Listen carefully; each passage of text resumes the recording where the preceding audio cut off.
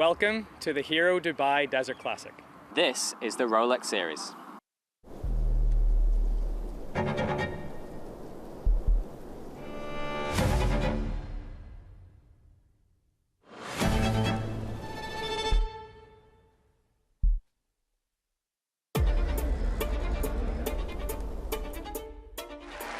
Well, there you are. It's been wonderful golf, played in the most sporting manner. Ballesteros. What a performance. 20 under par, a new record. Congratulations to Ernie Els.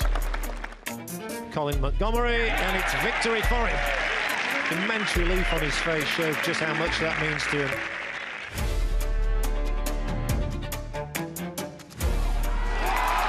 And Woods is home in 31. Rest of the day, 65. 4 for Rory in the desert. His love affair with Dubai continues.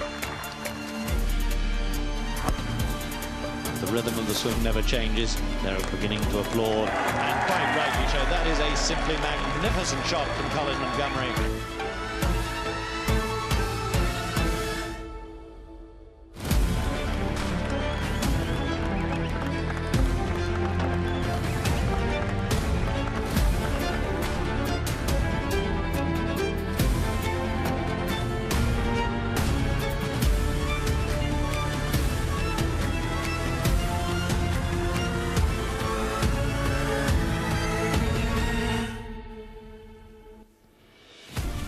It is, without question, one of the world's most spectacular skylines at one of golf's most iconic events. It is a dazzling backdrop of Dubai that watches over us this week, and a modern marvel, of course, architecture that sits below it at Emirates Golf Club, somehow built from the dunes underneath in the late 80s. Good morning and welcome to the 36th edition of the Hero Dubai Desert Classic. An event, Jamie Spence, that oozes history as we get down to the range here with Game 11. And it's Nacho Elvira that has the company of Daniel Gavins and Nicolai Høgaard. I'm Ali Whitaker, and it's good to have you with us as we tick past 8:30 local time. Yeah, it's always great to come here to the Emirates Golf Club, and those memories of that opener with all those amazing players. Look at Tiger when he's running around the green like that, and Rory and Ernie Els and Monty's driver to the last, and all the voices. What memories we have here of this brilliant championship, and we're going to get some more today. The first event to be staged on the Arabian Peninsula in this part of the world. It's been a game changer for many. It's changed careers as well. It's made careers. You see Elvira, most likely towards the end of his warm-up. He'll be off in about 10 minutes or so time. There's Akshay Bhatia, the world number 30. Great having him over. He was desperate to come and see what the fuss was all about here at the Emirates Golf Club. He's been impressed with what he's seen throughout the week, albeit maybe not the golf that he'd like, but we're looking forward to watching him today. So why don't we walk you back through the last 3 days of play from some of our feature groups. We'll kick things off in round 1 with Nicolai Høgaard, who will be watching today. This at 11, the par 3 from range, en route to an opening round of 72 for the Dane. Enjoyed that one. Yeah, Victor Hovland, we managed to see him earlier. Missed the cut, unfortunately. He's struggling off the tee, to be honest with you, but he's not struggling with this part of his game. Great shot into the par 5, 13. Almost in for an eagle.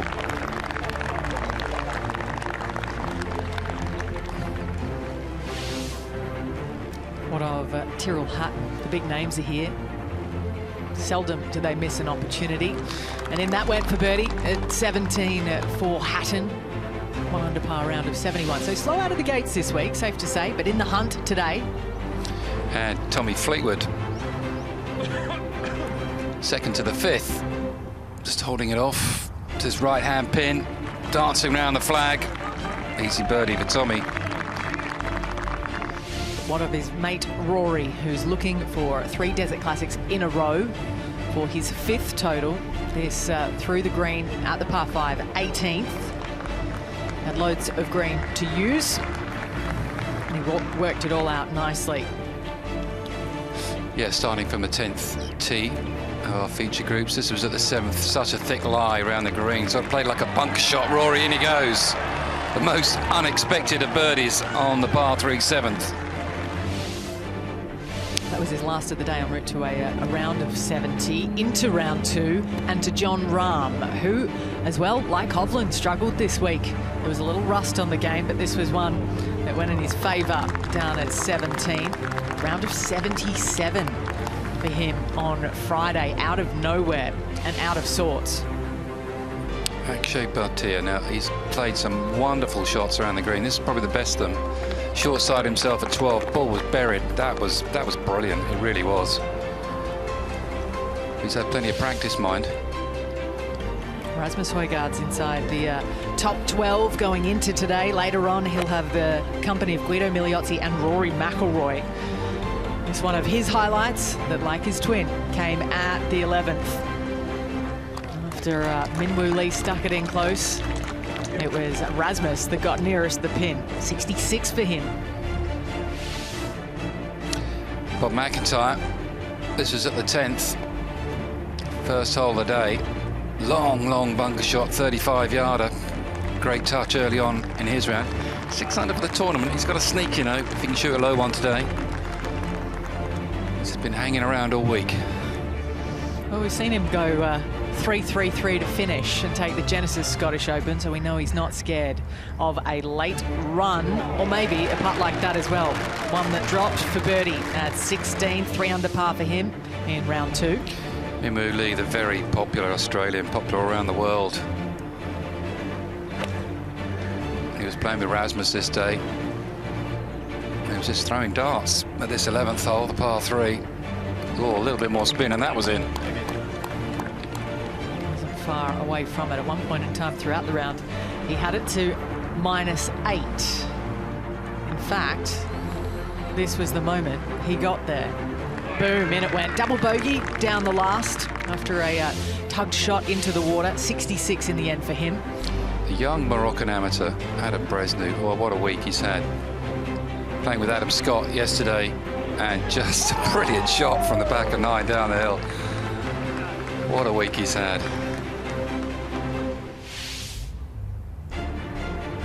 And here's his playing partner. They got a picture after the round. It's probably going straight to the mantelpiece. This putt could probably do it as well. A round of 3 under par 69 that aged very well on a tough day 3 here at the Hero Dubai Desert Classic. Callum Hill, he's put himself in contention after this round of golf yesterday. Lucky and unlucky there at 10. Could have gone in, could have gone about 6 feet by. Who cares? It's a birdie. Welcome dash of red in a round that had a couple of them.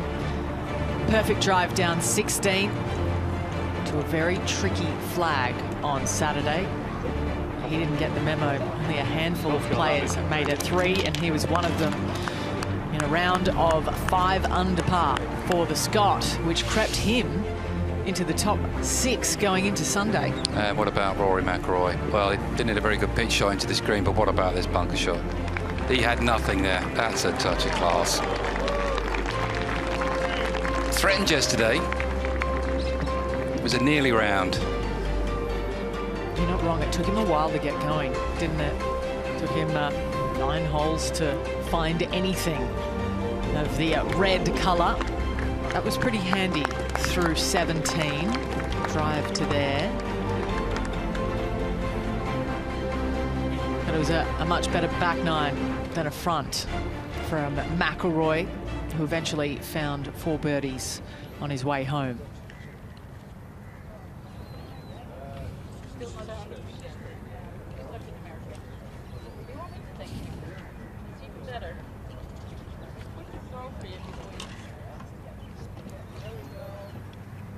How good is this? The Palm Jumeirah. A lot of players staying out at the Atlantis, the Royal, right on the tip of it. As we take a look from overhead, the layout, Jamie. Yeah, what a layout it is. Tough pins today. Front line goes round sort of the edges of the golf course and cuts back in. 6, 7's a par 3, gorgeous par 3 over the lake. 8's the iconic drive up the hill. And what a finish, 9, toughest hole on the golf course all week. Move across, play the par 5 10th, which is reachable, 3 par 5s on the back 9. It's the scoreable 9. There's 13 round the corner with the palm trees fort. A lot of dog legs on this back 9 as well, Ali. It's something that John Rahm spoke about in his course preparations before he went on to miss the cut, how important the lines off the tees are and getting comfortable in various conditions, different winds as well. He was on debut here this week. Yeah, I couldn't believe that he's never played it before. Yeah, there's so many dog legs. Quite a lot of them go right to left as well, so I do think you're a drawer of the ball. In the case of left-hander Bhatia, a cutter of the ball, it's going to help you hit that shape of the hole. Yeah. And again, I got it right. There is Alistair Scott. He'll be teeing out all of our gents today, like he does at all of the Rolex Series events. So they've got their paperwork. We have another great day of golf ahead. Sun's out, albeit a little cloudier than it sometimes is, given it only gets 25 days of rain per year. We like those odds. No wonder so many players from the DP World Tour call it home. Dubai, got 14 golf courses to come and choose from, not to mention the world-class hotels, the Burj Khalifa, which sits right above the Dubai Mall, the Dubai Fountain. It's lit up to music and lights every night. It's amazing in every sense of the word.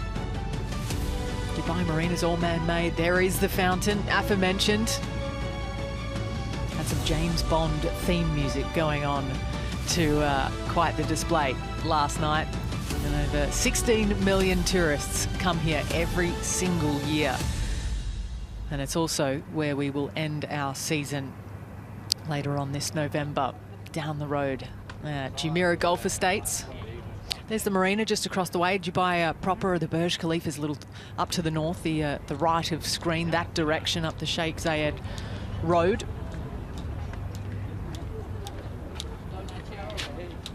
There he is, all smiles, Nacho Elvira. He's laid back, Nacho. He really is.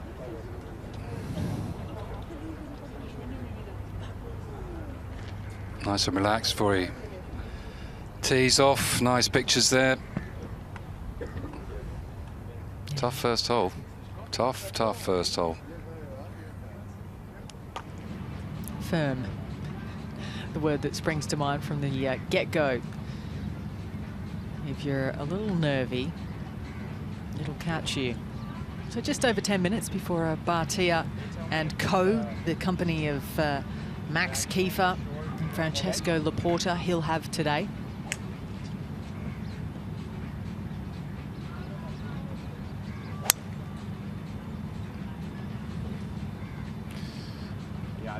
Quite interesting, hit a 3-wood off the tee there. They don't hit many 3-woods off these tees. Driver, really, the whole way round.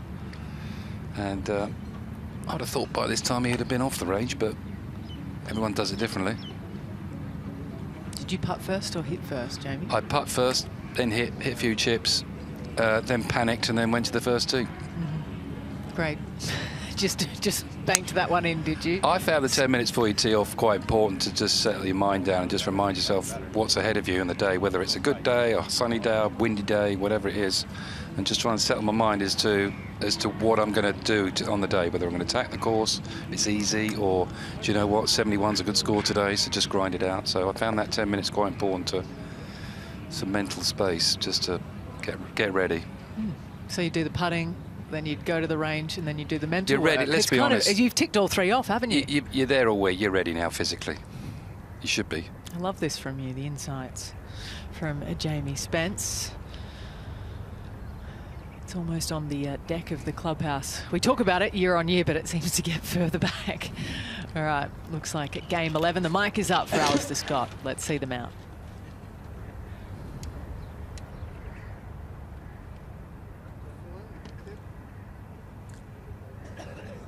This is game number 11. On the tee from Denmark, Nicolai Høgaard.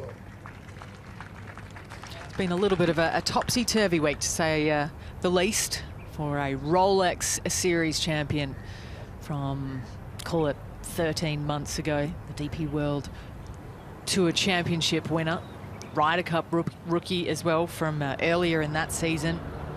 He's had 3 consecutive rounds of level par this week.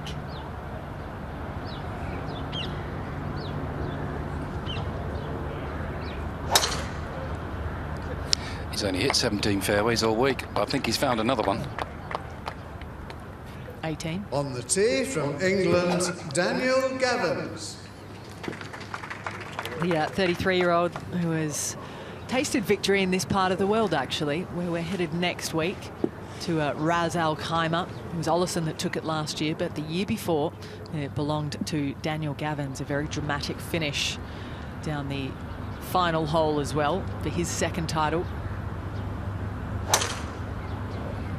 Oh dear. He's headed for the 9th.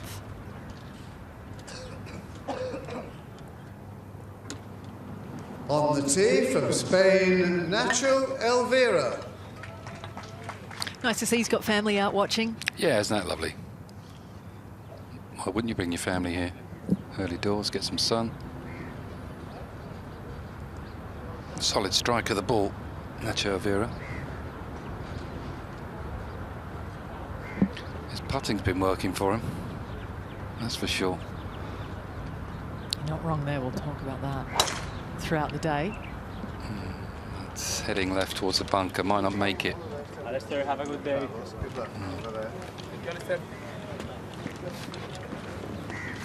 Like that, Alistair, have a good day. Well-built human. There he is.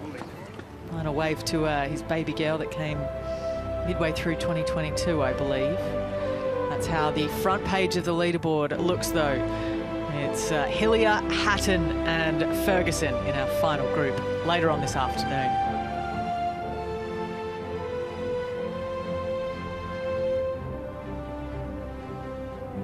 There is McIlroy after that round of 69, just outside the top 10. Too far back, Jamie? Currently 7 shots. You need a lot of help, no? No, I don't think so. Ooh. No. Someone shoots, it's a difficult course, but if you play really well, obviously you can still get a score. Rory shoots 65, 64, might have a sneak, might. Hatton's the favourite, isn't he? He just the name that sticks out there. He's going to be the man to beat. But yeah, I think it's going to be, we're going to see some fun and games this afternoon. We're getting a preview now of how the course is playing. It will change. The wind did start to get up about midway through our feature group coverage, and it never really left yesterday. And it changed the complexion of this golf course, and it changed it quickly. There was Tommy Fleetwood off in just under an hour. For Fleetwood fans, it was very entertaining in the DP World Tour social media influencer piece. If you haven't seen it, jump online, have a look. Minwoo Lee's in it as well.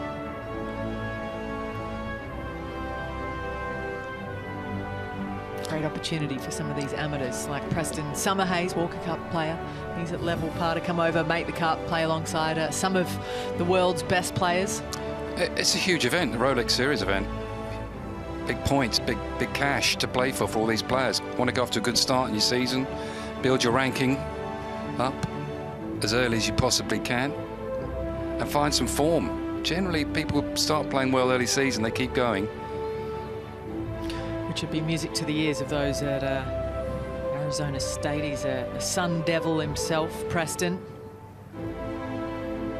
I'd like to see a spark from Rory. He's just been a bit flat all week. It's just not. He just got off to a poor. Not really got going. I think if he gets going, just might fire him up. I mean, obviously he's 7 behind. It's a long way behind. If you're just joining us, he has had rounds of 70, 71, and 69 today. Rory McIlroy is in the 4th to last group. And yeah, in a little over 2 hours' time, about 2 hours and 15 minutes or so, he'll be out. So we look back to Daniel Gavins marching through the trees. Where's this one ended up for him in his opening hole?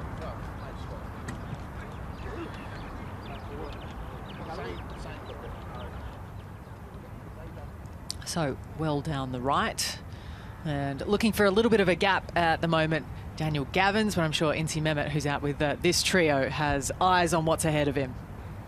Yeah, and it's not pretty. It's a gorgeous morning. It's about 19 degrees or so. Yesterday was a blustery day. much calmer today, so you would have thought a great opportunity and a final chance to make a bit of a move.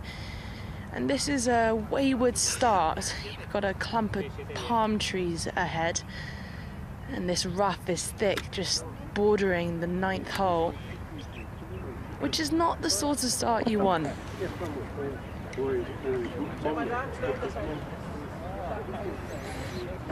Yeah, he wasn't going to hit it down the left, was he? Where the out of bounds is. He bailed out there, Gavins, understandably so. It was a big bailout. And with the rough the way it is, no chance from there. Elvira might have a sneak from that bunker if he gets a lie. Great drive from Højgaard. Yeah, Jamie, that ball is just sat down, and I just think it's too much to ask.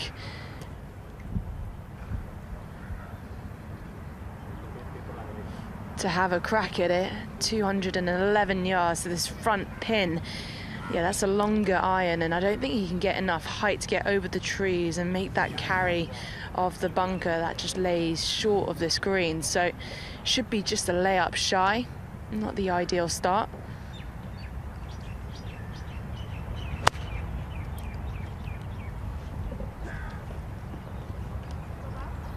Yeah, just gouging it out. And the ball is not visible. He might have another gouge in a minute. What's this lie like in the bunker? Oh, it doesn't look too bad. 171 yards for Elvira. It's a decent lie. Quite a tall face in front.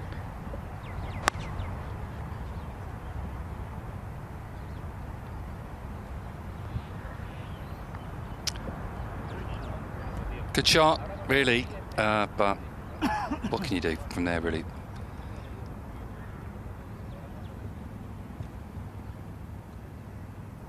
Next one's going to be fun. Now Højgaard.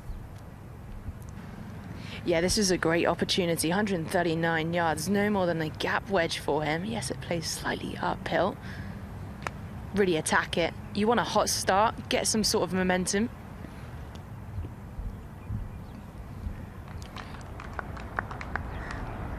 See a few better than that today, albeit a little kick on for him.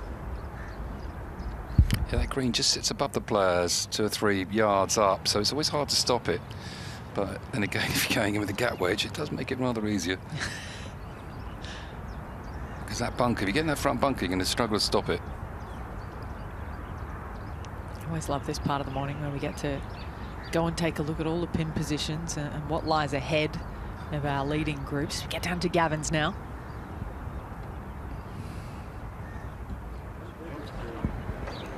$119 yards, just looking to trap this, get that ball first contact. Quite a tall lip in front, but he should be able to pitch this at least pin high, if not beyond.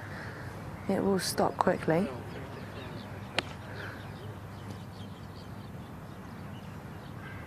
Not sure he likes that one either. It'll work. Didn't seem overly enamoured by the contact. Will be for par coming next, remember. He's gone par birdie on this hole, so had fond memories. Max Kieffer's caddy taking a picture of the trophy. Come and have a look at what you could have won. The Dalla trophy. What a trophy it is. Amazing, isn't it? On the left of screen there. Need to be in the gym to lift that. If you do win it, you get one about 1/3 of the size, so, which is probably for the best, because that wouldn't fit on many mantelpieces or trophy cabinets. It's stunning.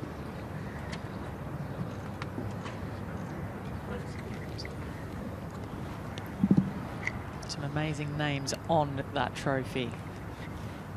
Some of Europe's greats, Tiger Woods as well. Let's throw it back to the tee.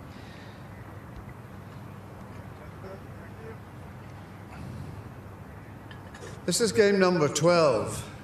On the tee from the USA, Akshay Bhatia. He too, like John Rahm, surprisingly making his debut, but he's just 22 years of age.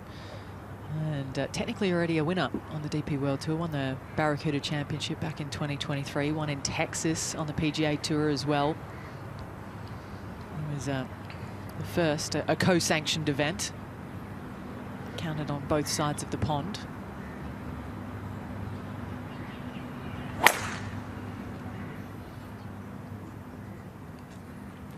Well, he hasn't got the length to carry that bunker. It just skirted the front of it. That's pretty good. On the tee from Germany, Maximilian Kieffer. He's coming back after a big break. Hasn't played since the end of last year in Korea. He didn't have to keep all his status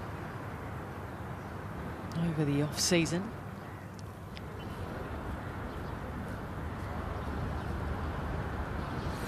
Playing a little cut shot here. He's aiming at the bunker. He's going to try and drift it off that to the safe side of the fairway.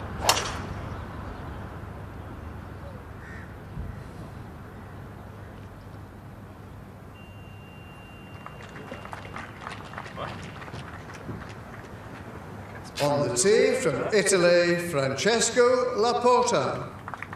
Who's had rounds of 72, 72, 71. Will enjoy being out alongside the world number 30 behind him, Bhatia, today. To win on tour. 3 times a winner on the Challenge Tour, now known as the Hotel Planner Tour. That announcement was made yesterday for the naming rights for the year ahead.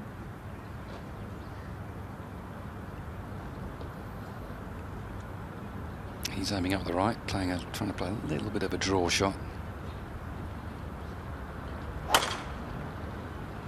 And he's got inside it and let it go.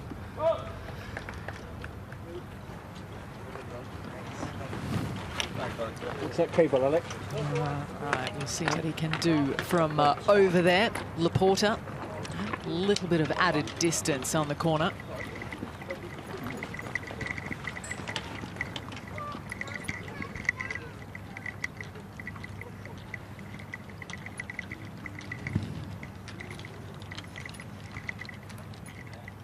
Little crosswalk, busy even this time of day up to the first. From the back edge, Elvira. Green's just speeded up a little bit today. 12.8 in the stimp, which reads the green speed. So a bit quicker than yesterday. 12.5 yesterday. That's a beautifully judged part. It's nice to do that first up, get the speed straight away, get it in the subconscious, and he's done that beautifully. Ah. Desert Fox. Never seen one of those here. He's thinking, where are all these people doing here? They're in my garden. What's going on? Back to one. It's for par. Daniel Gavins.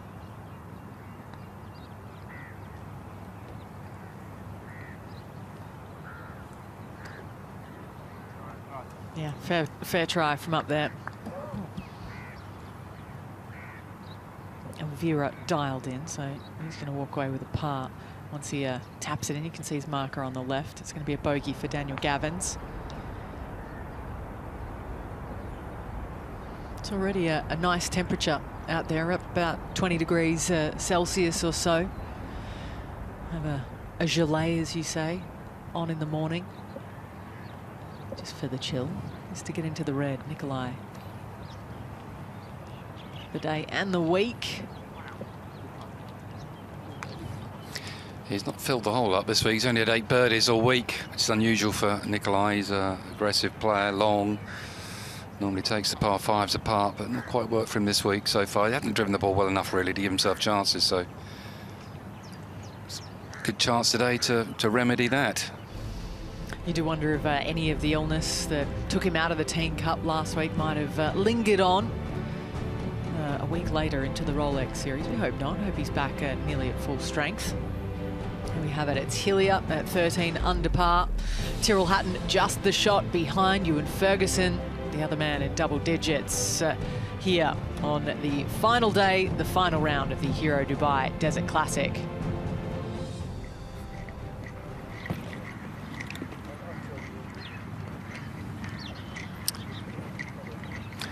Difficult front nine here on the Emirates to the Majlis course. Only 2 holes play under par, and that's the second and the third. They give you a chance, but the rest of them you've got to play, including this one. It's a tough start, and I like a tough start. I was saying that yesterday. I think a lot of great golf courses around the world. Difficult opening holes. Some are easy as well, but I think you should test them off the bat. You want a mix of holes, obviously.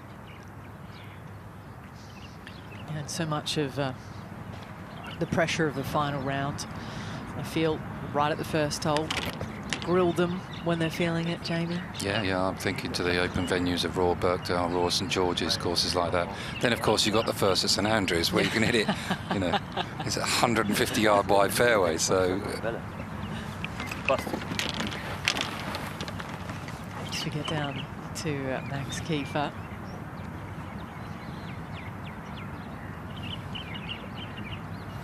Consistent ball striker, Kieffer. Hits a lot of greens in reg.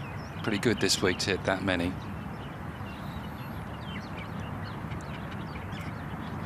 Long way back, though, with his front pin.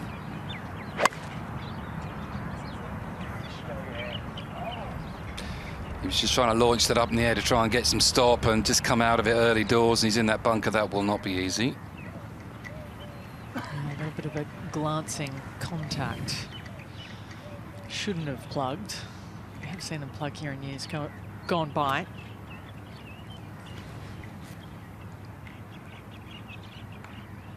That's a good looking lie.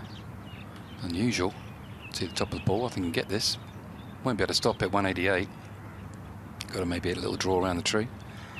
So if he carries that front bunker, this is going to scoop to the back.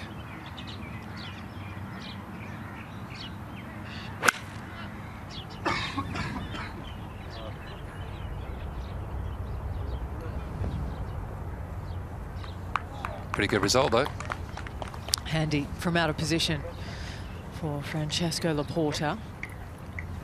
So par, very much so, still back in play as we go up to the second tee. It's less than driver for Elvira. Lots of players just opting to lay up it. It's tough to hit this green, but that's one hand off.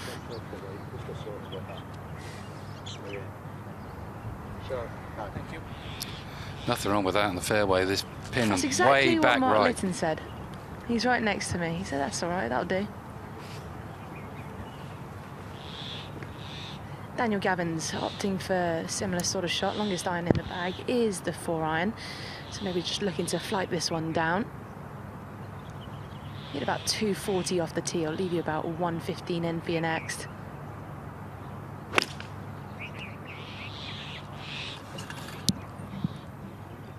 It's making me feel really good, this, because this is how I used to play the hole laid up, rather than smash a driver just short of the green. So they are human. It's been a talking point for us down the second this week, hasn't it? Well, you've got to look at where the pin is, and the pin's tucked away, so it's the play today. Yeah, front right and back right. We're seeing more people do it today, though, than we have the previous 3 already. So we go back to the first, but here. Really good, really, really good. Bhatia to get it that close out of semi, chopped it up in the air beautifully.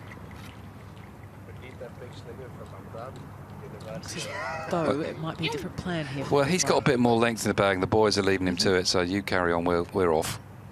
We're off. Not very friendly, is it? They've ditched him. They've ditched him. But if he hits his driver down the right with this pin, it's only 3 paces from the right at the back. You've got absolutely nothing. And we saw that the other day. Yeah, to we the front did. right flag. Listen, he's way back in the field. He's tied 54th. He's long. Give it a rip. May as well. If I was caddying for him, I'd say, give it a rip. The other 2, lay it up. Have some fun with it. Yeah, he's long. Get a little sneak preview there of the flag. But the hole measures 360 off the back, so, you know, even though he's long, a big drive him is 330 tops, I'd say, so which might get it 5 short of the green. Gareth Lord on the bag. He's got one of the best caddies in the world on the bag. Came down back pretty much to the flat, maybe slightly above his feet here for Kieffer. Good lie. But we see all week the ball's coming out of the bunker. It's very hard to hit this high, soft, cutting, spinning bunker shot, he just can't do it. Look at how he's got a frying pan there. He's laid that so open, a 60-degree wedge, trying to get as much loft as he can up this steep bank. Played it well. You've sort of got to play it for the release. You haven't seen anybody spin it. No, pretty much all week from the bunkers. You have to take that into account. Your strategy. But that's going to be like a bit of a magnet today. Trap short of the pin position. He's got a pretty swift putt from above it. There's a wedge out here for Laporta.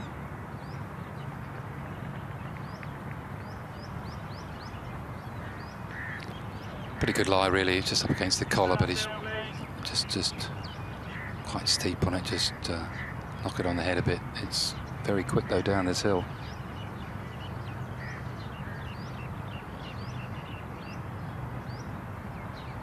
It's a little wedge, back foot, just a little bunt. Don't think like a putt.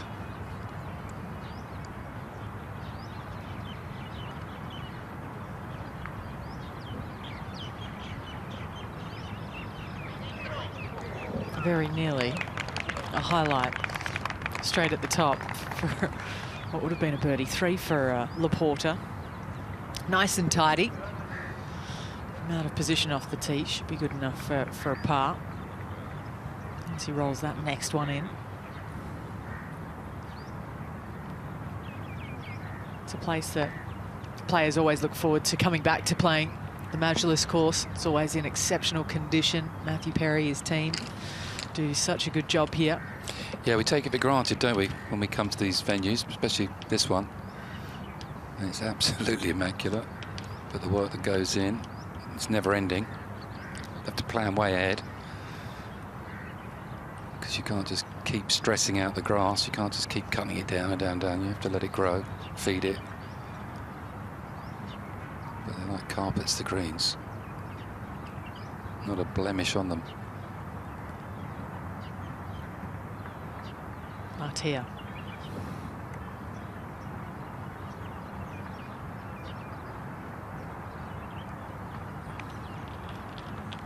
Yeah, putting's the strength of his game. A little bit of a misread back there to 2, ready to go. Højgaard with his driver out. Easy to set up for a draw here and miss it right, which you can't afford to do. Pin cut tight on the right-hand side. You do not want to short-side yourself. It's a big ask. Tell you what a drive that is. Take a bow. That was nice. Take a bow. Nice. That's drive a wedge for you to get there, Jamie. At least, as you'll find out tomorrow when we play. I'll bring my wallet. I'll bring mine. Great shot there from Nicolai Høgaard. Threads it down at the second. Back to Kieffer. From the bunker to here.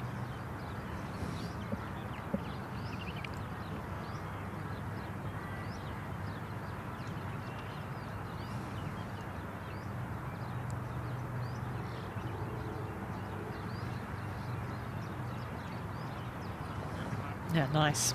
Good up and down. And an opening 4. Putted poorly the first 2 days. There's a lot of stress on that part of the game, but did nicely yesterday. Only 24 putts on the way round. So even when out of position, he still saved himself with the flat stick.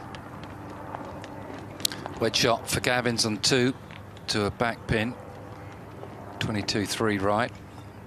Pretty good, pin high.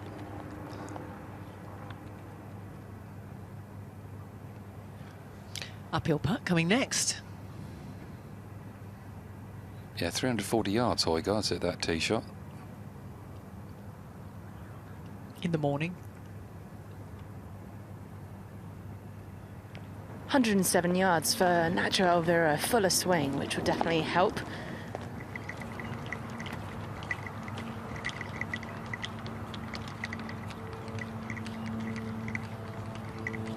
That's what they're looking for, a little bit more opportunity with spin control, albeit a touch overcooked.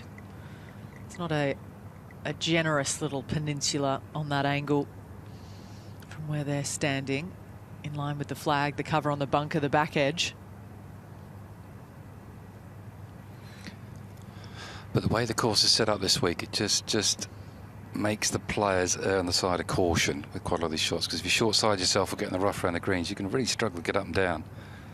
So it just makes you just play a little bit safer, I think. Since we're not seeing quite as many birdies.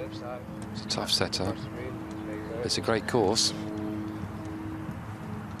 13 under's leading. It's about right, isn't it, after 3? It was a talking point for Rory McIlroy. He said this year, more than perhaps any other venture he's made here to the Desert Classic, feels as though you will get punished for anything that's not on song. Hey, listen, if I'm Rory McIlroy, I want it as tough as anything. I want it like this. He was enjoying it. Yeah. Hasn't all gone to plan. He's inside the top 12 at the moment. He's got a little less red on his scorecard than he would be used to most weeks in his 4 victories here, McIlroy. Same too, Nicolai. Not quite been on his A game, Rory, but yep. Saying that, his putter hasn't really worked. He's just struggled to read the greens this week for some reason. It's just not hold his share of putts. So much of the scoring, aside from setup around this place, depends on the years we've had since 2017. Scores as low as -24. We've had a -9 as well. Remember the blustery conditions where Lucas Herbert and Christian Bezuidenhout raced through the field on the final round in 2020 to go into that playoff. It was an exciting finish for them when all of the big names faltered in the final 9 holes. So there's always drama. It's that sort of track. What would you do here, Incy? Putt it or chip it? I would putt it, but that wouldn't be the right shot. But that's actually, no, I take that back. After my little chipping lesson with you yesterday, I might just take it on. No, you putt it, don't worry. Do you have an online booking system, Jamie? She hasn't had the invoice yet. Yeah, I was just about to say, I'm petrified. But yeah, this is a great opportunity for Højgaard. It's breaking right to left. You have to read this like a putt. Lightly opting for the gap wedge and flirting with the edge between the green and the fringe. Looking to pitch this at least halfway up. Just take the bulk of the slope out of play. Good chance here.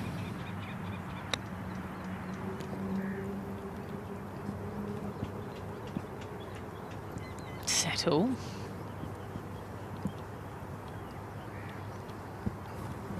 Yeah, call it 7-8 feet for birdie coming back. Okay, but not great. I'll give him a 5.5, 6 for that. Getting ready to lay up back on the tee. Kieffer. A little hybrid out of sorts.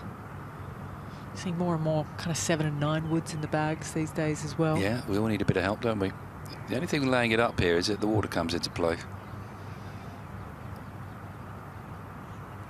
But it's quite a generous target, to be honest. Hitting downhill. It's always nice to hit downhill for some reason. See the shot, can't you? Then you lay it up in the thick rough. That wasn't the plan. That is not the plan. It's going to be pretty tricky to access that back right flag now. Just go up to the green. Elvira for birdie. He's putted the lights out this week. He only had 22 putts yesterday in 75.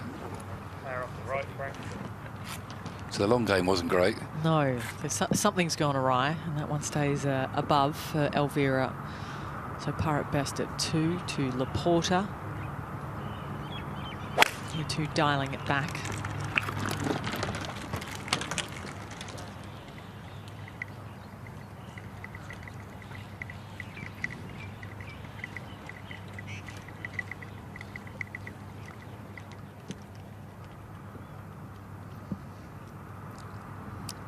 Okay, back to the green.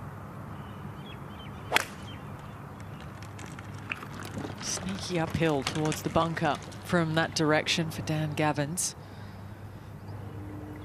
And And that won't get it done. So you're really kind of hoping to pick up one at 2 or 3. He's going to have to wait until the ladder after making an opening bogey. This is me coming into work this morning. I had to get up quite early. And only just outside the clubhouse. It was quite a scary little landing, I've got to be honest. Just popped down through the clouds today. Popped down through the clouds. Yep. Sounds like you. It's very on brand. Danger man. Højgaard for birdie. It stays up there. Ooh. Oh my goodness.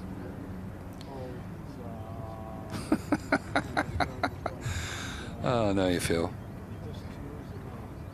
Great drive. Chip was all right. Now you got one of these. This will change the mood for the day. Hopefully not. I think you're right. He was ill last week, wasn't he? He's just recovering. He's just starting to find his game here. So you can't be too hard on yourself. All those golfers, that's a difficult thing to do because we're very hard taskmasters, aren't we? We are, yep. Not always kind to ourselves between the ears. Well, he's found the par, at least. Some consolation. Was hoping to tee it up in a pair with Rasmus Højgaard, his twin, last week. Ended up pulling out.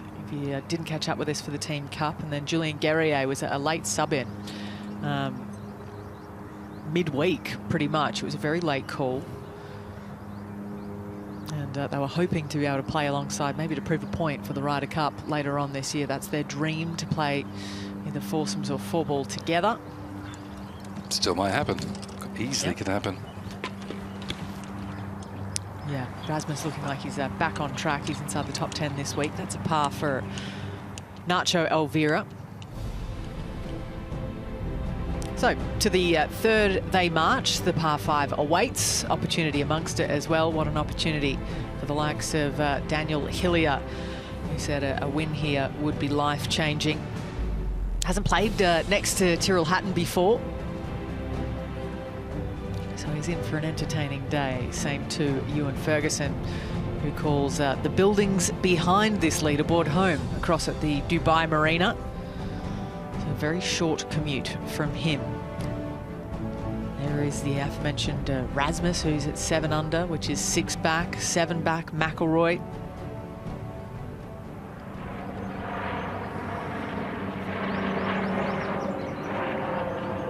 Back to the second. Kieffer. And the thick stuff. He should be able to chop this up and get it on the green, but no control. He can ignore the flag. He try and get it sort of back edge at the TV tower. That's the best he can hope for. Might be left of that. So open the face up and swing left, but try and keep that face open. Try and hit it as high and choppy as you can.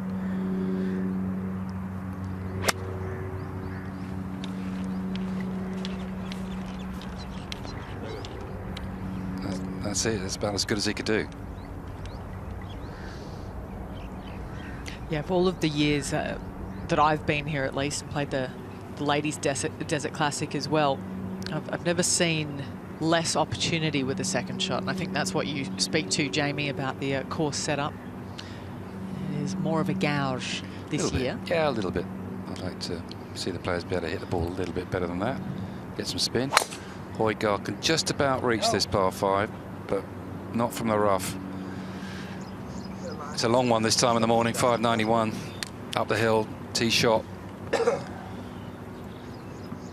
And he just continues to forfeit opportunities on the par 5s as well. He's 1 over par through 3 days down the third. Yet to birdie it. Back to Bhatia, who found the fairway. Can he spin it? Sure he can. Yeah, beautiful shot.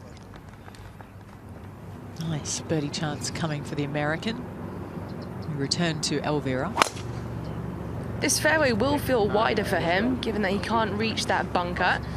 But still, it's a small target, but that's a good shot. Digs its heels in into the upslope.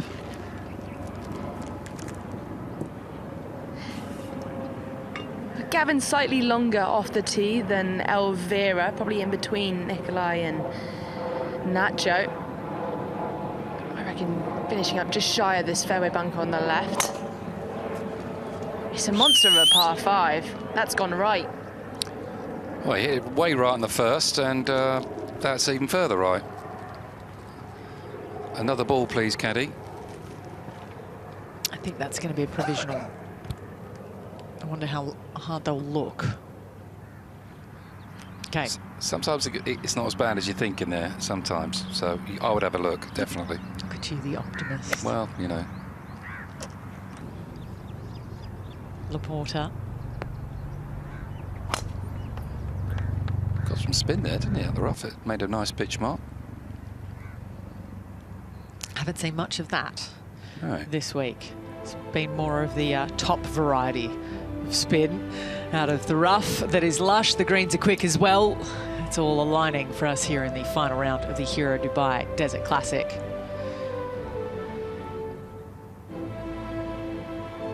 It is the second of 5 weeks we have in this part of the world. But it is the first of the international swing. And the Rolex Series is how we kick it all off here at the Majlis course with McIlroy defending. Up the road we go. About an hour and a bit or so, hour and a half from here. Ras Al Khaimah on to Bahrain, where Fratelli took it all last year. Hoshino broke through in Qatar. And then over to Africa, we make the journey. Kenya, the first stop, and then a fortnight in South Africa, where Dean Burmester enjoyed the home crowds, albeit a slightly different time in the schedule for the Joburg Open and the likes. And that's what is on the line should you take the international swing, one of 5 global swings we have to start the year. You qualify for all of the tournaments in the back 9. Lots of prestigious national opens amongst it. You get $200,000 of extra bonus money, and you also get a start at the Genesis Scottish Open, co-sanctioned with the PGA Tour, another Rolex Series event. Kieffer. Outside chance for the bird on 2. Keep going, keep going. He hit the line.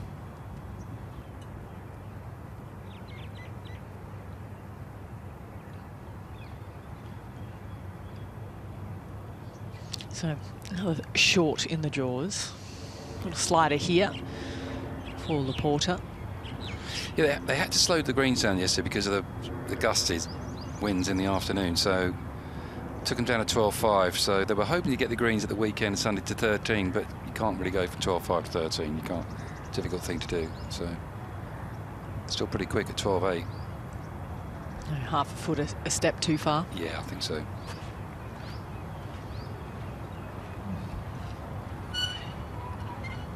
That hitting the so low like that, that's a pros. We hate that. He'll hate that, hitting it low side. Got a chance top side, haven't you?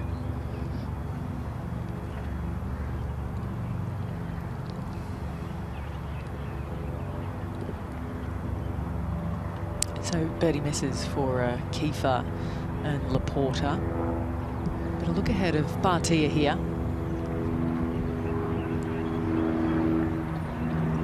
Possibly the kindest of the 3 reads. Yeah, he hit a lovely shot in. He's very good with the wedge. He's quite steep on his wedges, especially around the greens as well, and he gets a lot of spin, a lot of purchase on the ball. It's a good thing. You want to be steep on the wedges and shallow on your driver, don't you? So you can get that right. Birdied this yesterday. Which is a birdie hole, second. Shouldn't do much this.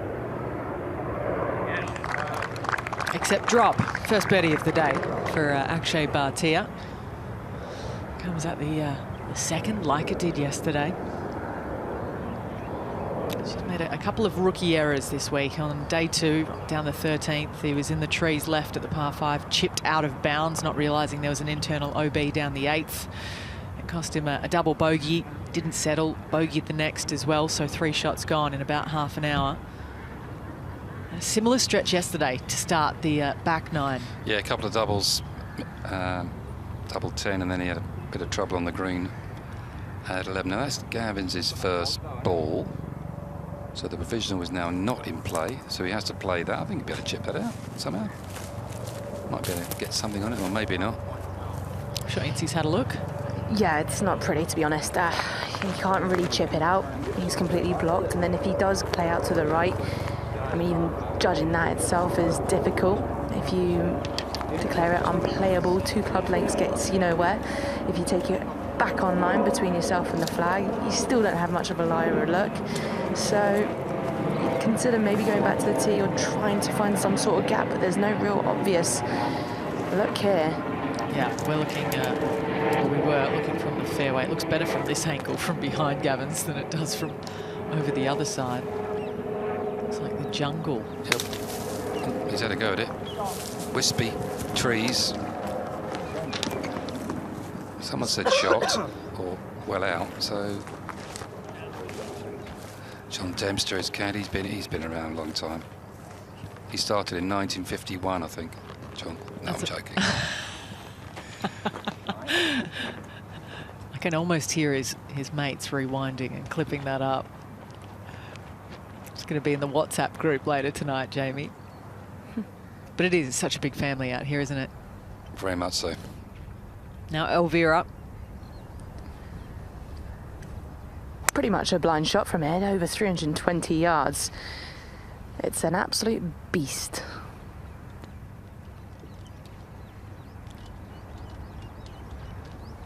That's a strange layout with a wood. I thought he'd hit a 4-iron or something there and leave himself 100 yards, but he's had a crack at it with the wood and now he's in the rough.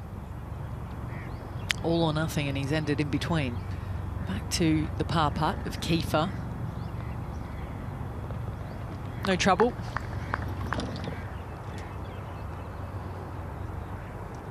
He spent a bit of time in the US during the break. So an off-season that wasn't without a touch of travel.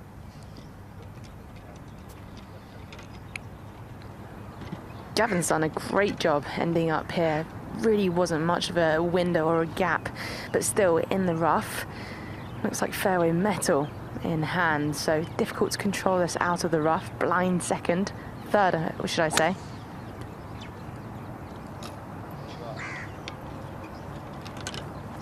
Just doing his best to play his way back into this par 5. Yeah, still got a chance to make his par from there. And that's Højgaard's ball as well there. He's laid up.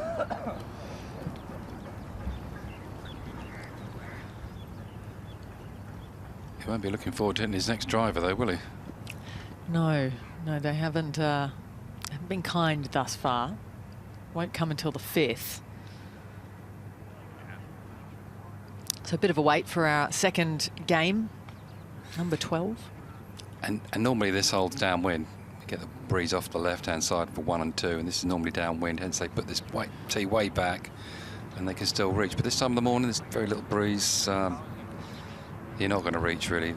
The odd player might get close, but it's a 3-shotter. It's quite a generous target, really. Even if you're in the bunker, it's not the end of the world. From back here. No.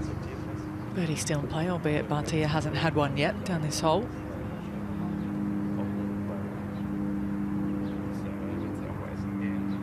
Yeah, it's the longest, probably most difficult of the 5s. It's dead arrow straight up and over the hill.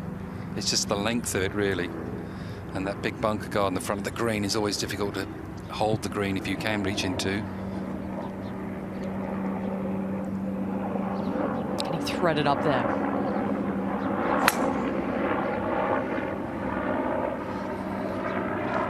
I'd like to send the tee forward here today.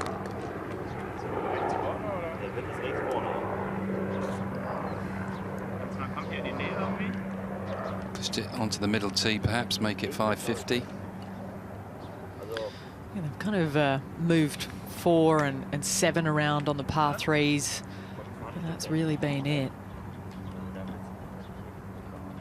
Eagle hasn't so much been in play here, like you say, of all of the par 5s throughout the golf course. It's the only one on the front nine.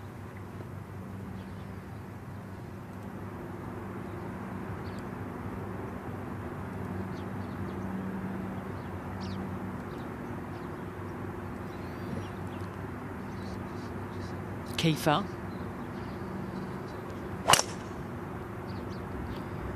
Only had 2 eagles here all week. One from Nicolai Høgaard yesterday when he was making his charge. Where's that headed? Scampering down the right-hand side.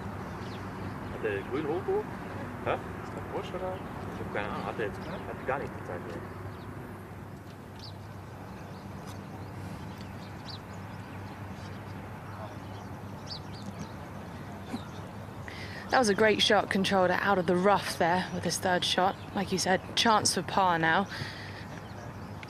98 yards, flag tucked away. This is probably the lob wedge, looking about a yard or two right of this flag. Another tightly cut pin. I think that's going to be the pattern today.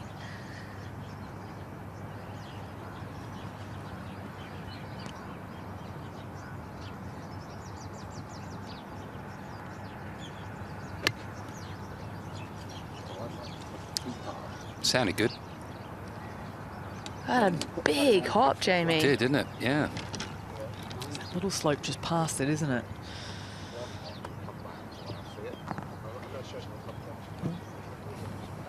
Yeah, you've got the bunker shy of this flag, and the green's cut on in a bit of an angle. So you really have to be dialed in with your number and not put left into play. Long left, you've got that aggressive side slope. You can end up about 20 yards away just by missing your target by about 3 yards. So really important to look right.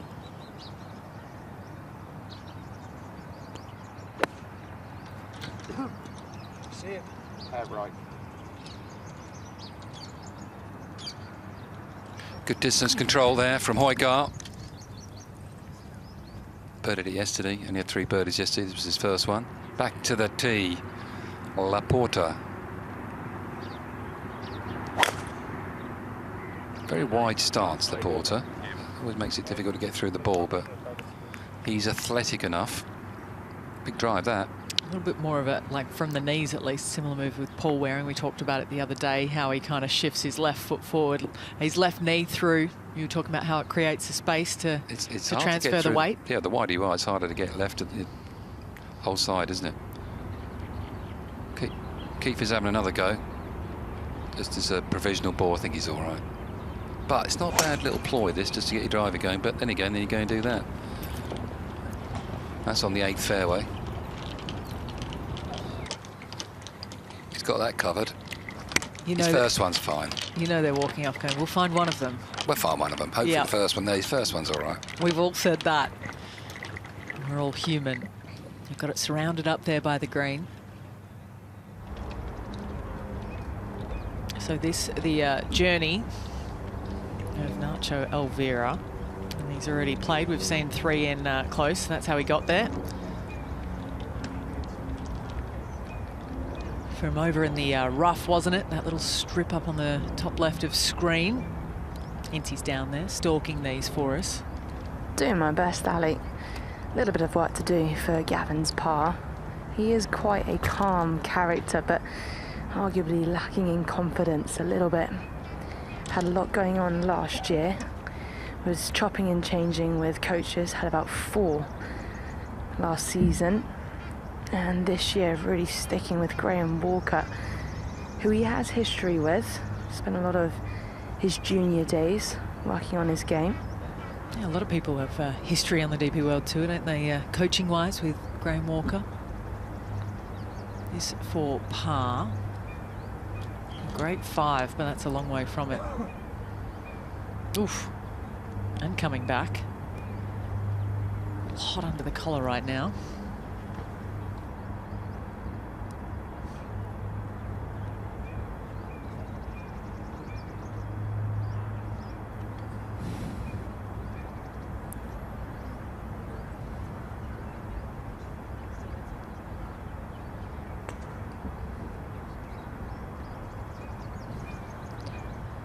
Højgaard next.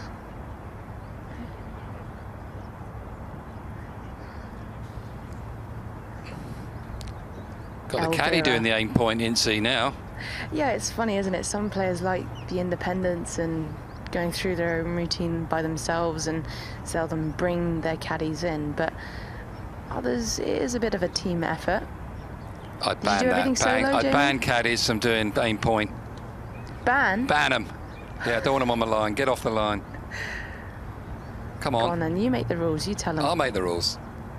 What's he got here then? Come on. I'm going to put you on the spot. We had a putting competition. You beat me yesterday.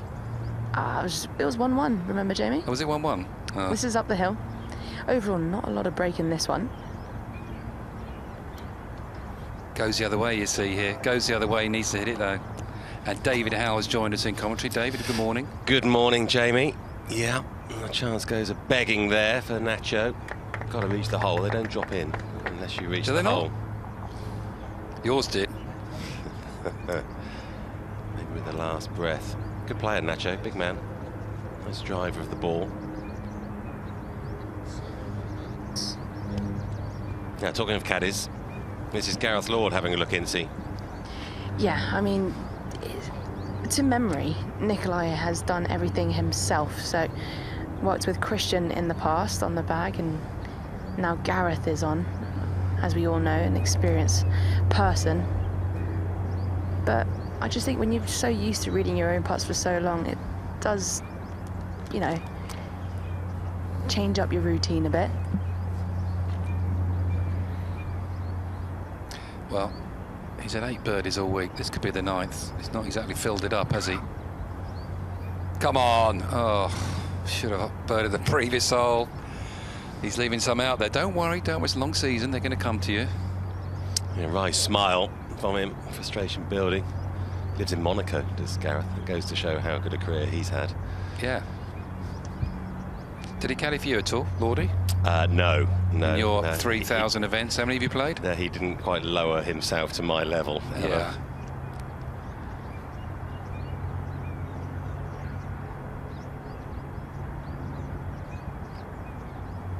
This is not what you want, is it? A bogey putt on the par 5. Having a tough time, generally speaking. He's down. Did well to make the cut in the end. Over the back 9, the closing 6, 7, 8, 9, tough stretch on Friday, but that is another one gone. 2 over par now. Driver, David, he's hit it way right both times on 1 and 3. Yeah, he's struggled off the tee for a long time now. I think that's the genesis of his struggles. How many events have you played on tour? 725. And you're still quite sane. It's amazing. Well, when I say quite. Yes. A few people might disagree with you. I had a penalty drop here, or a drop. And out of the bushes. So 3rd, just trying to find the fairway from the sand.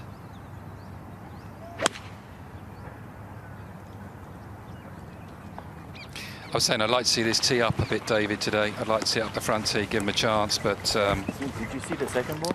They're making it tough for the players this week. That seems to be the remit. Yeah, well, that just helps the longer hitters, doesn't it? But I know what you mean. It's quite a nice par 5 off that forward tee. Get him up the flat. Yeah, going with 7 iron or something. If you find the fairway, if you miss, you're still struggling.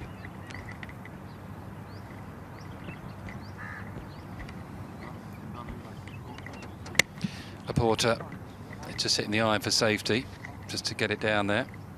Still got to concentrate on these layups. It's you think, oh, just hit it down there, but vital to get the ball in the fairway. Hit in the rough, brings in 6. Old-fashioned kind of swing in some ways. A lot of lag at the top. Really trying to keep it wide in the takeaway.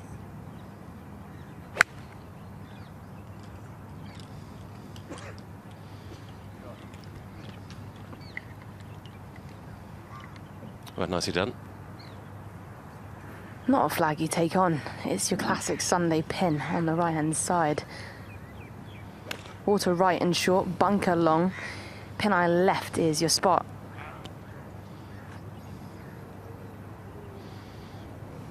Yeah, cautious. It's just a wedge for Nicolai, one would imagine. And you can't go with that flag, can you, Jamie? I mean, with the short iron, hard to work it from left to right as well. So you'll see a lot of cautious shots off there today. It would depend how angry I was, David. I'm mad enough to go at that pin. You've got a chance if you can sort of cut one down there. If it was in practice, you'd have a go, but it's sort of perched in the water, isn't it? Oh, absolutely.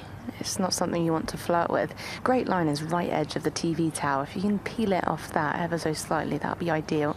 The green does camber left to right. You feel like such a fool if you are too aggressive and find the water. This will be left. Yeah, annoyingly so. Tough two-putt from there. Yeah, but that's the thing, isn't it? You bail out too much, you go too far left, you're going to make 4 from that way. You think, oh, I wish I'd had a go at it now. Because if you hit it in the water, you can chip and putt for 4. I quite like behind the flag as a line. Go more aggressive line-wise, but go 6-7 yards long. Take the water out of play in that fashion.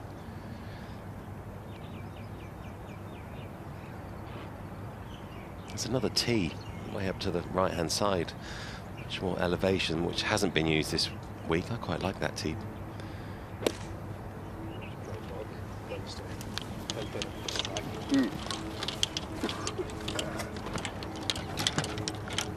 That's okay, good shot from Gavins. Yeah, best of the bunch. And pretty much straight down the hill from there. It will be a fast one. Nice calm walk down to this steeply sloping green.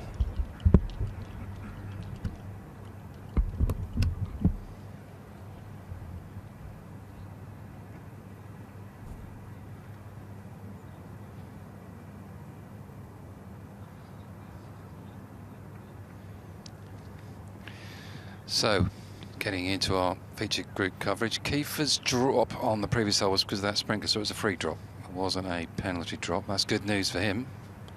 Not good news being in the rough, though. He's got nothing here. This is an awful angle, isn't it? This is where, David, I would like to see the rough. I'd like to be able to see the ball. I'd like to see the players hit the ball and try and control it. It's still not going to get any spin on it, but it's a bit of a gouge this week. Yeah, I like that. Are you going to disagree? No, I am going to disagree with you. I like that. I know you always would. Yeah, indeed. Whether you agree with me or not, you would disagree. Yes. Accuracy is key. It's just a layup. Find the fairway. Now he's lost control of this. If he gets this within 30 feet, he's done well. From the fairway, he'd be looking at 10 or better, so I like it.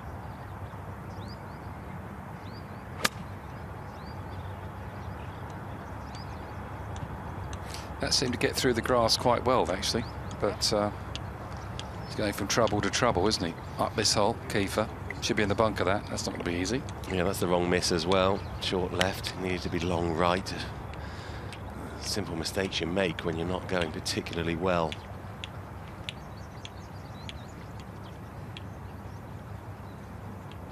Well, this is the place to be playing from. Right half the fairway, just 80 yards or so, 3/4 lob wedge. 12 feet or better you're looking at from here.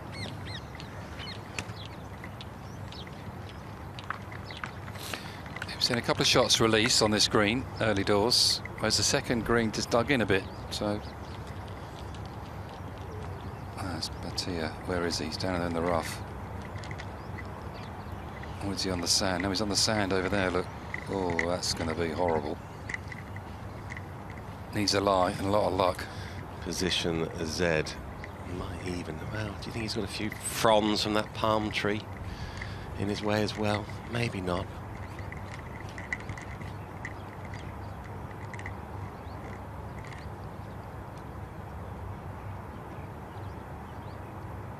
So Bhatia from the waist area, way left of this third green, the par 5, and 60 yards to go, but there's nothing easy about this. Too tight to him. Too far to splash it. Probably 60 yards. So I think so, yeah. Ball first, maybe. Ooh, not when you really practice as well. So hit and hope. It's gone back in the stance. Ball first, one assumes. No, he played a proper splash shot, didn't he? It was just too far, as you just know, don't you? Let's be honest, shouldn't be over there. Yeah, I'm just making a pig's ear of the hole, really. There's a birdie chance, and now staring a bogey in the face. One of the quickest putts on the golf course, this fourth, traditionally. Just keeps going and going and going. Oh, you hit that like a 10-foot putt.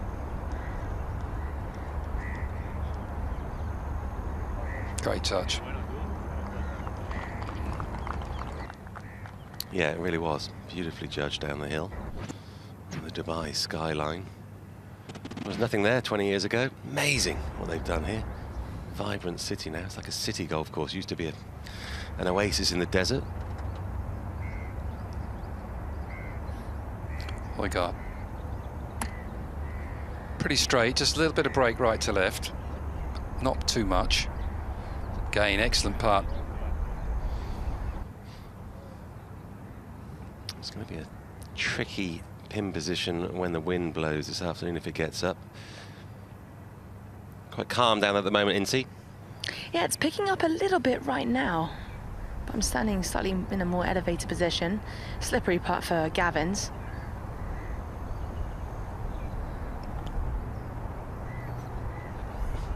Oh.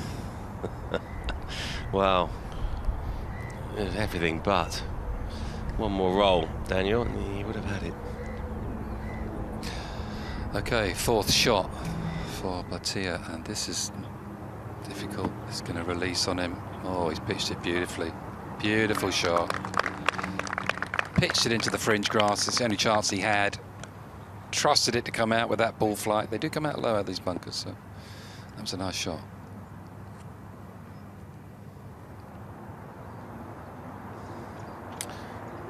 Well, he's sort of on the way past, which is always helpful, so inside left, one would think, would work.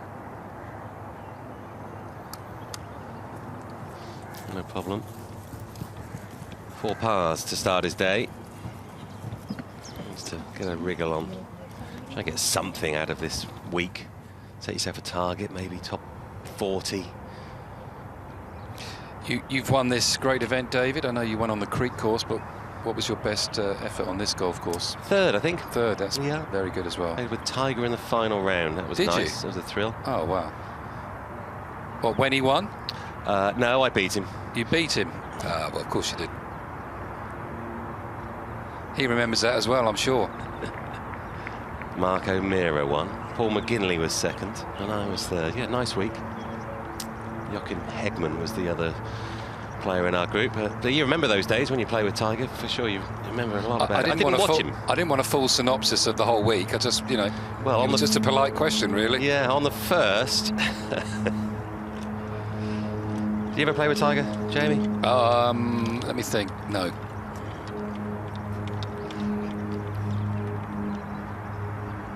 The player I wanted to play with was Jack Nicklaus. He was my hero as a boy growing up, and the Open at Troon. He was in front of me on the third round. Our names were next to each other on the sheet, and I thought, I'm going to get him, and I didn't. He was in front, so we were just missed each other. Yeah, it's the first time I've ever felt any empathy for you. Ever? Ever, yes. Yeah, And then you're 30 years. I understand. It's a strange feeling. Jack was upset as well.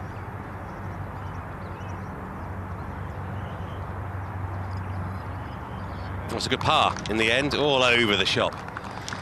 Saw every inch of that hole, really. In the end, it was a par. And he's 1 under after 3, which is not bad.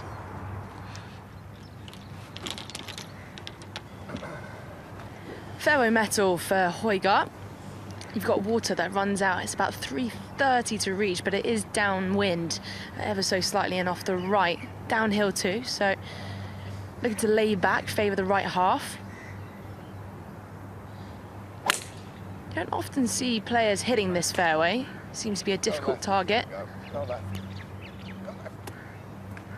the stats that flashed up would show that he's struggled off the tee this week. Just 44% of fairways.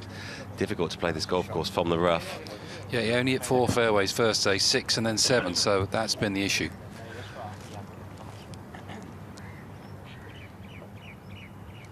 Kieffer's got one of these fancy new putters.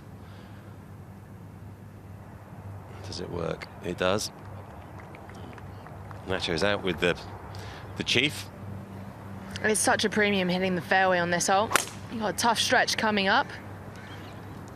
Leaning left.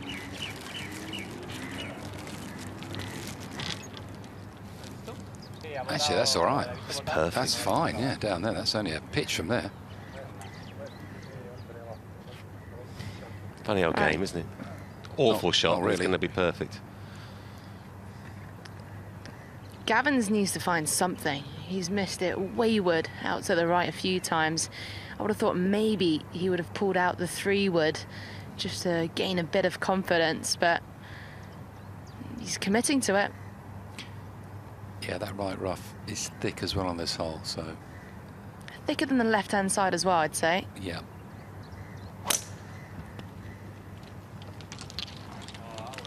It's got to be left after the first 2 tee shots.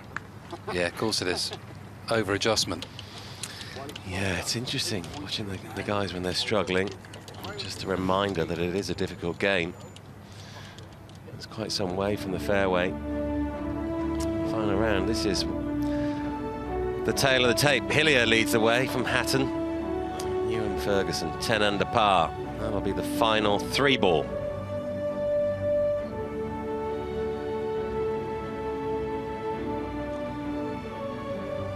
Rasmus Højgaard going rather better than his twin brother this week. McIlroy, he had a good Saturday.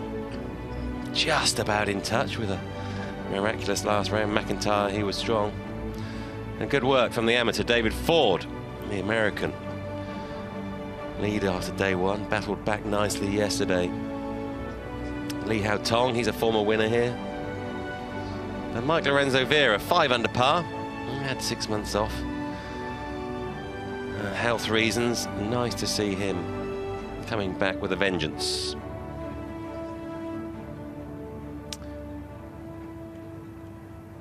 Bhatia should suit a little draw here for the left-hander. Jamie Spencer's gone off for a little break, and Anthony Wall has joined me in the box. Morning, Anthony. Good morning, everybody. A little bit of breeze, not too much. The perfect playing conditions.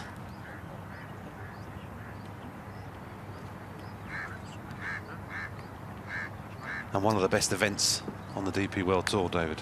Oh, absolutely. Yep. It's a great way to start your year. Perfect conditions out here in Dubai. And big event now. Big crowds yesterday. It was great to see. Almost back to the days of when Tiger was coming. I thought, good energy. You were out on the course. I'm sure you'd agree. Yes, there was a lot of people yesterday. There was a lot of supping going on. A lot of people having a lot of fun out there. That's what it's all about, isn't it? Maximilian Kieffer.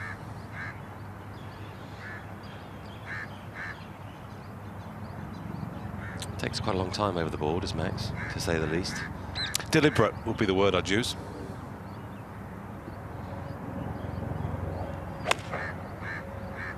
He's a nice, tidy player. He's a very, very nice young man, Max Kieffer. Good player. Putts well. Maybe just lacks a little bit of distance with some of the modern-day golfers, but a good, tidy player.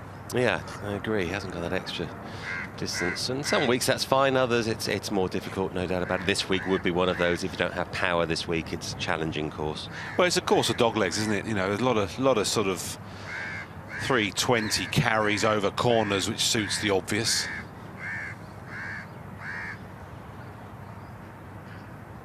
Laporta, par 3 4th. Just a 9-iron at most for these players. What breezer is on their back. It's a hard flag for him. Likes to turn the ball over from right to left, but 3 decent shots, 2 in very good shape past the flag, which is the main thing at 4 with that flag. That's a hard flag today. Yeah, it's almost a mistake to hit it next to it. Absolutely, you've blocked it.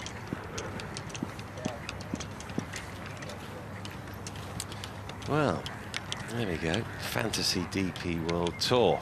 Rory McIlroy was the favourite until Hatton, the form horse, and the wild card Johannes Veerman. He was going well until he 4-putted yesterday on the 6th. If you want to have a go, you can scan the QR code there and get involved. Do you know what QR stands for, David? I've got absolutely no idea. Okay. I assume you do. I asked it to someone once and they gave me the same result as you. Quick response. Is that right? Yeah, bizarre, isn't it? Well, I spent 5 years travelling around the world having no idea what it meant. Yeah. It's amazing now. You zap that and it gives you all sorts of things. You even get the local Chinese takeaway menu. It's quite incredible nowadays. A Spanish waitress informed the Howell family how to use it a few years ago. Yeah, it was, yeah.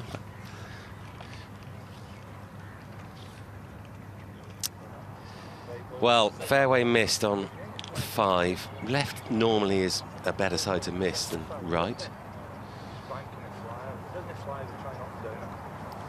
Gavins and John have a decision to make because he's got the palm tree bang on his line. If he's taking on the flag, if he goes right, you have to play more over the water. If you go left, you'll short side yourself.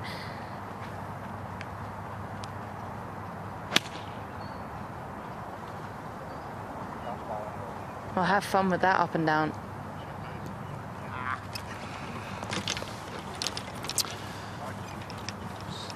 It's a horrible miss. Well, almost put me down for a 5. That will be, I'm afraid. That's got 20 feet at least. Until you go too aggressive, you leave it short, and then you make a 6. I mean, it's just it's not going well for Daniel. 163 for Højgaard. A much better lie. Grass is growing with him, which will help, and he's got a clear gap. Just aiming this at the 5 on the TV tower beyond the green. Half a chance here, just turn it from right to left. A little. Like he spun out of that top half, moved very fast. He's definitely been out of sync. I was with him earlier in the week and he obviously hasn't been well.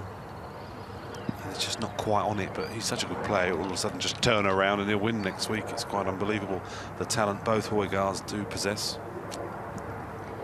Yeah, and he was saying how much weight he's lost as well in the last couple of weeks or so, just being under the weather. Affects power, but just adrenaline carrying him through. Now just a wedge for Elvira. Good lie. Quite compact. All the spectators tramping on this part. And he's taking advantage. A lucky boy off the tee. Probably a speedy one down the hill, but you'll take that.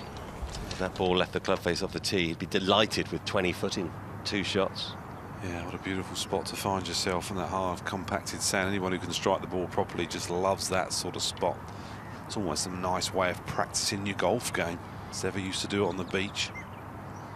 Yeah, Laporta across the slope, should be right to left. Sort of up and over. It's actually quite a hard putt, really. You've got to give it a bit, and then it's just gonna feed round down the hill.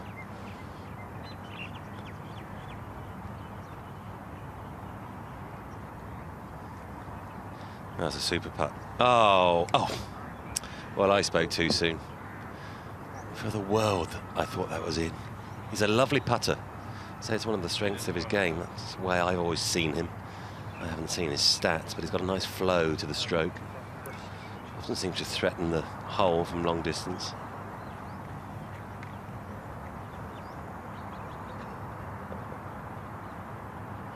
Yeah, slightly unlucky. Good putt. Beautiful pace. Beautiful pace.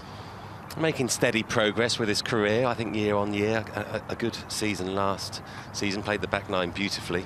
Last 9 tournaments of the season, had a lot of success. Just give him the confidence to go ahead and maybe grab a win this year. Well, there's different levels, isn't there, of players on tour, and I think at least you know what you are as a player. There's certain weeks where you know you can compete. And again, we went back to Kieffer. This wouldn't be a week where I'd put him down for a top 5 or a top 10. He might do it when he putts well and occasionally, but there's 20 other weeks where he can perform and he might just knock one off. I mean, that's what it's all about. Yeah, still plenty of points and money, not forget, in these Rolex Series events. Even finish 40th, you can go home with a nice check and a good number of points. 60th, 70th, it just doesn't just doesn't do anything for you. Yeah, these Rolex events are quite unbelievable. It's changed the game on the DP World Tour, definitely. Gavins played a beautiful shot, and I didn't think he'd get inside 20 feet. He couldn't have played it any better, and he's still 12 feet, but that was classy. I gather he's having a lot of practice from missing greens at the minute. So I'd imagine his short game's getting better. He's been struggling for a while, Daniel. He did. He did well to make the cut, I thought, because he was finishing on the front 9 in the wind on Friday, and he held on really well. Yeah, and just to put it into perspective, apparently on day 1 hit 11 provisionals. That was Daniel Gavins, so scrambling has been his strength. An uphill putt for Højgaard. Across a ridge hit, it will flatten up. I don't know about you, David, but that's got to be a record, isn't it? It's not one you want, but that's an amazing stat. I've had rounds where I've probably hit 2 or 3. Goodness, that's double figures. To make the cut as well, he obviously found the first board each time. Bhatia with the chest putter. Well, he keeps it nicely away from the sternum. And just coming round. It's nice to see him here. Wants to be a bit of a global player. A good place to start, coming over here. Yeah, absolutely. Absolutely. I love to hear that because I think it's so important. I used to love going down to Australia, have my card out there, you won out there. Amazing place to play. Royal Melbourne, Kingston Heath, Victoria. Just some of the best golf you'll ever see. And it makes you a better player. Oh, there's all day long. No doubt about that. This was a decent effort for Elvira from the left-hand side. This tucked away pin didn't have much of a landing area, so almost guaranteed to go long of this pin. A little bit down the green now. This will be quite speedy.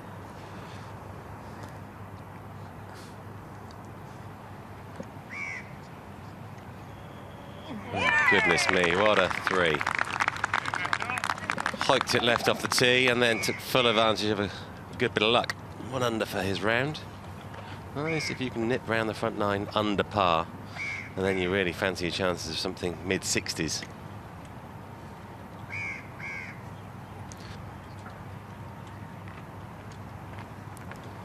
This will be a worldie of an up and down, just left edge, no more than that.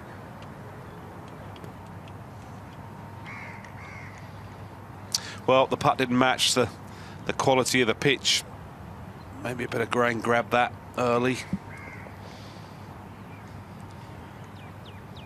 Yeah, looking like a reserve money week at the moment. So. Just got to dig deep, isn't he? He's just got to find something and work on that. He doesn't want to get too far away from his own DNA, because all of a sudden you are a rabbit in the headlights and you're nowhere near where you want to be. You have to be so careful when you're having a bad run that you don't start trying to rewrite the wheel, and just need to find what you are good at. Yeah, and set yourself a mini target from here on in for today. A 3 over par. Let's finish level for the week. That would be a strong effort.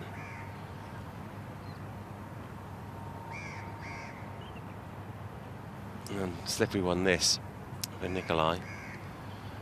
Different story for him. Sure, he's now having a good week. 55th at the moment, but he knows the good weeks will come his way. He's got no problems with his game.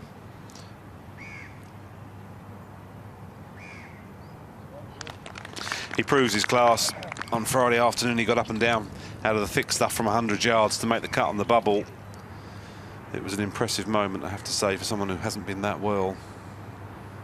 Evidence from the trees of a little bit of breeze.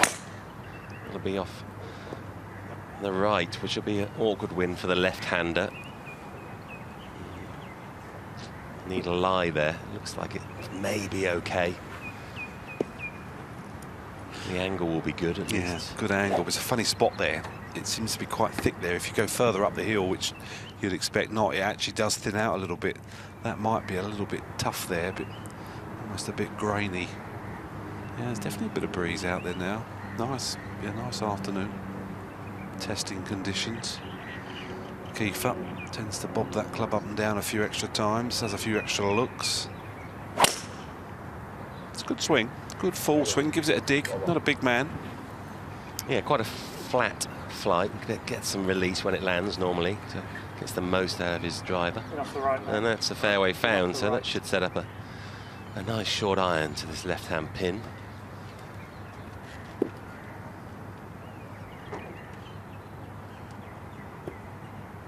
A few clouds.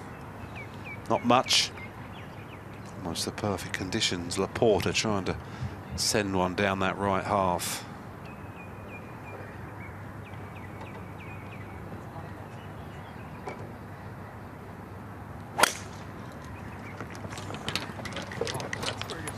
Didn't look overly happy with it. Maybe it's slightly out the bottom of the club. Yep, stopped quickly. Maybe a few extra RPMs on the spin and just pulled up short.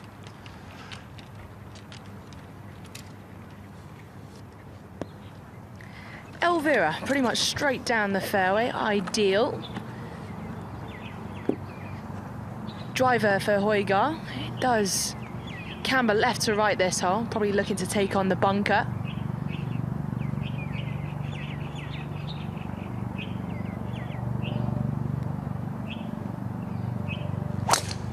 With where this flag is today, you're better off missing this left and right. You could get blocked out otherwise. Leaning right, how far right? I want that to be in the sand. He thinks it's in the sand.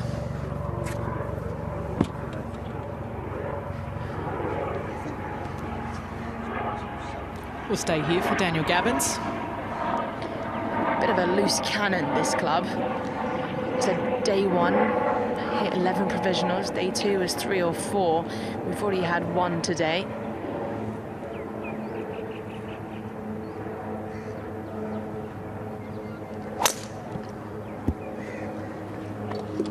Whoa!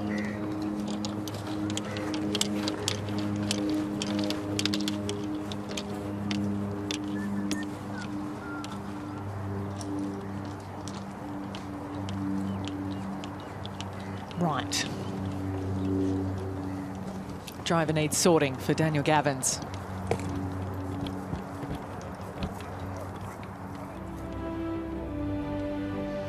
The marina in the distance. And a leaderboard to look forwad to. Tyrrell Hatton's never broken through here at the Hero Dubai Desert Classic. Despite a handful of near misses, he's one back going into the final round.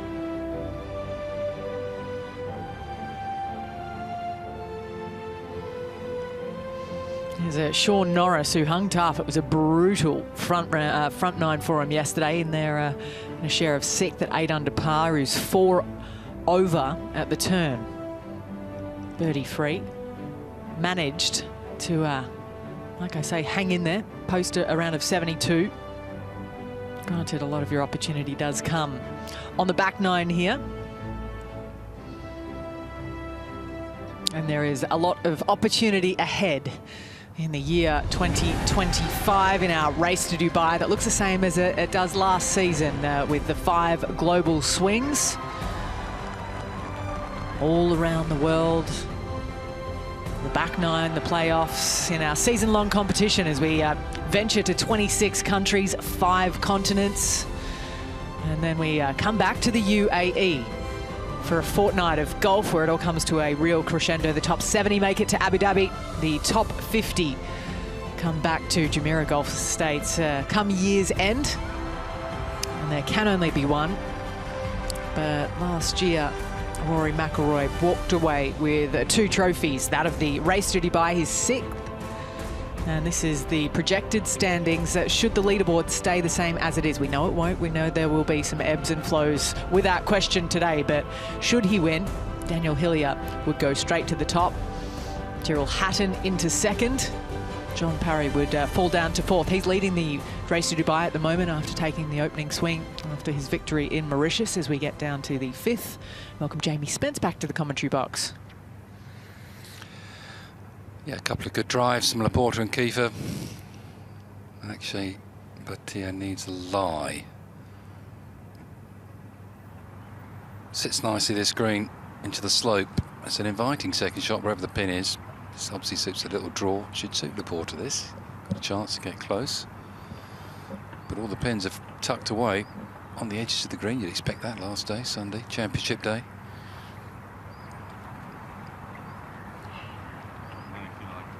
I think it's there, mate. Look at the water. A little bit of breeze there, just Really good. backing him off.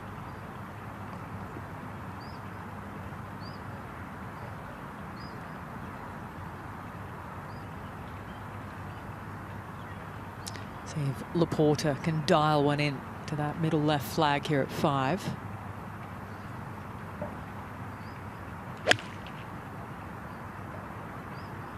Just had a string of pars to here. Sure, Frank. Yeah, good chance there for Laporta. Good shot.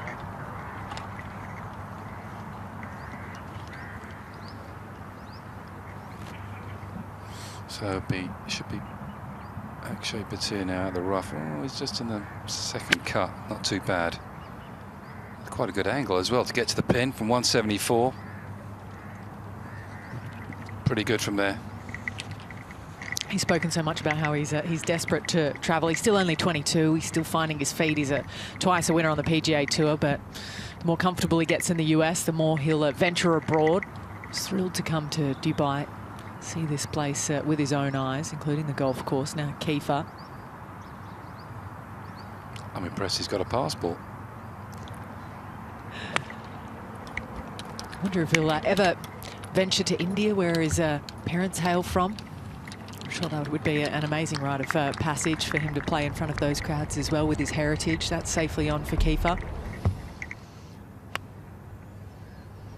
Trackman saying this is starting just right of it. Didn't quite have the cover for Nacho Elvira.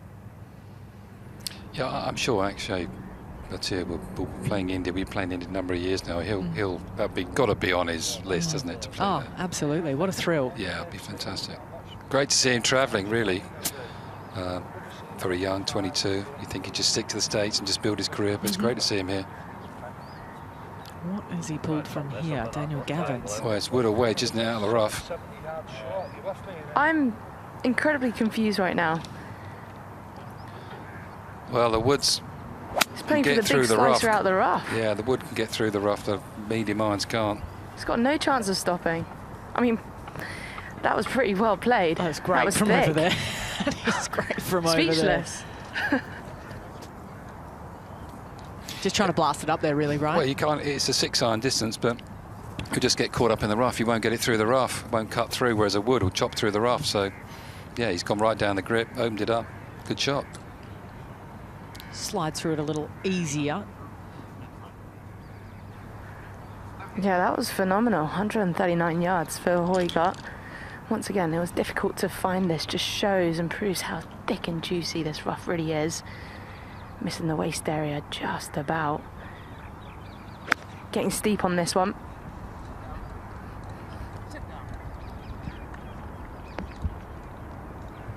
Gosh, even with the club head speed we know that he can generate, there's no one that is gaining control in the longer grass, especially not at the 6th. Awkward green to hit. Here's Gavins. Pin high left.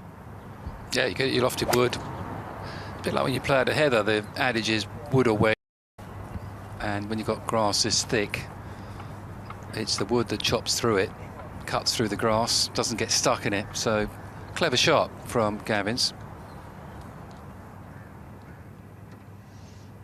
Yeah, proved to be the right choice. Even if it didn't cover the front edge, you'd be in the bunker, which might have been the thought process. Back to the lower tier of 3 here at 5. The pin in the middle today. Bhatia. Hefty rise ahead. Yeah, putting over the slope. To be able to get here from that rough. It's a good putter. And the strengths of his game.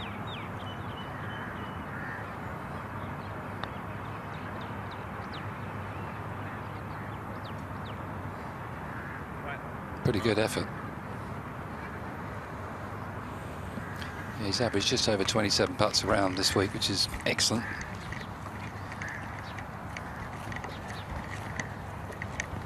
Depends how many greens you hit, I suppose. It's difficult to hit all the greens this week. The greens in regulation average have come down this week. If you hit 12, you've done pretty well around here. 12 or 13. Normally 14's a good mark. If you hit 14 greens, you're playing well. I guess that feeds a little bit back to our discussion earlier, and that if you miss the fairways, your chance of hitting the green in regulation much lower this week than probably, what, 95% of the events we have throughout the year? Yeah, it just cuts it down a bit.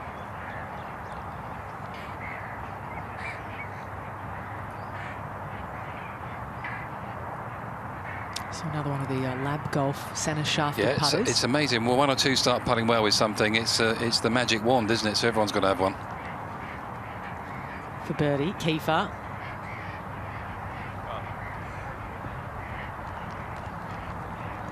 The par run will continue for him as well.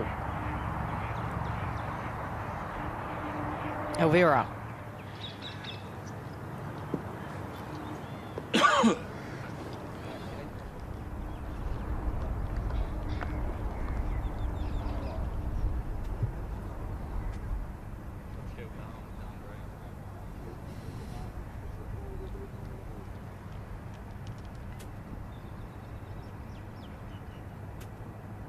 Scampers round. It's a wispy lie. He's done an exceptional job getting hit. Trying to get long and slow.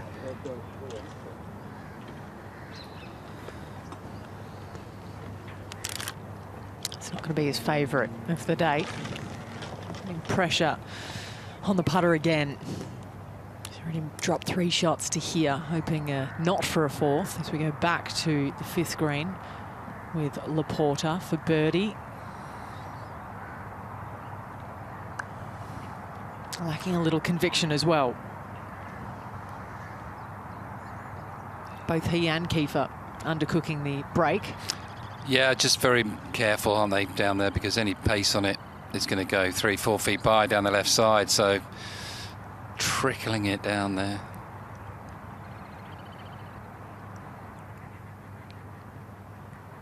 And another par. So level par, just in the red, 12 shots back of our leader in Daniel Hillier. He spoke about how frustrating and tricky the end of season was last year. Just crept inside the top 95 on the race to Dubai, the Kiwi on top. Got a little bit more hot under the collar as the year progressed. This would be a great start to the year of 2025. The biggest win of his career by some margin, should he take a Rolex Series event here later this afternoon.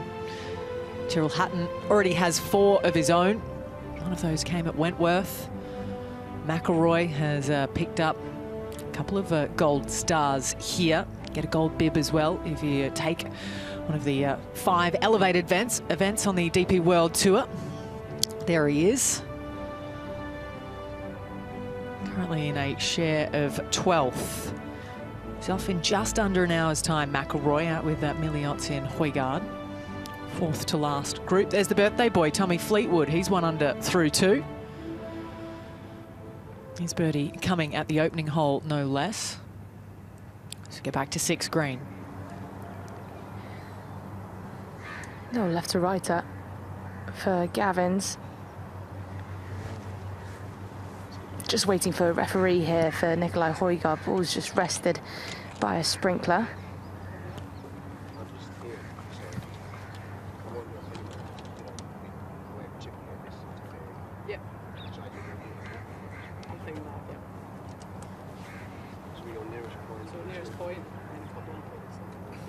Hear them maybe talking about a drop here, Incy. Yeah, absolutely. Sprinklers within 2 club lengths, so you would definitely get a free relief from this. So just looking to take nearest point of relief. And it's quite a basic shot coming up, plenty of green to work with. Don't forget knee height. Apparently it was over the shoulder once upon a time. It was. What do you mean once upon a time? How old do you think I am? It was. You used to drop it over the shoulder. It's ridiculous, isn't it? I never know if it's a joke or not. No, you used to drop it over the shoulder. You are gullible, Incy, so I can I see mean, why. especially working with these boys, you don't know what to believe. Yeah, every second thing. Can't get used to this knee thing. Especially Jamie Spence, he's the worst. What do you mean? You know what I mean. Aspersions on my character. You can believe me, don't worry. No, we used to drop it over the shoulder, honestly. Over your left shoulder, right hand, drop over your left. Well, and it go down your pocket. Lower and lower now.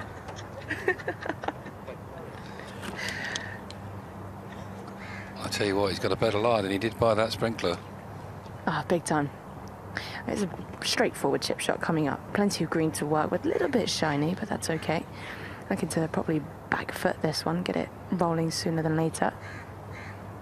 We used to have to wear ties as well when we played, Incy. You had to wear a tie on the course. Stop it. Yeah, he did. Rules, yeah, etiquette. De-lofting that little wedge, trying to get it running. Sunday was tuxedo day as well. That was awkward. See how good they got it these days?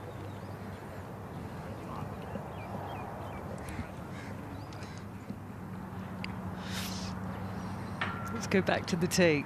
Bhatia from the shadows. Draw hole for him.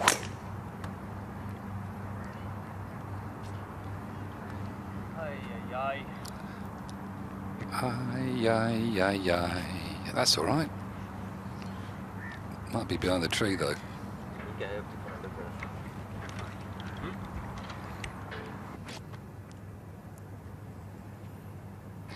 Birdie on the last. Looking to save a par this time round. Makes a big difference when you get your family here. Wife, both fists up in the air. Yeah, good save too. From down in that bunker. So he keeps the momentum from the previous. Back to the tee, Kieffer.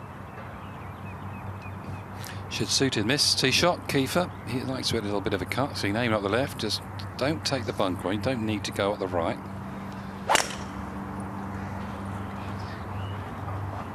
I think he has. It's like a magnet over there. I don't know what it is. That's no good. Easily one of the hardest fairways to hit on the entire golf course, up to the green. This is for par for Nicolai Høgaard. Rock solid.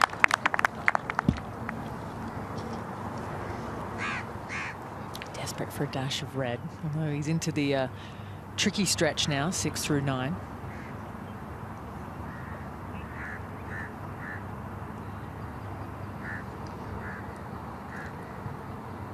Nice to go back on the tee, Laporta.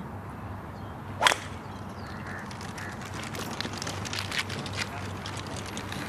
think he likes that one. So he should.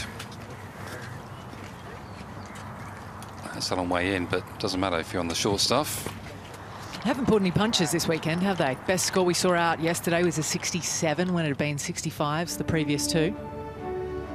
You're coming round to my way of thinking now, aren't you? Well, sort of. I know it's getting harder as the week progresses and the pressure gets dialed up, but you'd have to think the way that we're seeing the golf course as is, 67 would be a great number. You're going to have to do something exceptional if you're down in the likes of 7 under par, like Guido Migliozzi, like Rasmus Højgaard. One further back is Rory McIlroy. But it was round 3 last time he was here when he took the title for a 4th time. Shot 63 on Saturday. Would have to do, well, maybe not quite that much today, depending on what happens at the top of the leaderboard. It will be a polarising Sunday in the final round of the Hero Dubai Desert Classic. There's Adam Scott. They're probably making their way to the tee as we speak. The former world #1 out with a previous champion here in Haotong Lee, the youngster of Jaden Shaper, who shot 67. He was one of the 3 that did here in Saturday's play. 1 under, early doors for Jordan Smith. As we show you the virtual pictures, gosh, how lifelike they are these days of the 7th. Yeah, double take that, wasn't it? And this is reality, not much different. Pin over on that front right today. Yeah, great pin. Bottom tee today, all the way over the lake. Yeah, the tee box today is different to the first 2 anyway. Slightly different angle, playing a little bit more into the wind, and 164 to this front flag. Can't afford to go short, left or right, so long as the only safety.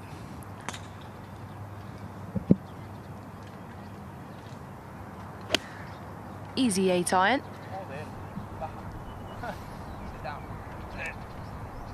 Oh, that would have looked great. It is great still, but it would have looked even closer than it is. Not much before it there, NC. Absolutely not. I mean, you need to throw your swimming trunks on. It's tightly cut, but then you do have a little bit of cushion, so if it's slowly trickling down that slope, the rough could hold on to it, prevent it from going in the water.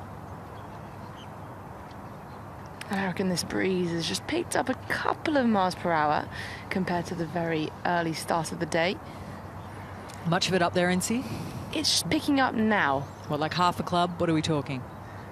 Right now it's about 3/4 of a club, just shy of one, I would say, and not quite a half. What would normally be a solid 9-iron,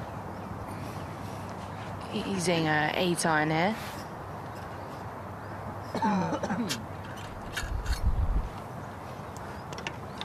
Some thick grass over there.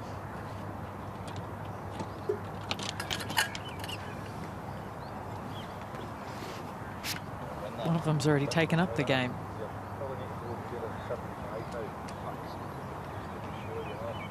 You just got to be so accurate with the clubbing, your accuracy, ball flight, spin control. It's not particularly long, but it still tests every aspect of your game.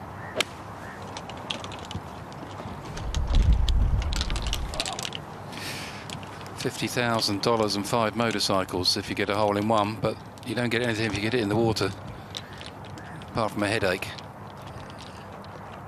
There we go. Go on. This is how you do it. This is how you do it. Go on. He's going to get the prize. It's amazing how many kids grip it left below right when they first get a hold of a golf club.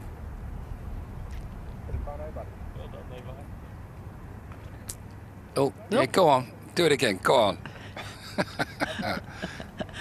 We might have to clean the lens. Yeah.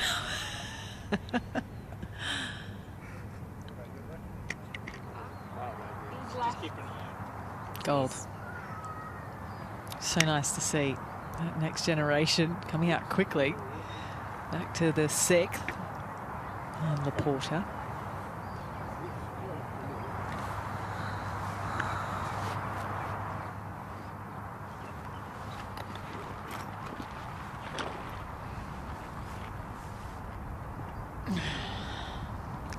Dives right. It's going to be a lengthy bunker shot ahead. Kieffer now from way right. Yeah, just carried the bunker. No, it's not too bad, I don't think. Just laying it up.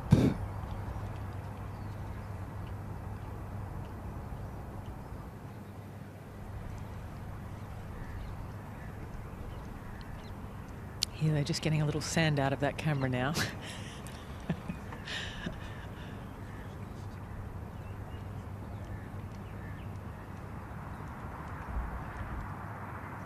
Bhatia.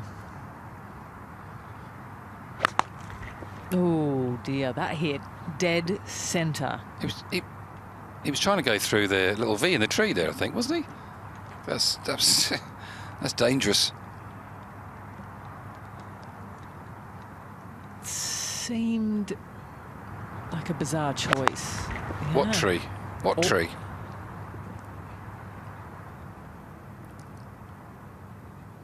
Trying to work out where it's gone still. Backwards. Yeah. Okay, here we go. Ah, it came out to here. Third shot. And with the flag on the right, you've really not got much, but that was a great shot. That'd be some form. Wouldn't it? Ooh. He's made some odd choices from out of position this week. Yes. Where errors have compounded. Obviously, the choice on 13 was an error with the rules, but even well, that was a gamble, wasn't it, that one? Yeah. Yeah.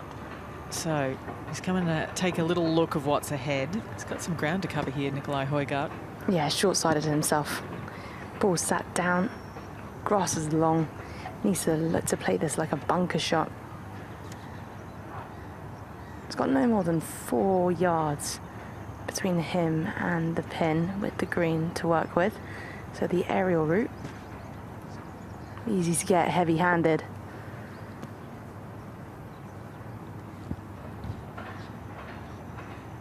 He's going to take something special to sign for a 3 now for Nicolai. Keep that par on going. Let's get back to 6. And the 3rd ahead of Kieffer. Trying to cut the legs off of it, trying to chop it up, get some spin, and he made a great job of it there, Kieffer. He's a battler, he's a grinder, Kieffer. It's 5 straight pars, chance for his 6th straight par there on the 6th.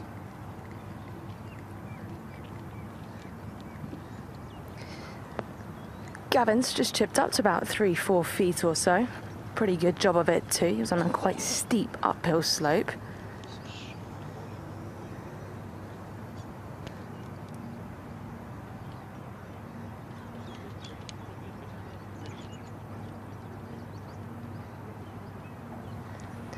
Work to do to save this par. I mean, he almost couldn't afford to get too cute with that initial pitch shot. And it's all shiny from where he will be standing when he's over the ball. So he'll be immensely fast. Stalking this one down.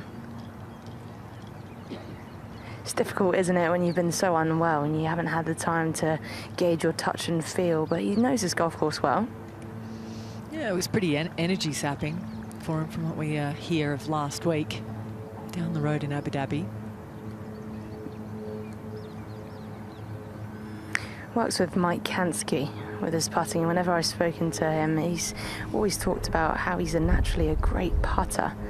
You don't see that with great drivers of the golf ball. Whenever they work on something, it's always relatively simple. Little tweaks, little calibrations with the putter. That's still got a touch on it to think about for his bogey. 3rd shot for Laporta. And a fine one. It was. If they all knock their par putts in, that's probably going to be the most entertaining collection of 4s. Yes, it could be. Down the 6th. Yes. Nacho's caddy doing his, well, meditation down the green. So they say. Overall, barely anything in this. Has had 1 putt on the last 2 holes, so this will be 3 in 3 holes. Can he keep it up?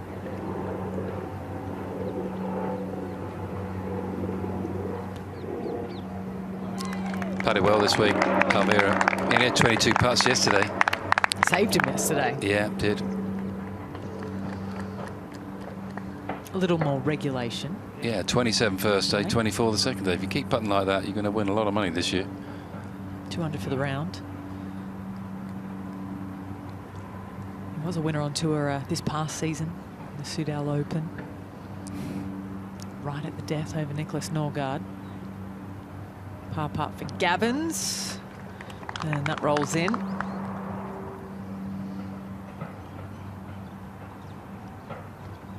I'd say he'd be hopeful to try and turn the fates around, but it probably won't happen until 10 onwards. 8 firm par 4, 9 even firmer.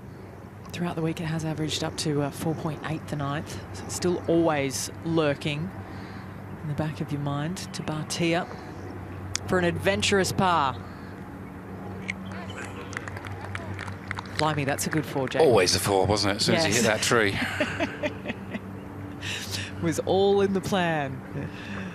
Not sure it was, but he escapes, and a great escape at that.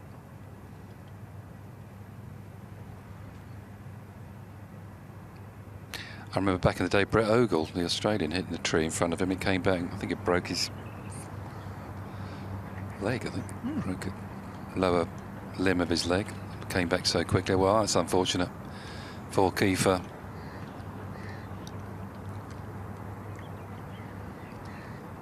Really good pitch shot. Drive wasn't so good. There's a par for Laporta, his 6th of the round and the day. He stays at -1. Jamie, how do you think the complexion of this golf course is going to change? Wind get up a little bit, maybe? Wind gets up with these pins, drying out. The green's a bit quicker today. It's going to be difficult later on for the leaders really will be. The best score we have out there at the moment is 3 under par. And it's coming from various parts of the golf course. David Rivetto, who's out much earlier. Connor Syme as well. He's just gone birdie at 11 and 12. David Micheluzzi's gone 3 under through 4. So there are fast starts, but sometimes it's a question of hanging on. There is Micheluzzi.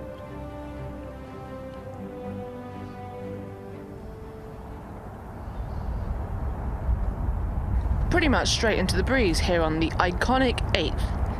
I mean, Jamie, when you used to play back in the day, you used to throw the ball over your shoulder when you take a drop. Did you have a building to aim at here?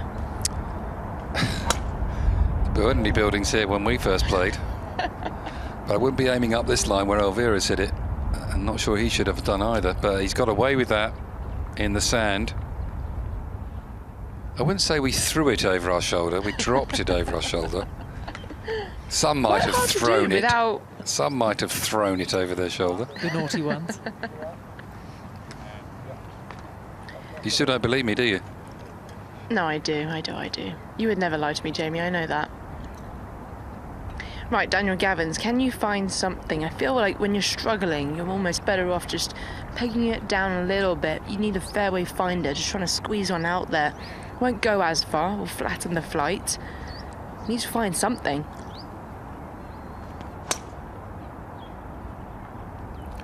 Starting right, hanging right. Not sure it'll have the cover on that line. Well, funny enough, that's where I thought he was aiming. I think he's aiming right. And guess what? That's where he's hit it. Can get away from you a little, can't it? It's set up. For most of these guys, it says set up, not their swing. They swing to their setup, and he just looks a little bit shut to me. Can't get out of his way, and that's why it's heading up the right-hand side. Can't clear.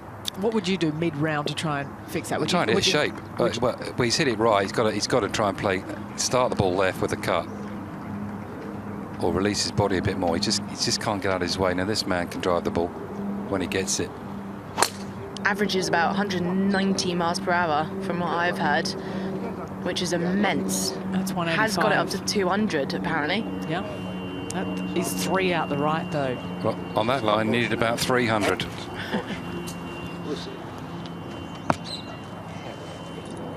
So, all 3 in the desert that lurks here at the famous 8th.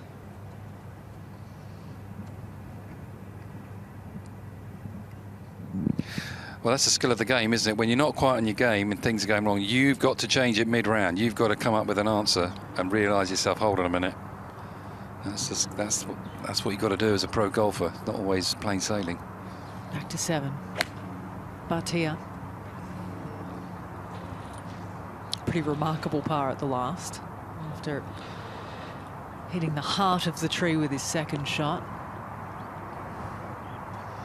It's just short right, only a foot or 2 into the longer grass. Yeah, the skill of this game is when you're not on your game is to shoot 71, 72. When you're playing well, it's easy, do what you like. But half the days you're going to just not quite be on it, and you've got to work it out. Then the margins for error on this course this week are tough. I prefer this tee to that top tee. It's a great hole from down here, 7.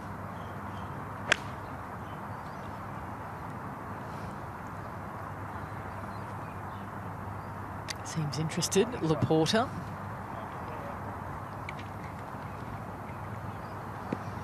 It's pretty slick from past it. Saw Nicolai have his issues, albeit there was a chip before it for him. In terms of pace. It's going to be Kieffer to go from back in the shadows. Looks so much tighter, the flag on that front right section from where they're standing.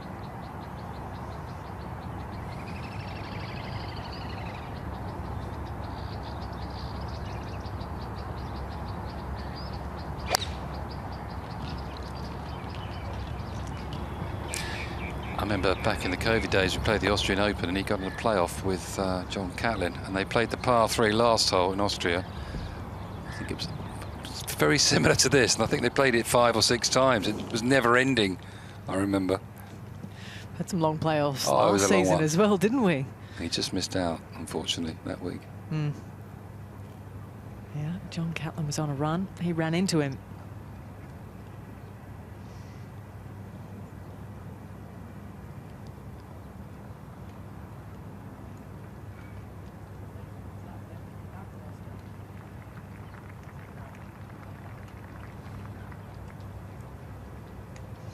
Good to have you with us here on Sunday feature group coverage. Just ticked over 2 hours into it. There's not going to be much joy down the 8th, though. It's so lie dependent. If you can dodge all the bushes with 6 people, players, caddies, they're all up there. You can see so many footprints through that section as well. Incy getting in, having a look around. Looks like it's going to be Nacho. You've got a great view, Incy. Yeah, 176 yards just facing the buildings in the distance, and he's got a great lie, and it's setting up, but there's plenty of sand underneath, so no doubt he's going to be looking to trap this one. Have they found all 3 ins? I know you can't speak too loud, but Nicolai Høgaard, and I believe we've got Gavins. yeah, the other 2 we saw, so if they've got Nicolai's, they've got them all. Yeah, we've got them all. Uno, dos, tres. Well done.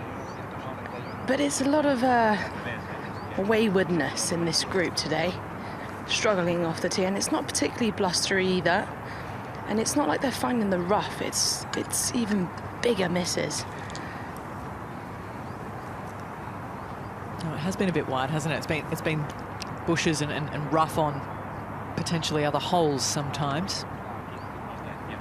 Could all use to a little tightening of the screws with the driver. Now it's a decent angle for Elvira. This pin is in the back left corner. A little bit of a cross breeze maybe off the left, but mostly into. It's playing at least a 185 shot. You just want to take a bit of spin off this. Anything with too much of it, it's going to be stalling up in the air, and you come up short. You've got that false front like-esque. Just gripping down a 7. Can he get a strike out of this sand? Maybe.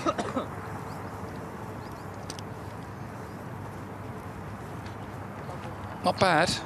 Not bad from that lie for Elvira. Up the hill at 8. Back to 7. Bhatia. Well, that was a thick lie, wasn't it? My goodness, that club barely got through it. This is the virtual view up the 8th hole. 168, just really sandy with the ball above his feet. Looking to grip down this one.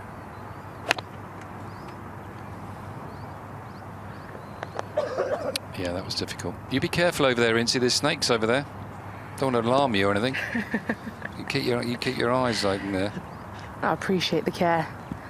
Hopefully there's got no venom in them. We'll be okay. She's halfway to Ras Al Khaimah over You'll there. be all right there. Don't worry. They won't attack you. They'll have a go at me, but not you. No trees in Nicolai's way. This is a decent lie. Oh, yeah, what a shot. Maybe it was the plan all along.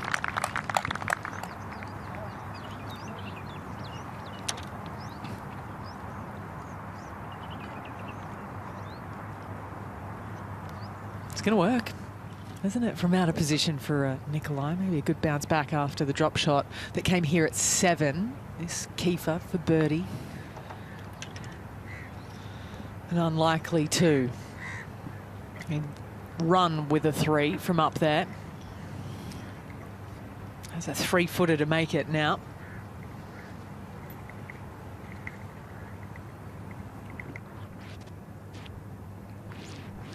Nice view from up greenside here at the 8th. You can see the elevation change from down where Daniel Gavins is. It's head high even, the rise.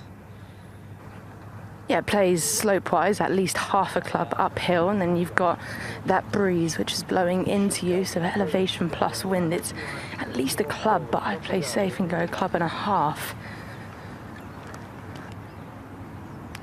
83 yards for Gavins. It's been a lot of this today.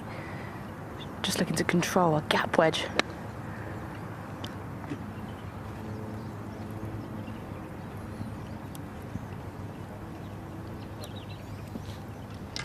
Won't be able to see that from down where he is. He's just kind of walked up, had a little peer over the front edge.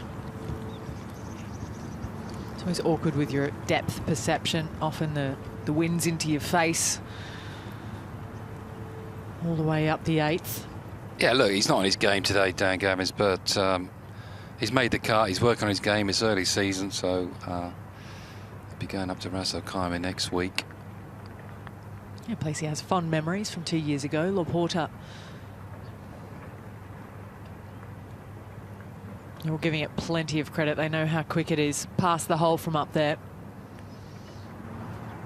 A little stress in their short putting.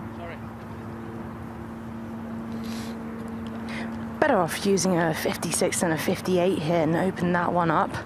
Otherwise, it's very easy to get under this, especially if you've got a bit of cushion, a bit of grass underneath this ball.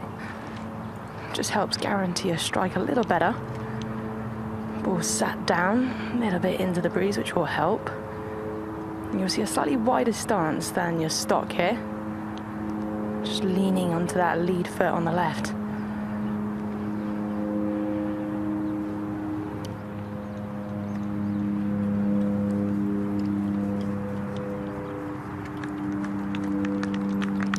Hanging in there.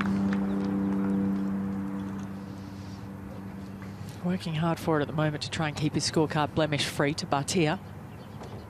Papa. Bhatia.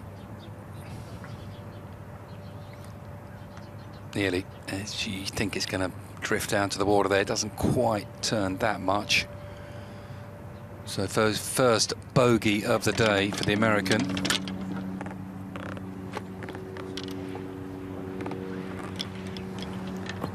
Well, if this goes in, I'm sure it'll be on the reels. Big miss out to the right from the waist area. A little bit of a downhill putt, down breeze as well. Got his mom and girlfriend following by. Sure, mum will go out later as well and watch Rasmus. Well, she asked me how many steps you do a day. I said about 10,000, but half of what you do. Yeah, she's a busy woman, isn't she? Well, Rasmus is off in about 15 minutes or so she'll watch Nicolai and I'm sure jump over at some stage when appropriate. Now, this would be a pretty fancy desert birdie, should this go in.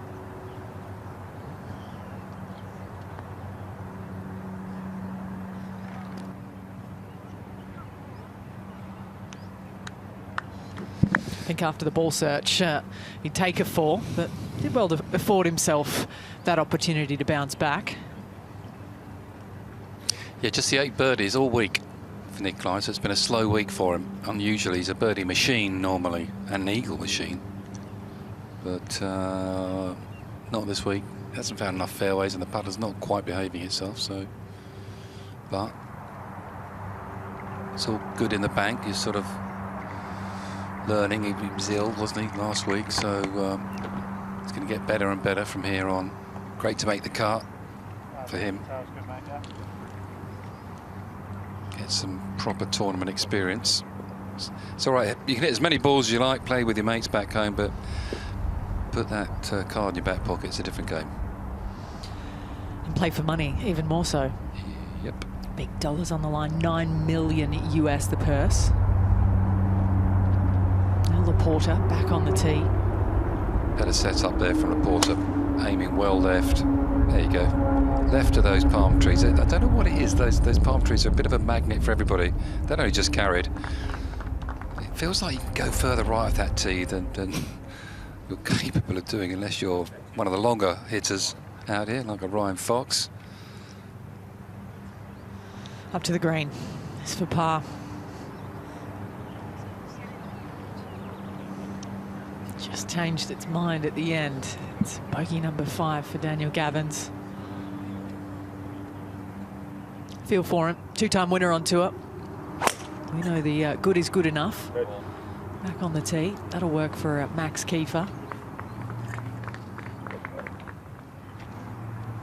Yeah, good shot. Great line that off the tee for Kieffer. Different for the left-hander, isn't it? But they can, right-hander's getting a nice squeezy cut up there. Bhatia's got to hit that draw shape really up the hole. He can hit dead straight really through the fairway. He's aiming a little bit further right than the other two. Playing his cut to the fat side of the fairway. Great follow there by Trackman.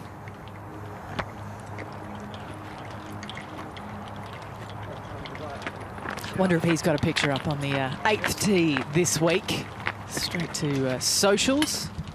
Level par today, the American Akshay Bhatia.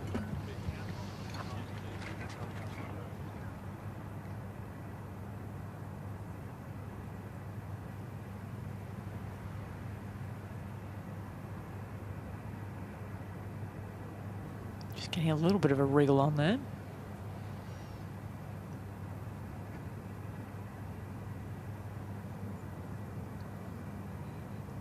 Green above, all clear. So they're just on the bubble of being out of position at the moment. Our second feature group here in Dubai. What a striking landscape it is. That's what it was like before we built this golf course here at the Emirates. Maybe not quite that dramatic, but it is certainly not lacking in drama. Both the architecture and all that happens here in this city. The Dubai frame, the Burj Al Arab, maybe even the Atlantis of the Royal out on the tip of the palm, the Burj Khalifa too, which they light up at night. And it's just as remarkable by day or night. Looks like a diamond necklace along this coastline. Come the evening, the sun will set right behind the hospitality there on 18 usually. Late in the day, right into your eyes. So they've walked from 8 green past the Majlis on the right of screen, as it's known, after which this golf course is named. And made their way to 9T. It's Elvira first. It's a terrifying tee shot for sure, and the second. So a terrifying hole overall. Bunker on the right, about 290 to reach, and you got water long left. Tough fairway to hit. Rough's juicy too.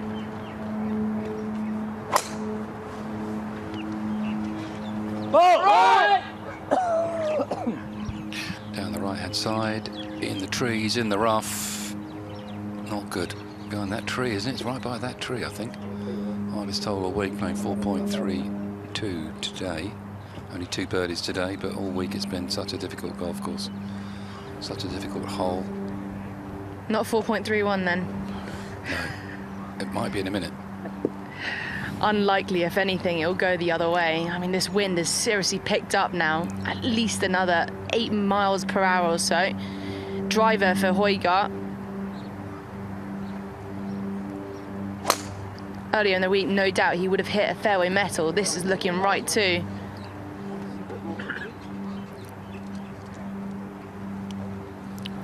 Perfect now. Yeah, it's good now, isn't it? Pin close to the water. So that's a good tee shot there for Højgaard. Right, Dan Gavins, he won't be looking forward to this, isn't he? I mean, I kind of want to see him pulling out a fairway in metal just to try and find fairways rather than launching one down there. But unfortunately, the pattern has been launching it sideways.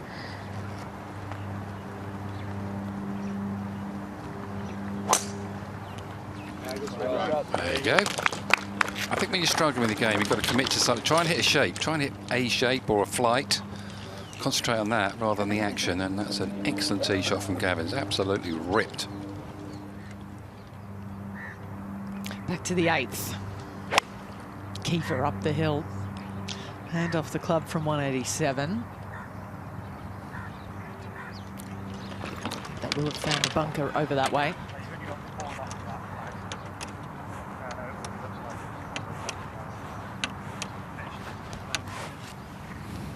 Strike not there that time. At 25 feet below the hole on this fairway, so it's quite a long way uphill.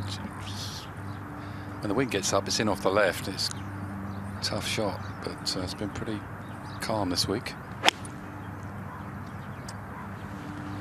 Flag cut left, so they don't want to miss it left. You've got nothing. So that's going to be a popular spot right, this pin. One of the quicker greens on the golf course if you get above the hole or left of the hole.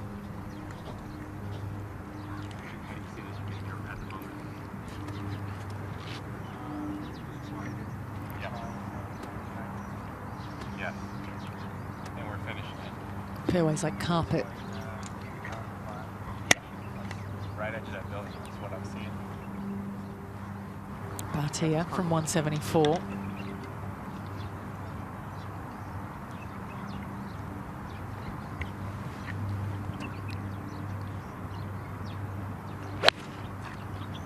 Trying to cut it in, and he's just doubled himself there, pulled it, closed it down rather than open it up, and he's going to need his chipping skills again. We've seen plenty of good chip shots from this man this week. Needs another one there.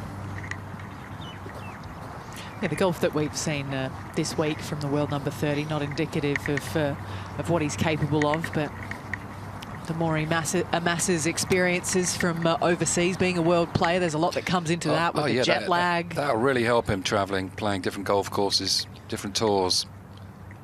I think he played in Japan about 2 months ago as well, so it's clearly been on the hit list. Naturally played the Hero World Challenge as well, Yeah, Tiger's event. Good for him, you know. It's easy just to stay on the PGA Tour. Such a great tour to play, but to improve as a golfer, it really helps travelling, playing different venues. Makes you think.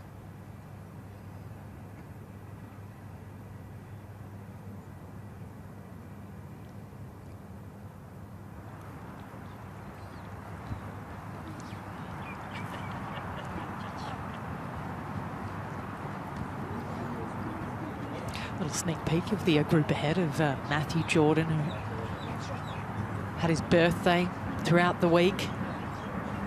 Tommy Fleetwood's birthday today. So Joe Dean alongside them, and Adrian Ategi, who now represents the UAE. So feature group looks towards the 9th, and we look toward all we have ahead of us here on Sunday, the final round. We hope you stick around. There's plenty more to come. The Hero Dubai Desert Classic, always drama-filled.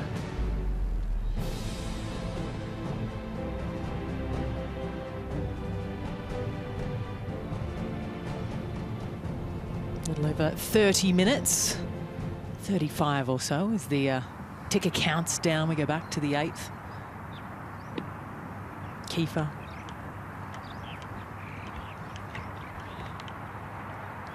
That's a pretty good bunker shot from Max Kieffer.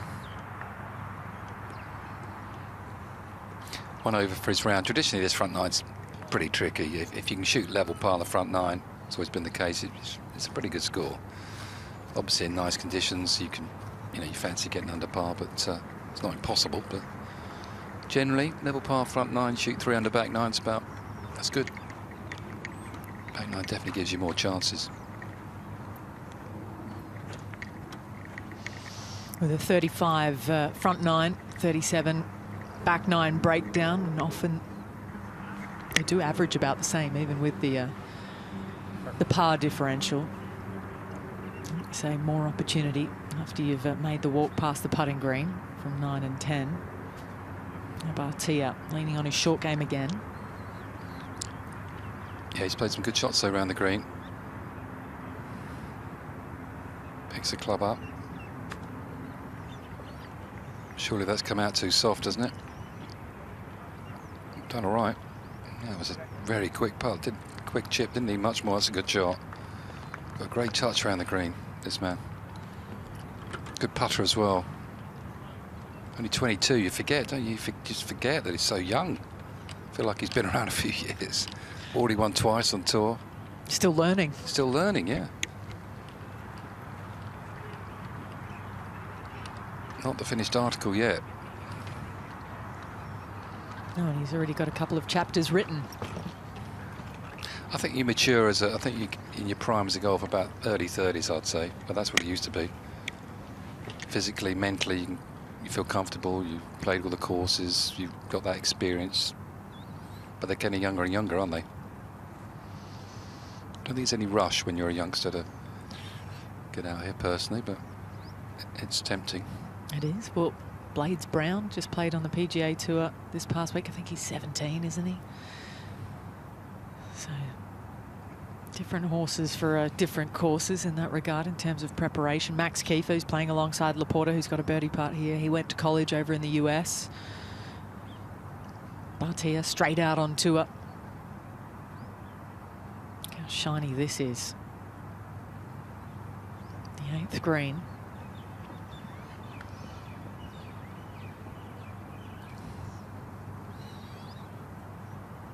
Oh, yes. Oh, yes, right in the middle. Laporta. First birdie of the day. String of pars. Possibly the one putt that you wouldn't expect him to hole. It goes in. I was never missing that.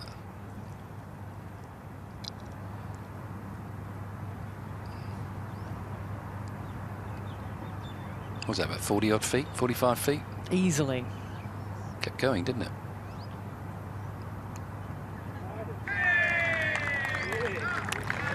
Made it look so easy when it was anything but. Breaks the par train with a birdie there at 8, no less. Nice work from Francesco Laporta, who's in the red for the day now. This is what awaits him. He's jotted a 3 down on his scorecard, where our first feature group is.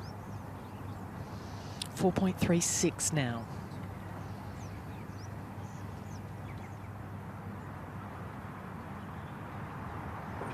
Remote.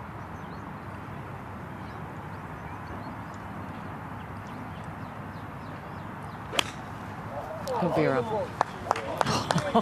Look at him go. Where's this headed? Needs to settle down. I think it's going to be okay. Touch of excitement there, Jamie. Yeah, I'd say calm down. You might pull a hamstring there, Nacho. Here we go. I was more worried about the clothesline. It's got a gap. Watch this. Go on. Where is it? Get under the rope. Nearly tripped over. I have to say, I was expecting better. He had us going. Ankles are intact as well. Now Gavins. For a slightly more orthodox approach. Oh boy, oh boy. That's a chip that not many would fancy. That none would fancy. Look how quickly it dies down towards the water. Anything left of this flag from this angle?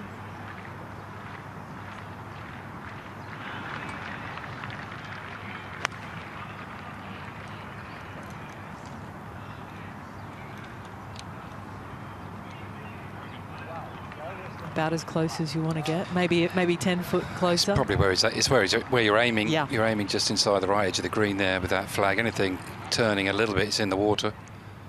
Oh, Nacho's had a little crack at it already. He's quite quick, actually, Nacho Elvira. Didn't quite get that one, but it's okay. Big crowds already here gathering for this last day. Wasn't a seat spare there, was there? No. Well, it's a great place to come and watch the golf. There's so many good vantage points around the course. They put on such a good show for anyone that walks through the gates, the players, but the spectators as well. We've got so much hospitality around the back of 9 and 18. Concerts every night as well. So that's the ball on the way for Daniel Gavins, I believe. From over right. Par ahead. He's just got in there and hit it before our cameras could get set. We hear. Back on the tee, Laporta.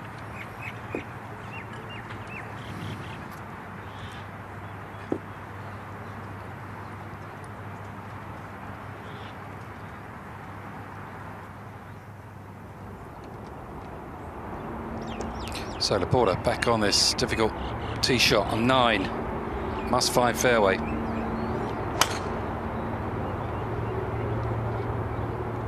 Does have a lot, so steps back off it, Laporta. That's fine, that's a really good shot down the left. Gradually push this tee further and further back. Let's go back up to the green. Incredibly wayward for Elvira off the tee. Did an excellent job getting it back onto the fairway with the whole fairway cambering right to left. It was a pretty nervy one. Had a big bounce as well. Could have gone a lot worse. Could have clipped the tree and end up in a worse position. But he's now given himself a chance for the par. And we're just waiting for the group on the 18th green to do their thing. It's a shared double green.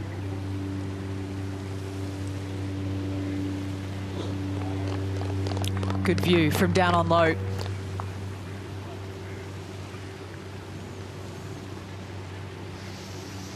Yeah, let's take a look at who's over on 18. I know David Rivetto, who's 4 under par, is headed down the 18th as we speak.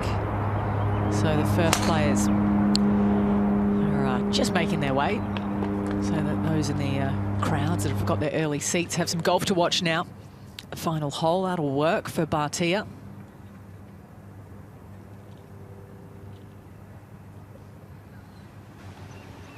Højgaard easily just tapping in for the par there. It's definitely a feel-good factor, gaining some shots against the field. Right to left there for Elvira.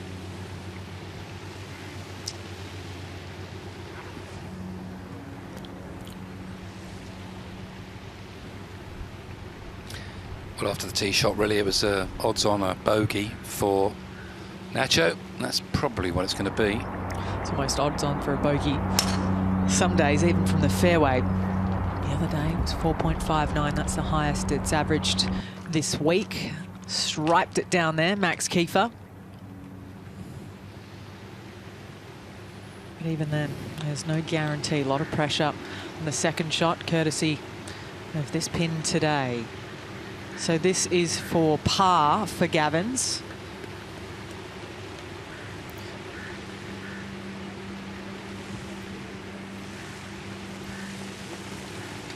So it's another shot gone. I'm sad to say for Daniel Gavins. Hopefully the walk from 9 to 10 will do him well. Little shift in mentality. There are opportunities still to be had ahead. 3 par 5s as well with eagles on the line.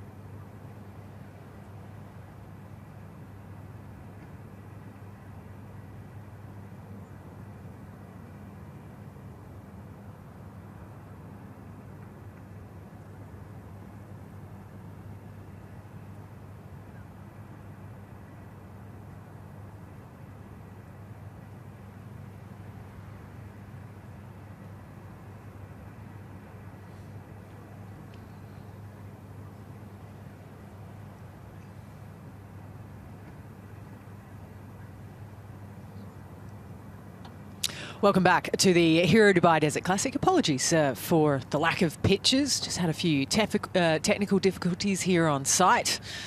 But we hear everything is sorted, so we'll be able to get you back to the action quickly as we find Nicolai Høgaard.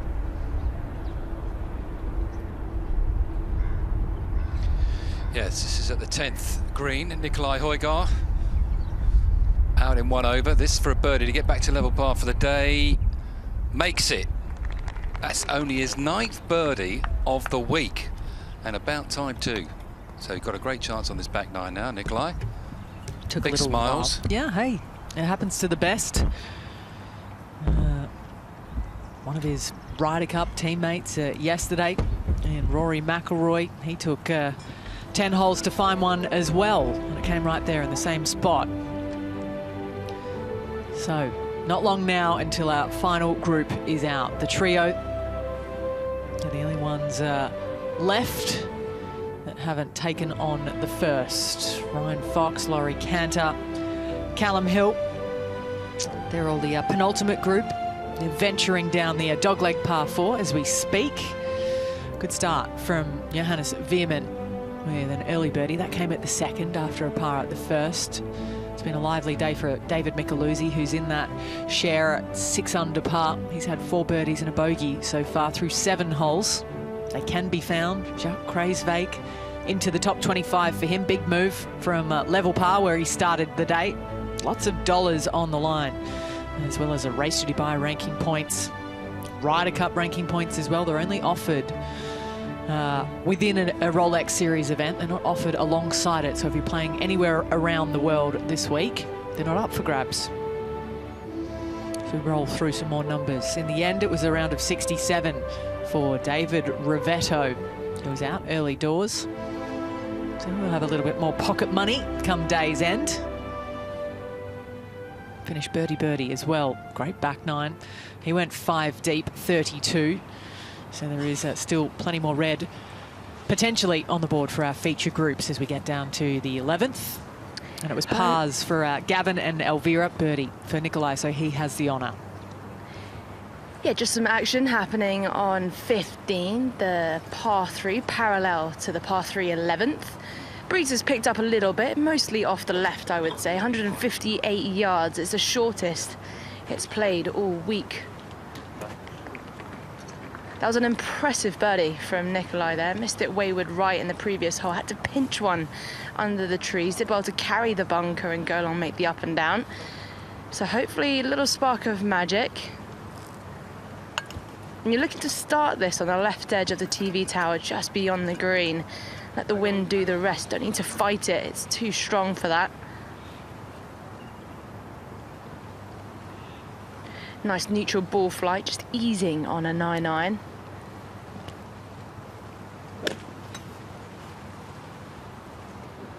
Looked a good rhythm for Højgaard. Pretty good, that. It's getting better and better. Just in a little corner of the green there, that pin today. It's hard to get to. The textbook shot. Started it perfectly there, giving himself a chance for birdie. Elvira looking to follow. Any sort of left to right shape on this, it's likely going to swing to the right, and that rough is juicy and thick. Really important to keep the flight down here. Too much spin, you're asking for trouble.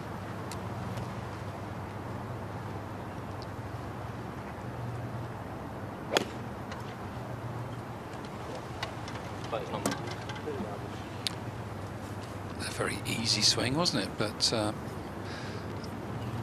not his best shot. Just see the wind getting up there. That's gonna. Ooh, it's gonna be a nice afternoon for us. Ooh, this isn't fun for Akshay. Been here before, hasn't he? Yeah, and the story didn't end well that time. Double bogey at 10 yesterday. Funny how a hole can grab you. Par 5, and he's not got any better there, is it? Back to 11, Gavins.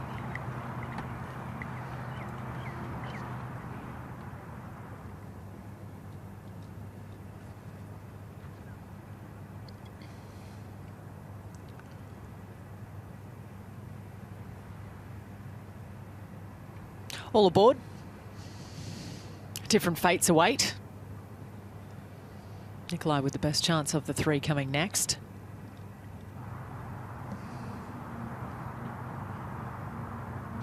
Back to the 10th. Kieffer. Oh, 233, yeah. Got a good lie. He's having a crack at this with his most lofted wood.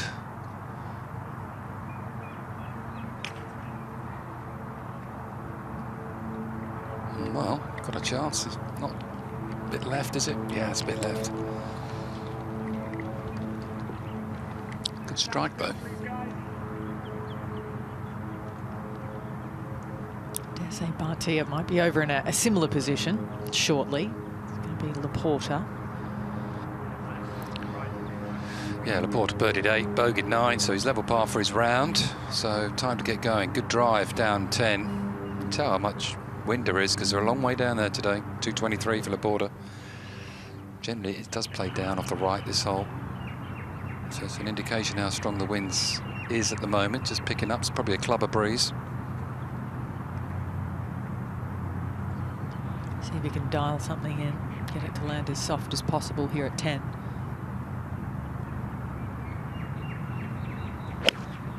Made the turn in level par, 1 birdie, 1 bogey that came at the final 2 holes of the front 9, 8 and 9 respectively. All aboard. Good shot from Laporta. Pin high.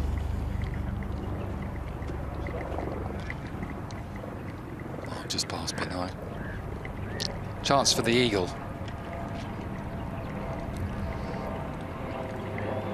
He's birdied at 2 of the last 3 days. Hasn't had an eagle so far this week, Laporta. Over there in the palm trees, there's Akshay Bhatia. With his third shot, it looks like he's got a little bit lucky. He's avoided all the bushes. And might have a gap between the trees. He has hit a tree already today. He doesn't have one of these. Oh. He's got to be playing down the right, trying to hit a big cutter. So it's doable, this.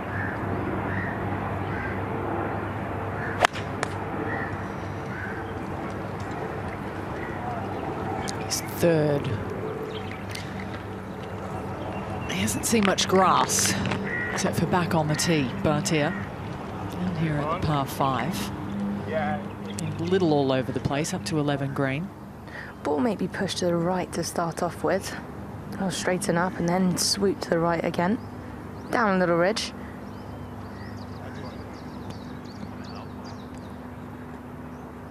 Good touch that. What a touch. Putter's worked so well for him this week. He's got the measure of these greens this week, Nacho. That was really fast down there.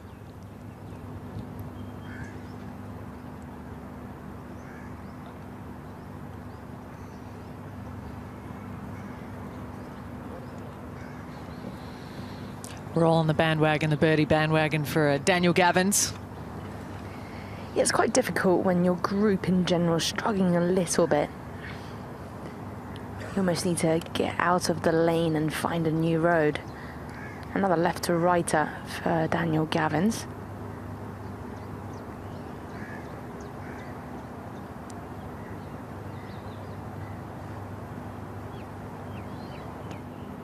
Left to right, elevation change up over the ridge. Go on. The wait continues.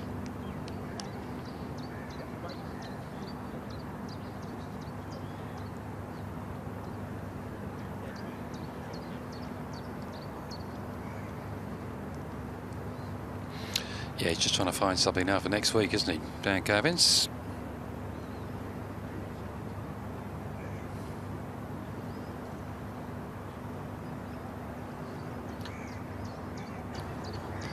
Made 1 birdie so far. Can you make another? Doesn't break as much compared to his playing partners. A friendlier angle for Højgaard. But this section of this green does slope back to front, so it will have a little bit of left to right to it.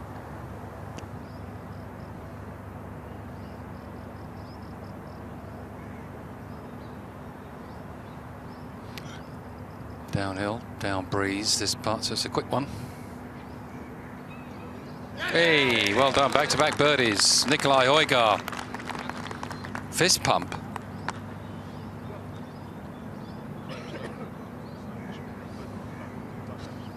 It's only 4 out of the top 20 as it stands. You go and tear up this back nine. Going to make yourself a few more euros. How good was that? Starting to stitch it together now. Back to the 10th. This is the 4th now for Bhatia. Yeah, long bunker shot. Bhatia. Steady, steady, steady. Got it on the top tier. Very good shot. Par putt for Nacho Elvira. Dotting the I's, crossing the T's.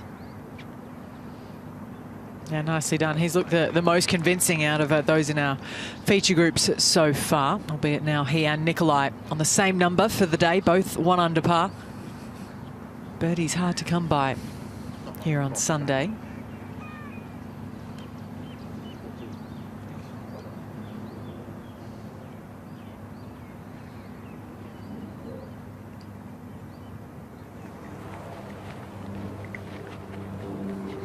Tenth green.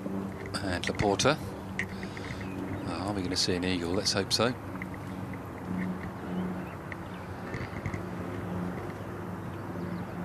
Been 10 eagles so far this week on this hole. Playing the easiest hole on the golf course all week. 4.52 average.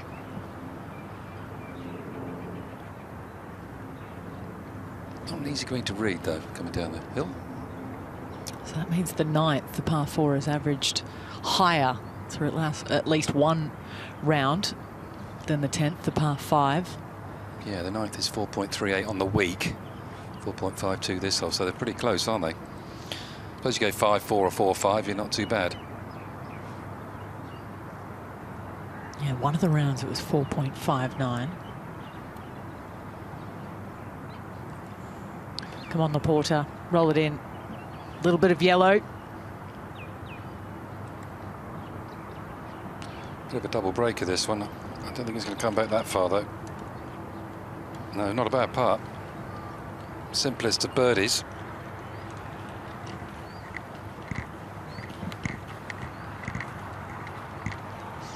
It's a birdie fest out here.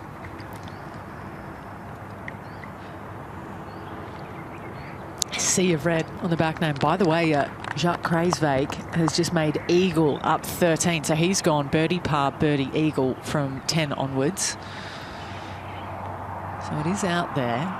He's 6 under par. He's the best of those out on course at the moment, into the top 15 for him to 12. Højgaard. Oh, it's an awkward wind direction off the left, and this whole shapes right to left. Easy to leak this one. There is water there. Yeah, he doesn't like this hole. That is so far right. He bogeyed it yesterday. Obviously got good vibes on that tee, and that's... Oh, I don't know where that is. Neither does he. Hopefully someone does down there. This for par. That was an adventurous 5 for Bhatia. It's been that kind of week, hasn't it? Yeah, it has, yeah. He's not quite been on his A game, long game, but some of it's been excellent round the greens. Well, he generates so much speed. If you mistime it, it's so easy just to spin out of that one like he did. Now looking to hug maybe slightly further left after seeing that one, but a long left miss is out of bounds, but that looks great. Just walked into a palm tree. Watch out. They're those big things, ain't it? Walking That thing backwards. next to you, those big things are called trees. Be careful. We'll send a medic out to you, it'll be okay. You need a guide out there with you, don't you? We can actually see you and the tree on the left of screen, Incy, and it's not small. I was walking backwards, just so immersed into that tee shot. Difficult to do that. Difficult fairway to find as well. He's done it. Dan Gavins, he's been speaking earlier this week. It's a video in the green room of him talking about how hypnotherapy has been helping after a really tricky season, both on and off the golf course for him last year. He's playing on his winner's exemption from the previous year. Didn't have the race to Dubai ranking to finish inside the, what was it? I think it fell on top 114 last year on tour. Back to Kieffer. Birdie putt. Not for him. Not today, not yet. Through 10 holes of his round.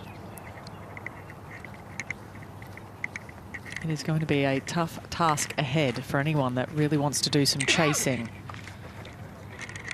So that's how it looks at the moment.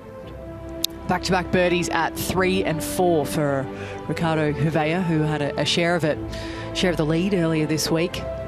It's 1 under through 1, the perfect start from Sean Norris, so a step upward for him. He joins Laurie Cantor at 9 under par. And Hillier, Hatton and Ferguson are all out. Now, there is the aforementioned Kreisweg. What a round, blemish-free, 4 birdies and an eagle down 13. So eagle is in play. It's a couple of the par 5s here this afternoon. 1 under for Torbjorn Olesen, Adam Scott. It's a good start from Patrick Reed, who birdied his first 3. Gave one of them back down the 4th, so just the 2 under the card. Here's Minwoo Lee, who got his gold star at the Genesis Scottish Open, becoming its youngest ever winner. Rasmus Nygaard Pedersen on the same number. -5, 2 under for the day. She had 2 Rasmuses last week. They played alongside each other at the Team Cup. 5 Danes on the team when it was first announced, now down to 11 with Laporta. 158 yards. Par 3s aren't long here, but they require a good, accurate shot. As we saw at the 7th, that was only a 8-9 iron. This is the same, bit 9 iron for Laporta. Breeze off the left. All the green tilts that way as well, so they've got to play it left of the pin.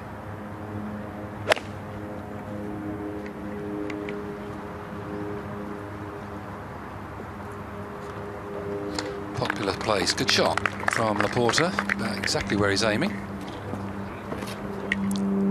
Such a narrow little slither of green there on the right-hand side. You can't really pitch it by the flag and stop it, so you've got to try and feed it in. Errors can jump up and grab you as well if you get too aggressive to that flag.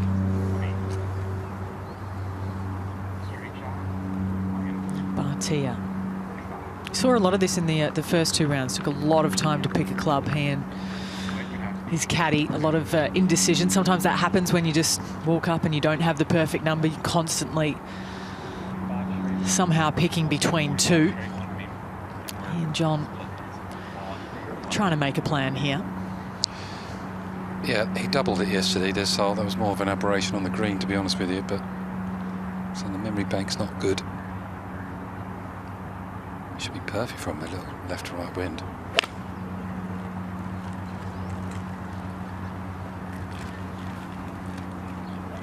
Yeah, very good. That's it. About as cheeky as you want to get to that flag. So from the 18th, we zoom out and show you where we're going around the perimeter. Up in that top left corner near the back 9 sign, that's the 10th. Look at the differential between the front 9 and the back. 638 today, this week. It's getting bigger day by day, down with Højgaard. This ball looks like it's sitting above ground in almost a nest. So most likely looking to declare this as an unplayable. You get 2 club lengths from the ball. So going out sideways, you've got to be careful taking a drop in the waist area. Quite easy for the ball to sit down. And it's a blind second shot. Tall palm tree though is a great indicator.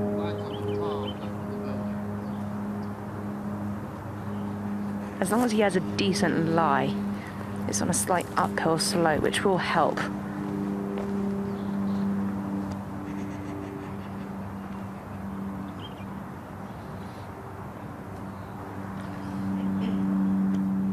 It's caused some trouble, this hole this week, this 12th. It's traditionally the hardest hole on this back nine. It wasn't yesterday, it was 16th, but wind off the left, off this tee shot. It's a difficult fairway to find.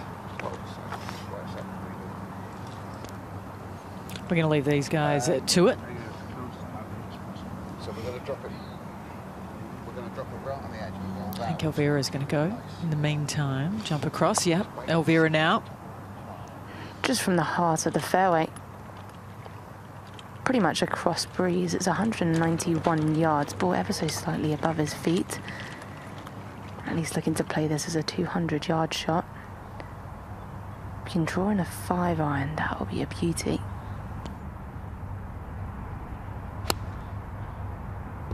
That is start to the left and going left. Oh no, oh no.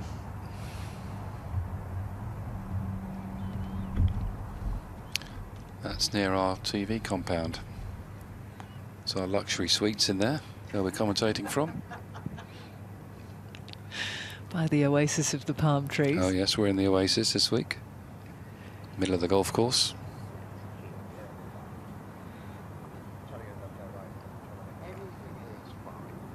Well, he's dropped it out. He's got a pretty good lie by the looks of it. He's got to skirt the corner of these bushes, but I think he can play a cut shot here with the wind, didn't he?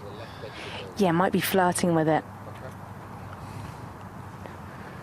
But then you've got the palm tree in front. The biggest thing is it's a blind second shot, so you've got to pick your line. Get that ball first contact. It's going to come out spinny. So looking to club up here, slight uphill slope. That'll give us a foot.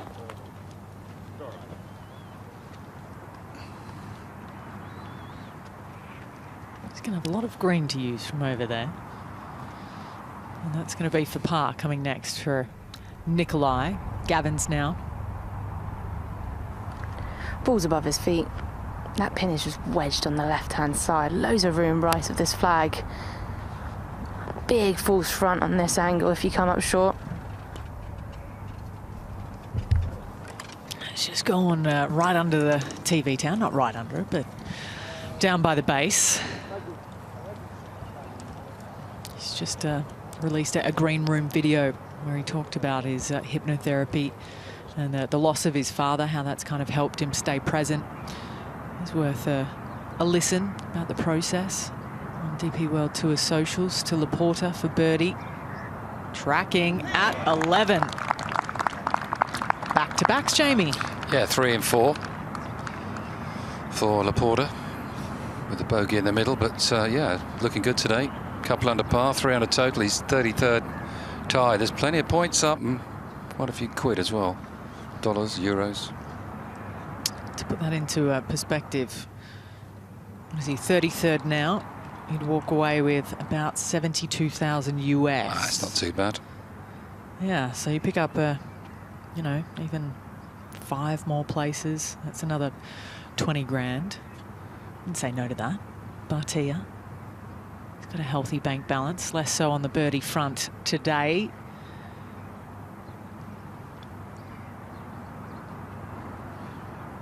Just always on the low side there.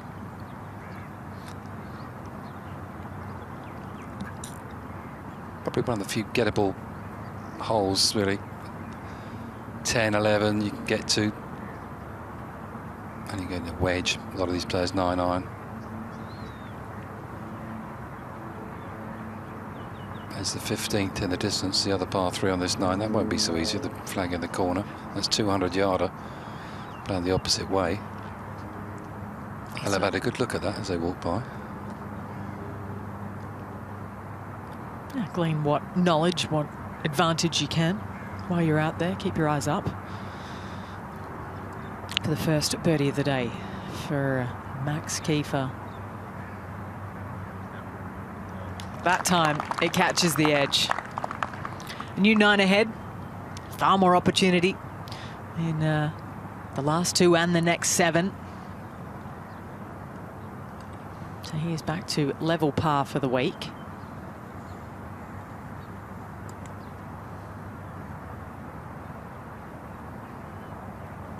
And just the par for Bhatia. Level par, 1 birdie, 1 bogey. Steady day. Birdie the second, Bogey the 7th, the par 3. Trudges off towards the 12th.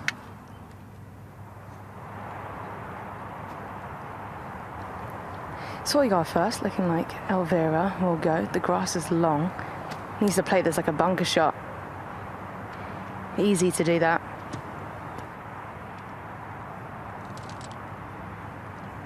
There's another to come for Nacho. The old up, up and down at best. Maybe up, up, in. You never know. Pass the back foot here for Nicolai. Yeah, Elvira's next one's probably going to be a bit more fiddly. But Højgaard's got plenty of green to work with, like this club selection with the wedge, just back footing it. Get it rolling sooner. That looks hot. It's going into the step cut, not even the fringe. It's a little heavy-handed for a player of his caliber. Yeah, easy to lose your concentration, especially when you've been under the weather a little bit.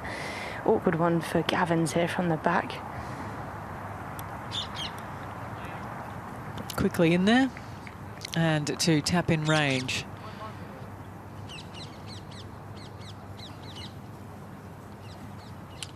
Says his goal for the year is to try and get another win. He's already got 2 out on the DP World Tour. Laporta yet to get one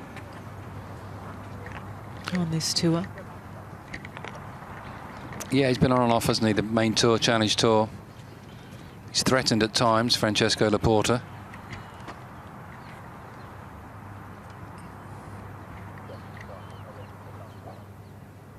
Kieffer. He'd be aiming down the left, trying to cut it into the fat of the fairway.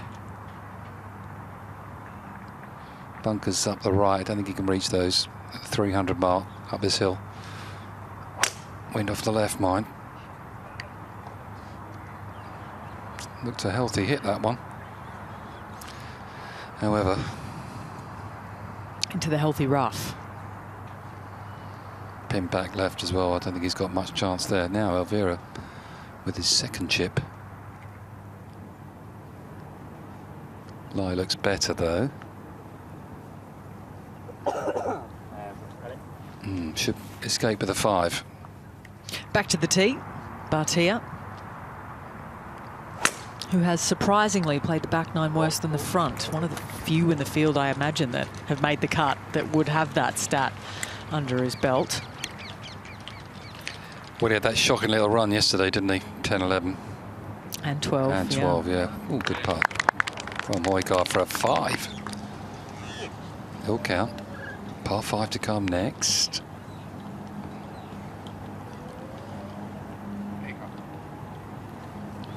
Escaped with bogey. Yeah, it doesn't help for Bhatia as well when he chipped it out of bounds either. Did it the first day on 13, unintentionally. He's had 3 doubles and they've all come. I should say intentionally. Yeah. Back when he thought it was in bounds. First time here. It takes a bit of knowing this course. Yeah, the greens themselves as well can be a little elusive. So this for a bogey. After 2 chips to here for Nacho Elvira. So he's going to give one back there. Same 2 have Daniel Hillier and Tyrrell Hatton, who've both bogeyed the first. So the lead now takes 1 step back towards the pack. 12 under par. Best score out there. They're headed down the second, though, and they've got an opportunity at 3 as well.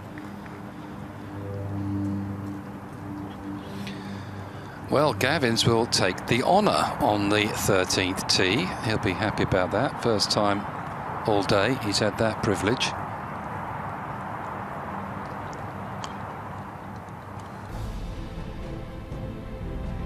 Off they march. So there's a confirmation of the bogeys, the drop shots from Hillier, Hatton, level par. Through just the first, though, but he's closer now than he was 15 minutes ago. Ewan Ferguson, who started the day 3 adrift, now it's just 2. See, Nicolai Høgaard has gone birdie-birdie at 2 and 3.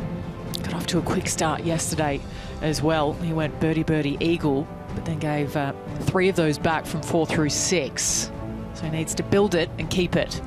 The tall Dane, should he challenge, he's within 4 as we roll through some more numbers. Level par so far for Adam Scott. Same 2 for Matt Wallace, who's in that pack at -4, currently in a share of 25th. So we make our way to 13 tee. Technically one of the tees down the dogleg right 9th. It's a gettable par 5. Like you said, dogleg right to left, aiming at the 3rd palm tree on the right out the clump.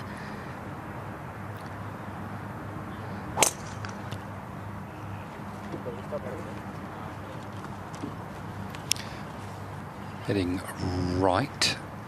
Not too bad, though. Those palm trees are cleverly placed there. Just I think he might have to hit a bit of a draw around those trees. We'll come to that in a bit. 3-wood, it looks like, for Nicolai. Easy for him to just run out of fairway with the driver, because it also tempts you to take more of the corner on. So a little bit of discipline here with the fairway and metal, but your second shot is a little bit more down breeze, so still reachable in 2. He's one of the most powerful players out here on tour.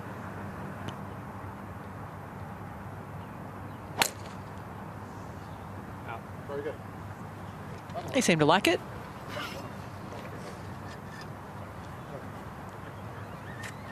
Oh, wouldn't you?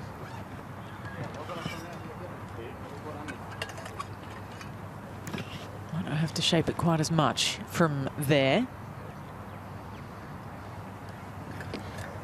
If Elvira was to follow Højgaard's drive in the line there, but go slightly further, you could possibly get blocked out for your next shot. You've got 2 palm trees, which always seem to get in the way. Don't break it. He's bending that driver there. He knows, since he said he's behind those palm trees. Now what do I do? What would you do? I'd go for it, because I was a bit mad. A bit. A Ryder Cup player in 2023. Nicolai Høgaard, currently Rasmus is inside the automatic rankings over on the left. You can see, will they both be there come Bethpage Black in September? So some new look rankings, 6 picks for Luke Donald. It's a blended system with the PGA Tour with different points for different wins around the world, depending on tour. That's the look of the US side. Schauffele, Scheffler, DeChambeau, Morikawa, Harman, Clark. Currently the automatic choices for Keegan Bradley. Will he too have some clubs out in New York? Would be a lot on the plate as a first-time captain to be a playing captain. Back down to the 12th, Laporta. Won't see the ball, but tough shot with this back left flag.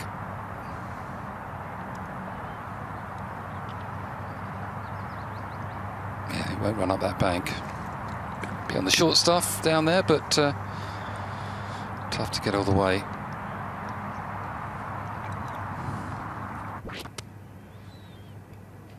Crowds have always been good. Lots of expats, yes. They like that one. In this part of the world has such a cosmopolitan feel, Dubai. Can't see this ball. Quite a long club. So line must be okay for him to be hitting this club out of here. Kieffer digs it out right.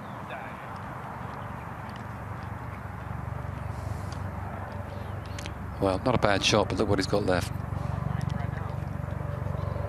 Long pitch shot. Firm holder 12th. Kind of sandwiched between dashes of opportunity that come at the longer holes, that of 10 and 13. So there is the state of play. It's 1 under through 2 for Guido Migliozzi. He found his at the short par 4. Ryan Fox in the hunt. He already has a Rolex Series Gold Star. He's gone at bogey, birdie in his first 2. Yet to have a par as he heads down the par 5 in a share of 4th. Still by no means out of it, really. Anyone all the way back until probably -7. On the next page, Callum Hill played beautifully in our feature groups here on Saturday with his round of 67, matching the best of Saturday's play. Look at that from Jacques Kreisweg. He's had a par down 14. He is blemish-free. He's setting the tone, proving it can be done. Lending some optimism for those that need it, the likes of McIlroy, who is somehow level through 3. He's gone a bogey down the second, so he's made a little bit of a mess of the short par 4, got it back a hole later. Only has 15 holes to play, and he's 6 adrift at the moment. Defending champion. Similar shots coming up for all 3 players. You'd rather have Højgaard's. I don't think he's got to skirt the trees. The other 2, long ways in. Flags on 30 paces, just short, so they can reach. But they've got a bit of a curver. And when you're cutting it, it takes yardage off, so the front bunker's odds-on favourite here, I would say, Incy. Yeah, those 2 palm trees are definitely in the way, and he's got a fairway metal in his hand, so looking to eye up the left corner and cut it back in. I guess the somewhat positive of the trees being in front of him, it forces him to go down that left wing and shape it back. You haven't walked into any more trees? No, just the one and done, actually. Just the one and done, good. Yeah. One was enough.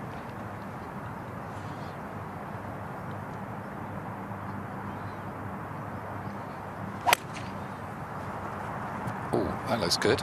Go, go, go. Trackman, give us a great view of that. Where is it? It's up there.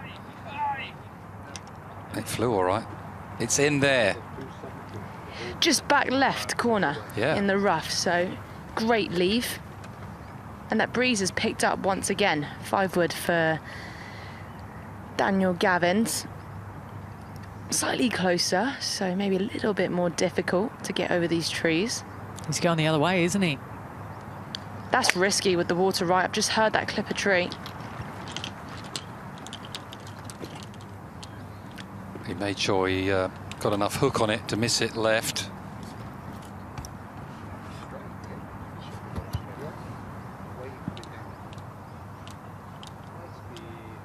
This is perfect for Højgaard. 269 yards. Downhill, down breeze, flag in the right corner. This is go time. Eagle opportunity. It's playing easy down breeze. Get a bit of height on this. Carry that bunker at the front. And it will release. Yeah, 238 the front, downhill. Bit of breeze.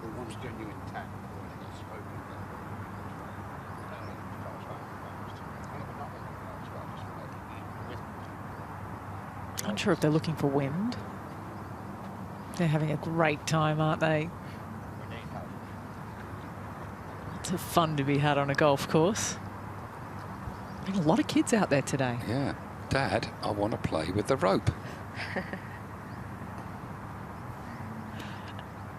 There's a sponsors board just left of the TV tower. I reckon they're eyeing up the left edge of that. Let the wind do the rest, just drift it back in towards the target.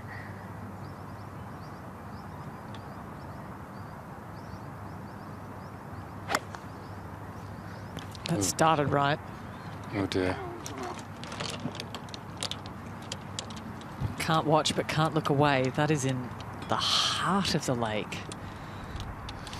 He's made a mess of this hole, and I say that because he's parred it every day, which realistically is near on 3 over par for a man of his length, given he's just got an iron in hand.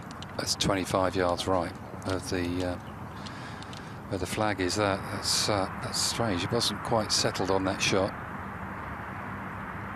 Gripping down here, Laporta.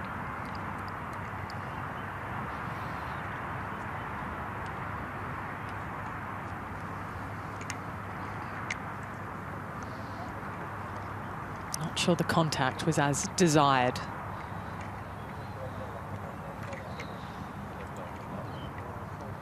Down in that little dell, short of the green.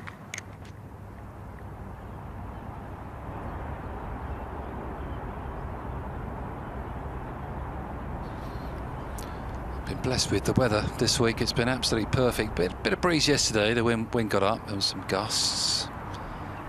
But you cannot complain about the weather this week. It's been gorgeous. So then after that indifferent chip shot, this for par for Laporta. Looks good, looks good. Oh, good try. So not the first to bogey the 12th hole, this difficult par 4. It's been a little topsy-turvy for him and for them up in the air. What a view you must have. Jumping out of the plane, seeing the Palm Jumeirah from overhead, this whole coastline. See, when you perched on the edge of the airplane there and they push you out, it's an amazing feeling. Did you? Especially if you've got a parachute. Did you have a buddy? Oh yeah. Yeah? Of course. Didn't go alone. Guide me, otherwise I'd end up in the Persian Gulf. Great putt from Bhatia. I did it with Richard Boxall one year. He went a bit quicker than me. Gravity and all that. It's not if we're here to defend. To be fair. Oh.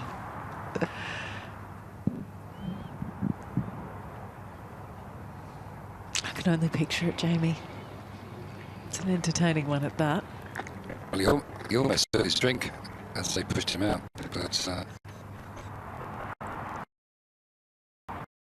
just waiting for Kieffer. He's for par. He's not the quickest. Remember, the group ahead are up by the next green. That one goes by. I'm quite pleased to see them bogey this hole because I just remember this being an absolute brute, and it's playing it today. Yeah, they are out there to be had, the test. 12, 8 and 9, the finish on the front 9, which is where the entirety of the front page of the leaderboard are. Early stages of it. Here on Sunday in the final round of the Hero Dubai Desert Classic. It is still hillier by 1. But now there are 7 players within 3 of the lead, 11 within 4. Still very much so. Yet to be written, the 2025 edition. Bhatia less than driver. Still hanging out that way. Out to the left. He spent some time in those trees this week. He was a little further left when he chipped out onto the 8th. Ended up having to go back right where he was because it was out of bounds internal. Big mistake. But those couple of people up there will have a front row seat to the one coming next.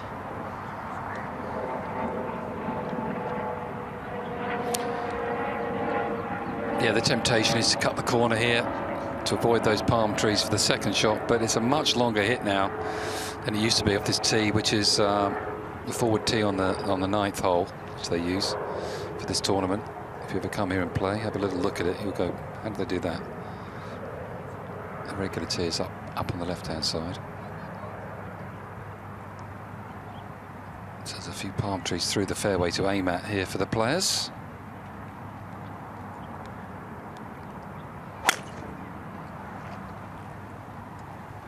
Couldn't quite save it at the end. Good, he tried to, Laporta.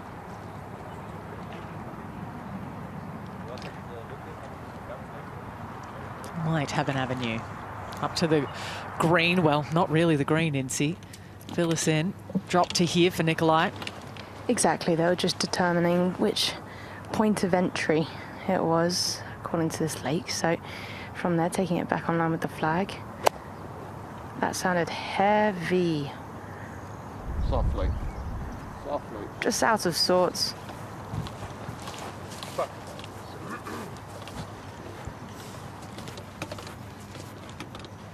Just racking them up.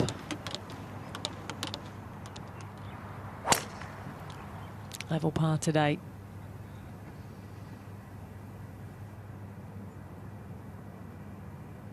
All 3 of that group par or over.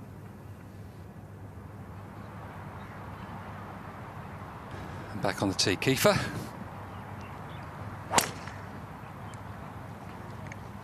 Yeah, he likes that one. Quickly snaps the tee up. Oh yeah, that's an absolute beauty. Go on. Oh, don't go too far. Tough one to judge this on a downhill slope, slippery as well.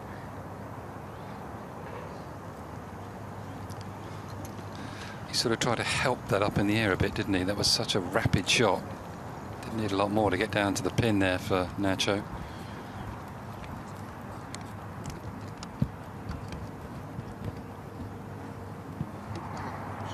You can't take the par fives for granted.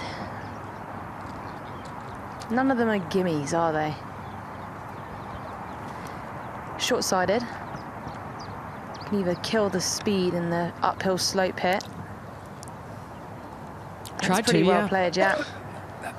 Didn't have a whole heap to use. A little shake of the head. It did start left and stay left as well. I think he was hoping for a little more help once it hit the turf.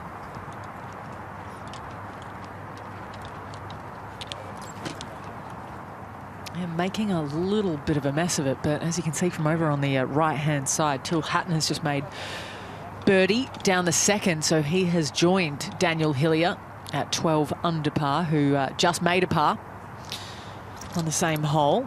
So they've got a 2-shot gap. McKibben also off to a quick start, 2 under through 3. That's how our podium looks at the moment, but who's going to get the gold? That sounds scary. You don't want them breathing down your neck. No. No, Tyrrell's been close a number of times. Something Dan Hillier spoke about overnight. He knows he'd love to get the trophy, but Dan's hoping to beat him to it. Now, Elvira. It was so easy for this chip shots just to race by, so it had to be quite delicate, hence being short, which was difficult to do, by the way. Go on, go on, go on. Oh. He can't believe it, neither can we.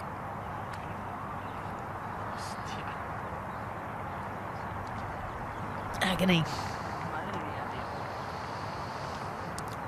It's a funny game.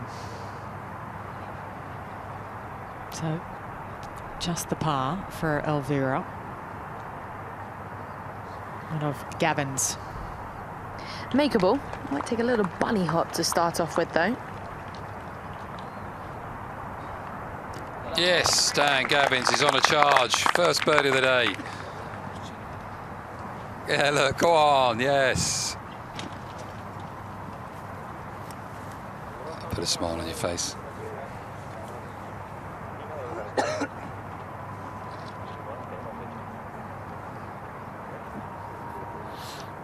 Here's the view of the 7th green behind the bank. It's a great place this to watch the golf. You've got a couple of greens, a couple of tees to watch the golf if you ever come here. Try and come here. It's a great place to watch the golf. Right, how many is this for? This is for 6. This is for at least 2 more than he really should have with his length. It's going to be a double bogey. It all feeds back to a wild second shot. That feel like a 9 for him. First double of the week comes at a hole that we've seen eagle already today. He's going to take the long way round to the back of the lake, get out of the way of the group behind. You just got to get it back into out towards that palm, right at the signs. Well, he's got a gap to chip down the fairway. Bhatia. Laporta's on the other side with his decision to make. I think it'd be Laporta to go first. Sometimes, though, the players chip out first, but I think it's probably Laporta first on the distance. Looked like he had an iron out. Did it? Laporta. You got good eyes. I could be wrong, so let's not get ahead of ourselves, but... It's you. Yes. Yeah, it is an iron, yeah, so... Just sort of trying to knock it down the fairway somewhere. You get as close as you like, really, with this back pin. This could get quite close to that front bunker with a good one with the jump. Oh, no, he's just pitched it, really, hasn't he?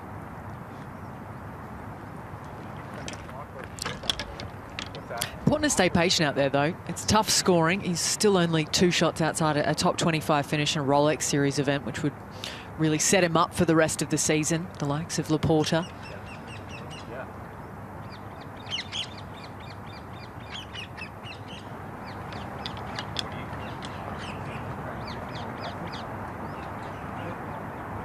Just trying to tap into that 6th sense.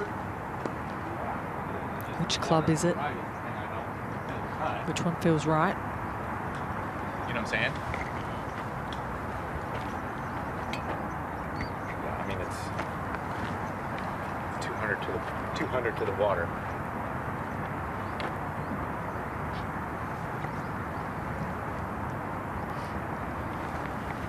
It goes in the rough. I hope they're not thinking about the water from here. It's a 160-yard pitch down the fairway, really.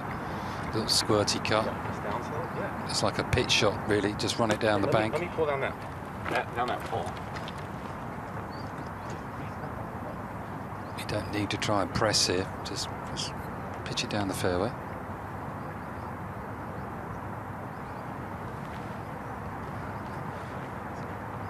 Spending a lot of time on this. Trying to keep it low under the trees, perhaps cover the rough. Presume that's the equation they're discussing in detail.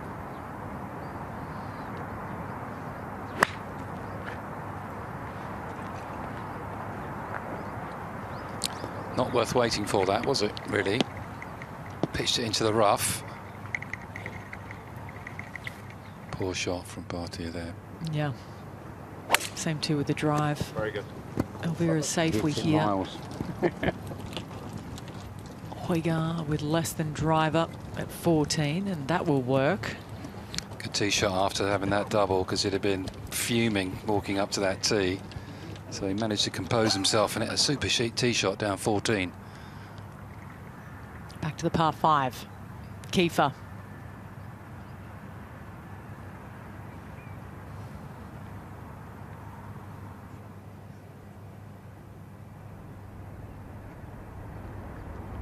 There we go. From Max Kieffer. Our camera went down right before fair play to our other camera people for catching that on the way through on the fly. It's a great second, albeit we only saw the second half, but that's magic from back there. That'll be tough to beat. There at the par 5. What a shot. Yeah. Great shot.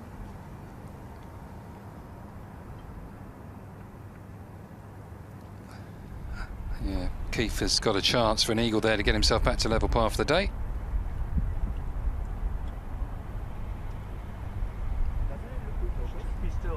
So there is the marina, Dubai Marina. It's all man-made. It's got yachts galore all the way through it. Can go on a sunset cruise as well out at night. Good thing to tick off your bucket list and look back towards the skyline here, the coastline, as it starts to glow when the sun goes down. There's Topgolf on the bottom left of screen as well. Often players will go over for a little bit of a hit in their off weeks at night, have a bit of fun there. Those that called Dubai home now down in the rough with the 3rd for Bhatia.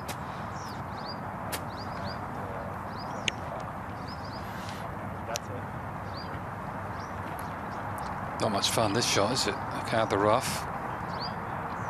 Will release. He's got quite a bit of green to play with. 30 on this pin. Full tilt at that. Hey there. Oh yeah, good shot. Unlucky it didn't get a bigger bounce, to be honest. 9 times out of 10 from that lie, it might have taken the hop. You can see from this angle, just pitched it into the upslope. So let's walk you through some of the action throughout today. Most of the good stuff's come on the back 9 like this from Nicolai Høgaard to make it back-to-back birdies at 10 and 11. And Nacho Elvira's played very nicely indeed today. This was earlier on at the 5th. Just a quick little putt. Rammed it in there though on 5. He was 2 under through 8 today, one of the quickest. He was the quickest out of the gates of our 6 players we've been watching. And this from Bhatia. Par at 1, second on the way at 2, laid back, so he could dial that in. And he would roll that in for a birdie.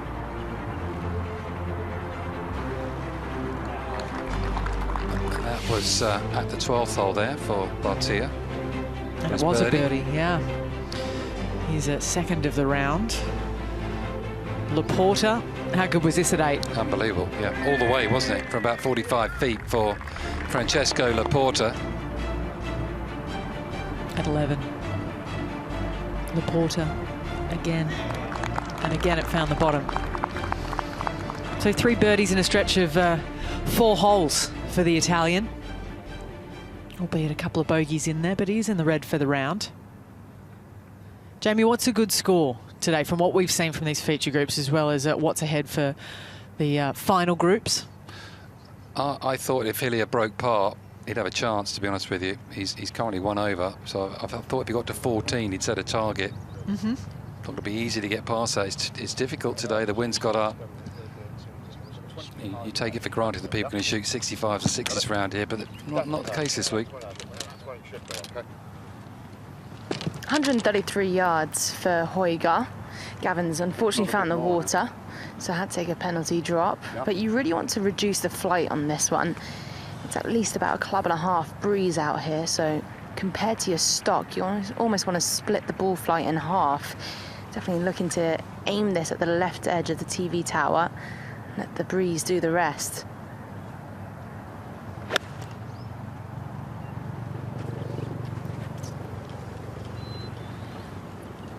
Oh yeah, super shot. Use the spin, use the wind. Trying to feed it into the flag. Good shot there from Nicolai Høgaard. Just gone bogey, double bogey, needed it. Yeah, looking for revenge.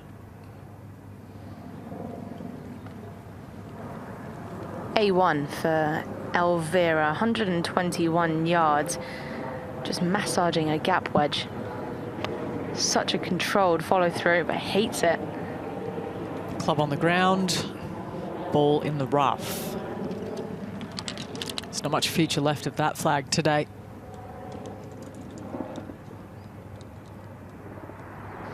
Back we go to the par 5. This is Laporta.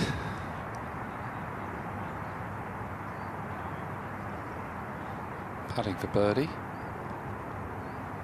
As we see balls for birdies, hoping to add another one here as we donate golf balls to grassroots golf projects all around the world. 2 for an eagle, 100 for an albatross.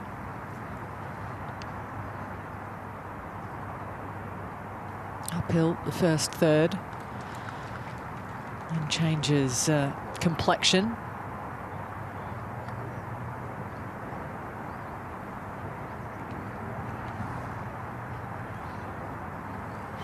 Yeah, Bhatia's on the same line, so he was trying to get in there and see the line of that putt. Just comes off the left at the end a little bit. So he's given a good read there. Kieffer's eagle putt to come.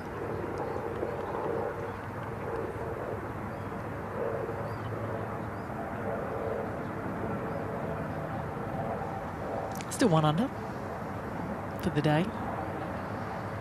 Something in the red, it's not going to put you in the opposite direction, I wouldn't imagine, here on Sunday.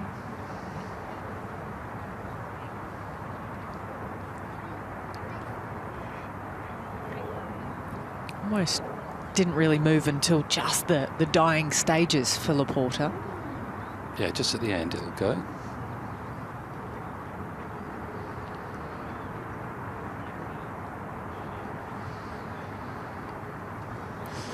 Odd feet, just over 20 feet I think here for the birdie. Trouble off the tee, didn't get it out. Didn't need much more on that pitch shot actually to get it right down next to the flag.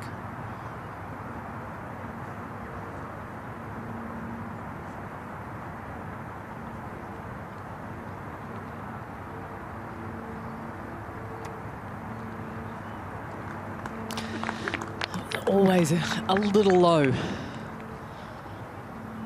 ran out of steam as well. Quickly to Elvira.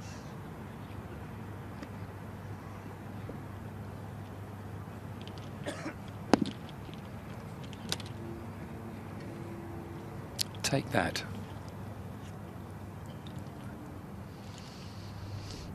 Yeah, it's quite chilly out there.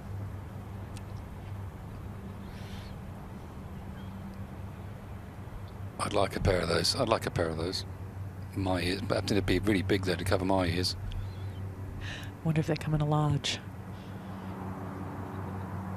It's about as hot under the collar as you see Elvira get. He's not known to be an overly hot head, but very frustrated there. This Papa coming back.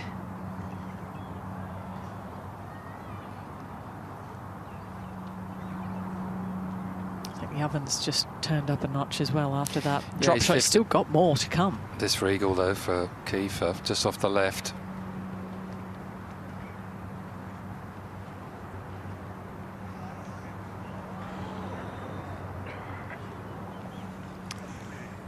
It just never looked like it had the pace, did it? It just willing it on, but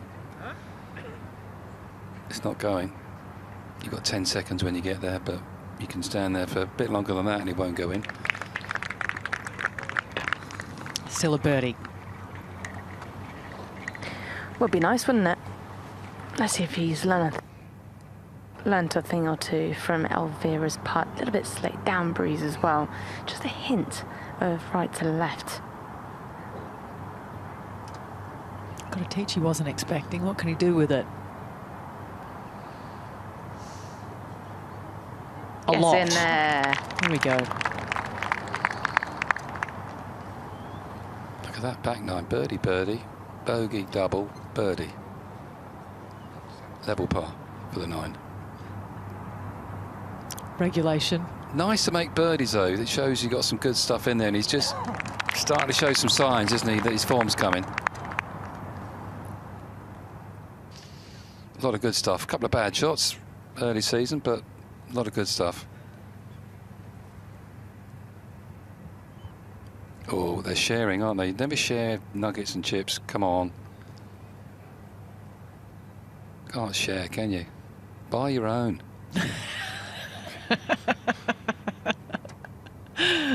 Not sitting next to you at lunch. What do you want? I don't want anything. And then they eat yours.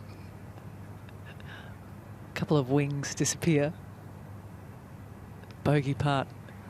Still enough to think on here. It does drop, but he's going to feel like he's had a small bucket from greenside. Elvira.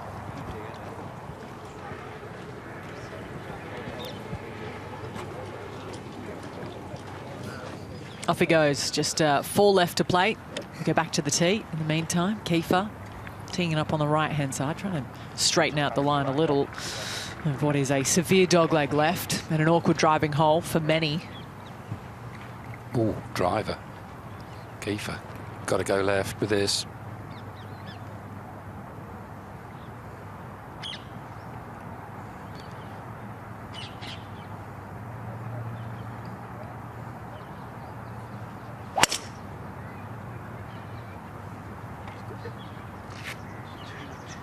Yeah, I think that might be through the fairway, this one.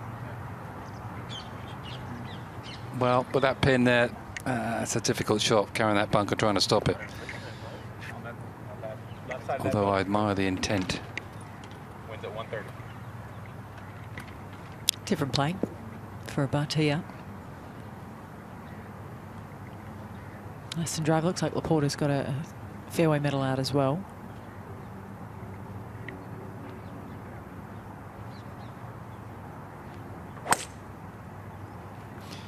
Hand off. That's needs a bit of luck. Oh, no luck required. Absolutely perfect. He won't be able to see it, will he? Nope. But he will like it. Don't think he intended it, but who cares? It's a long way down there, that one, with a 3 metal.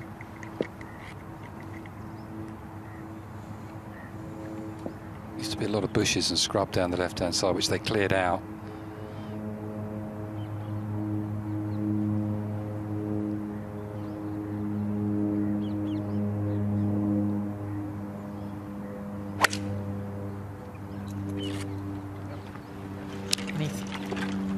down there. Laporta, find the short grass. Yep, that'll do it.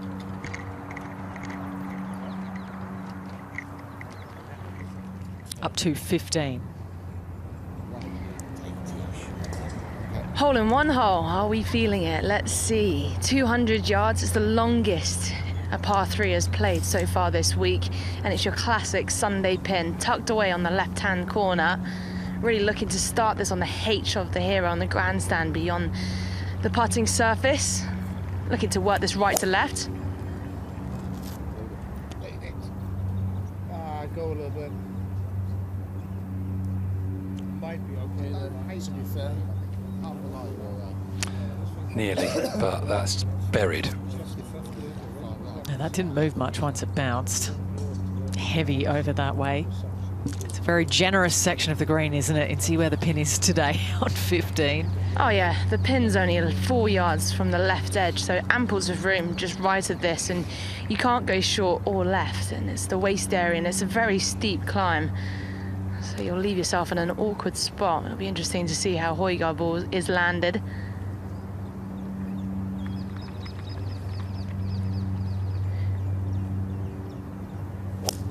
Gavins with the 5-iron.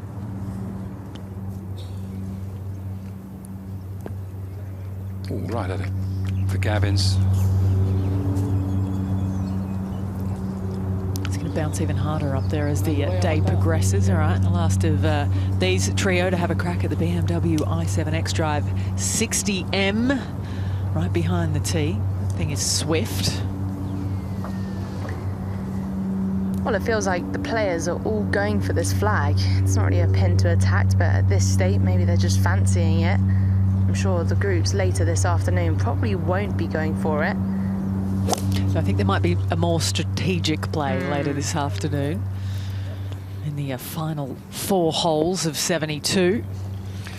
This rough's reminded me of the US Open a little bit. We've got that to look forward to at Oakmont this year. Won't that be something? It's one of my favourite watches, actually. Is it? US Open. Yeah, I love watching US Open. Yeah, it's always a firm test. The majors. Same to the Rolex Series events on the DP World Tour. Daniel Hillier has found his first birdie of the day. It came at the 3rd. So he's restored his 1-shot lead. Tom McKibben up to double digits. You saw David Micheluzzi has just gone birdie at 10 and 11. So he's into the top 8 at -8. Next to Callum Hill, who's had 3 pars to start. Dylan Fratelli, a victor early in the season this time last year in Bahrain. He's in the group there, -7. Yet to have a birdie himself. Adam Scott, Min Woo Lee, Jason Scrivener, a trio of Australians there inside the top 20 at -5.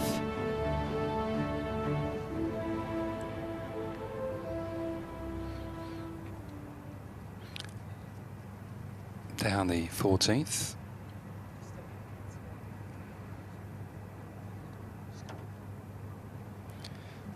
Two on the fairway, 1 in the rough.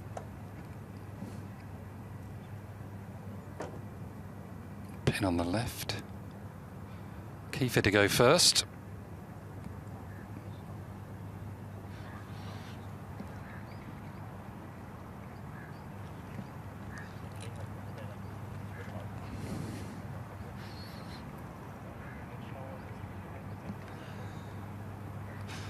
There's the pin, and it slopes down towards this pin as well from the front, so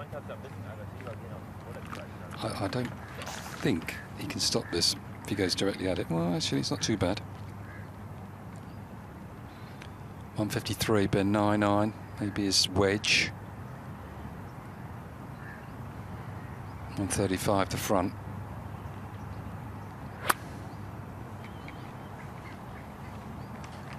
Can he stop it? No, didn't think so. That will be awkward. Yeah, Oakmont for the US Open. Quail Hollow for the PGA. Rory, I love that. That's one of his favourites.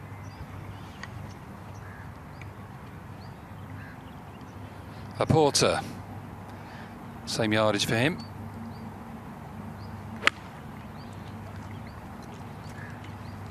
Chance to get a bit of grab on this.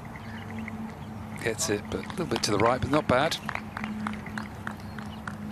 Pin high.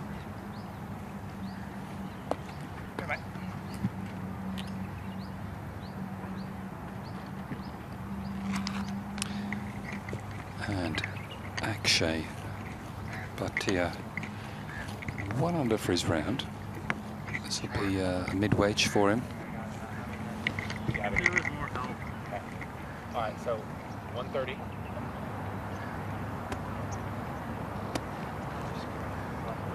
Yep. Yep.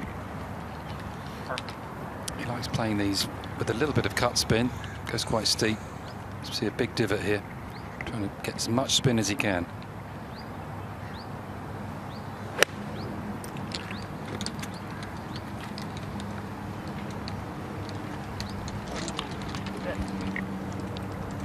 And not even he could spin it. It's a good shot, that, from Bhatia. Okay. Oof. Good luck with this, Nicolai. Can't see his shoes. Bit severe for me, that.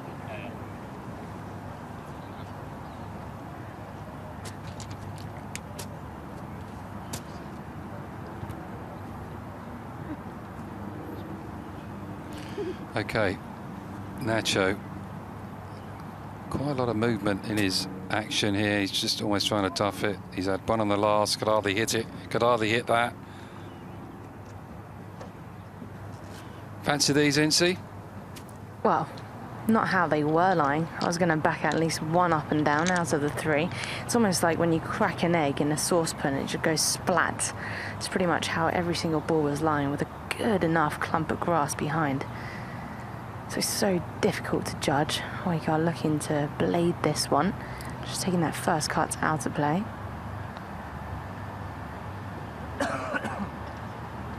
Roll up the face.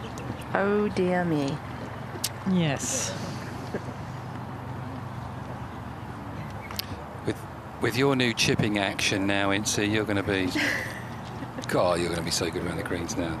Look out, LET. I'm still waiting for that invoice, Jamie. Look out.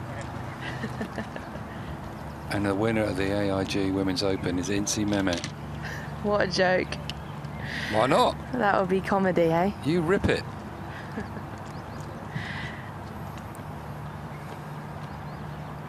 Sophia Popov won it. She came from nowhere, Incy. Stop it, Jamie. Come on, you got a dream. Dream big. Come on. I'm right behind you. Elvira's got a dream in making this par putt. I mean, I almost didn't think you could leave this short.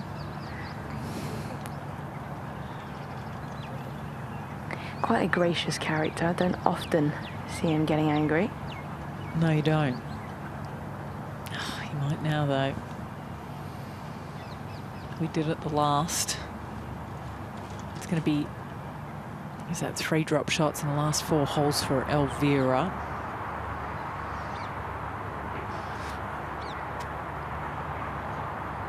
That was a good shot from that lie. That was horrible lie. Grass into him.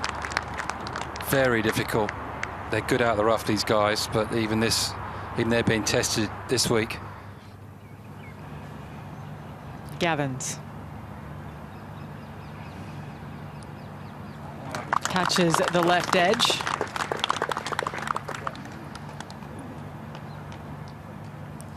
So that'll work. Yeah, par for him. If he marches to 16. Putter out here for Bhatia. Flag out too. He's kind of steadied the ship. He's had 2 birdies, 1 drop shot. Been finding his game a little here this week. Yeah, just a little bit left to right here. Come on. This doesn't do anything, this green. We've talked about it all week. It just fools you. You just think it's got to break down that slope, but it doesn't. Do you think a general rule of thumb is half what you see back there at 14? Yeah, easily, yeah. 15. But comes with experience, doesn't it? Absolutely. Playing this course. Well, bogey for Nicolai. Just the worst lie you can imagine left of that green. What do you do? Not a lot. To your point earlier about learning the golf course, I'm not sure we've had a debutant winner since Richard Green in '97. Well, it's no different to world golf, is it? When you go and play courses that other tours play regularly, it's very, very difficult to turn up and just take it apart and win. Especially a course like this, there's so many anomalies on this golf course. Laporta for birdie, quick one. You see, this is downhill, so that's why you'd expect Bhatia's putt to go to the right, but it didn't. There it is, Laporta.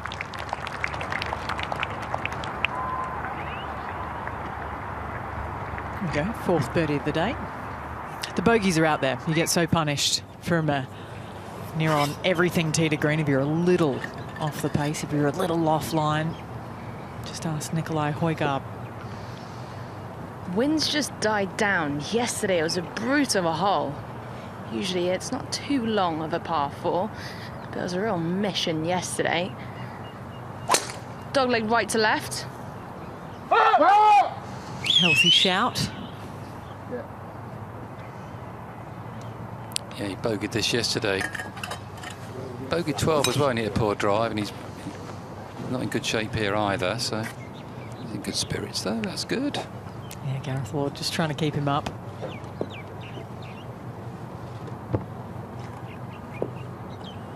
Three holes left.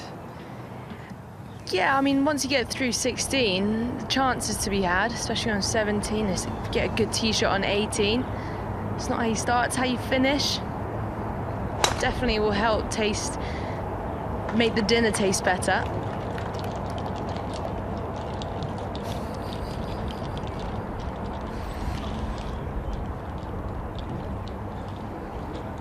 Just down in that step cut. 2 over par. Hasn't been a fun last hour for the Spaniard, Elvira. Look at that, Nicolai Høgaard has found another birdie. His has come at the 6th, no less. It's good going to the back right flag today. So he's 3 under through that stage. He's within 4 in that huge group, the growing group at -9. So Kreiswijk, the birdie run's come to a little bit of an end after he got it to 6 under through 13. He gave one back at 15. He's headed down the last at the moment. Bottom of the page there, just above him, McIlroy, who is level for the day. Same to Adam Scott.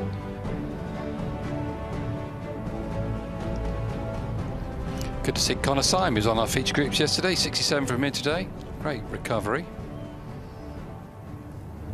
Starting to look a 2-horse race at the top of the leaderboard. A lot of golf, a lot of tough holes to play as well for him, so it's a bit early to sort of put it down to Hillier and Hatton, but hard to close the gap from the players behind.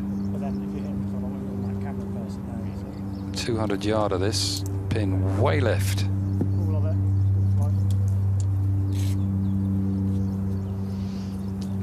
We're yet to see, yet to learn how to get it in close. All of the previous 3 having to lean considerably on their short games.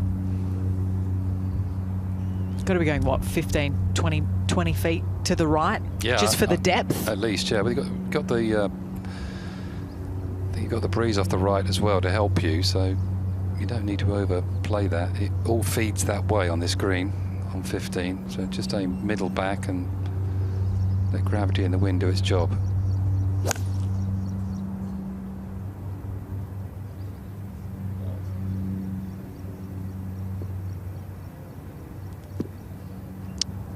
Half a club shy for Laporta.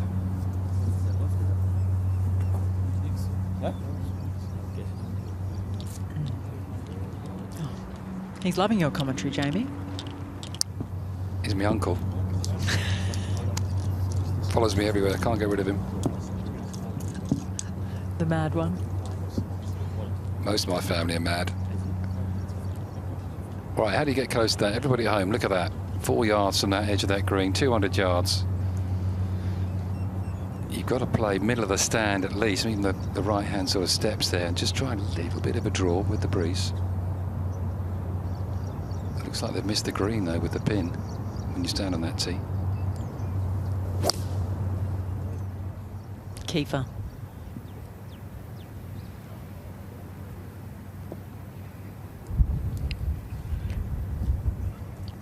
Well, a little bit of a roller coaster with the next.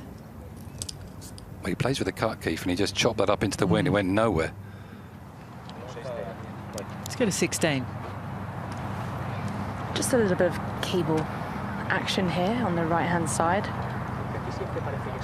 Højgaard just marking his ball, and you can move the TV wires. And if the ball moves, you can, well, you have to place it back exactly where it was. Yeah, I made that mistake in my first Open at St Andrews. The guy said, mark the ball, and I marked the ball and picked it up. He said, I didn't mean you to pick it up.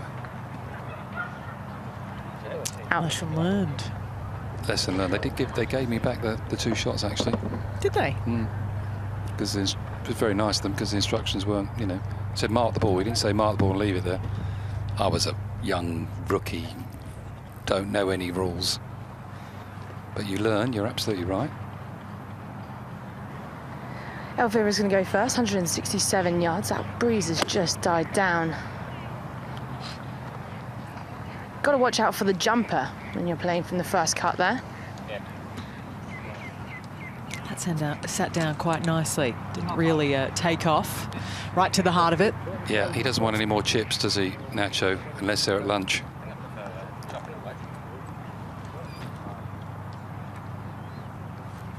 Oh, they got chips at lunch.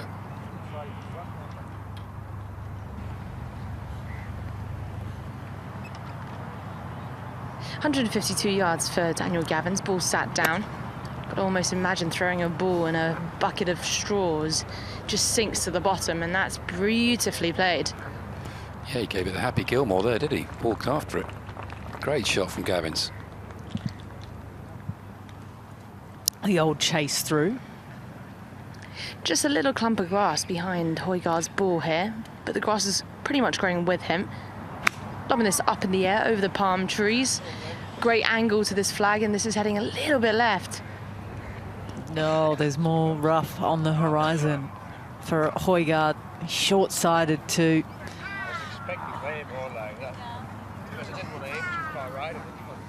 Yeah, you can hear him. Starting line maybe not executed. Bhatia back on 15. So we've got one short, one about 100 feet away with Kieffer. He's hit quite a lot of those shots, doesn't he, when he gets to his finish and just sort of gives up on it a bit. He's obviously not happy. No, I think it's feeling like it's right in the slot for Bhatia. He's ceiling a little higher than most, the top 30 in the world where he spends his days. It's Hillier still by 1, but they do have a bit of a cushion over those in third. That over Norgard, McKibben, Norris, who's already a winner this season. Ewan Ferguson not having his best start. He's 1 over through 4. Calls Dubai home. There's Bob McIntyre. He's 1 under through 7 today. Just made 2 birdies out there. Drop shot that came at the short par 4, no less. Joost Luiten, round of 68. Draws him alongside Connor Syme, who is 9 shots better today than he was in round 3. Some good going. Great back 9, blemish-free 67 too, which matches the best of the day. Bhatia. From the waist area. Lovely shot. You'd rather be in there than that green stuff. Got a chance. It's just like being in a bunker, really, unless you're in a footprint. Good shot. Down to 16. Nicolai, perhaps, Incy? Yeah, he'll go first. The only one not on the green, and he's had a decent amount of practice out of this sort of lie. Once again, it's difficult to find the golf ball unless you're literally looking down at an aerial angle. Just a classic example. Open up the club face, pointing it up to the sky. Don't drive your hands. Let the club head lead.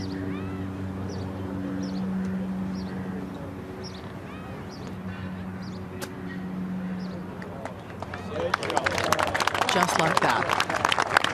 Great shot. Nicolai. Good bit of knee action as well. Making sure the club gets through the rough. You need some strength to play these shots around the greens. I know they're only little delicate touches, but you need some strong wrists. Let's go back to 16. Nice atmosphere around this green, Incy. It feels like there's a nice buzz. Yeah, absolutely. There's not much more room for more people here. I can see you in those hospitality later with a lemonade. Yeah, fizzy lemonade. Right to left there for Elvira. Can't imagine many birdies here. Oh, excellent try. Nearly added one to a tally of only one so far. Came from Nicholas Colsaerts earlier today. We return to Kieffer. Kieffer with a huge putt on 15, entire length of the green, well over 30 yards of putt plus. Not bad. So Laporta has putter out, so maybe a look for par. Get back there in a moment. We return to 16, Gavins. Come on, give the fans what they want. You'll hear a cheer.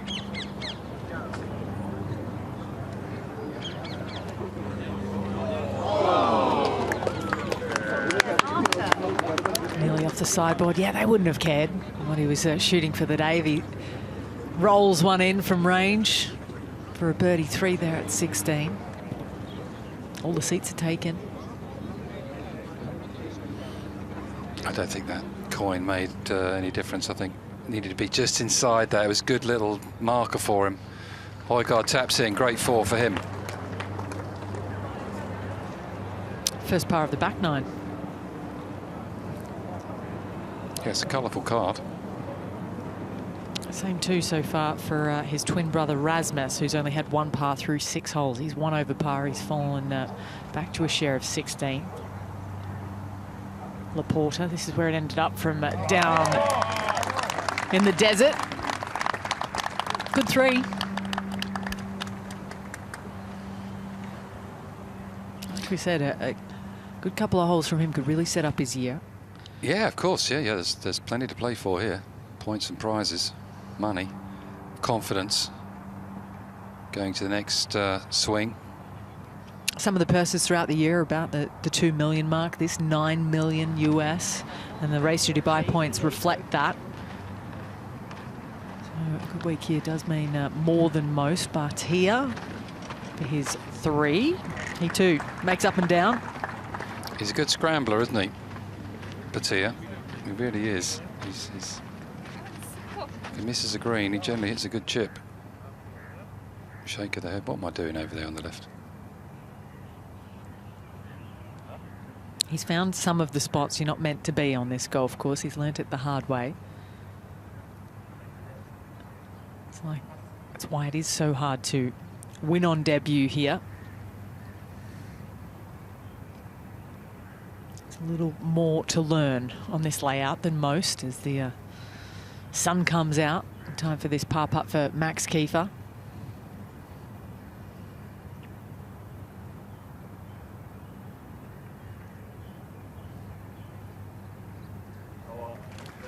Good 2-putt that from Kieffer.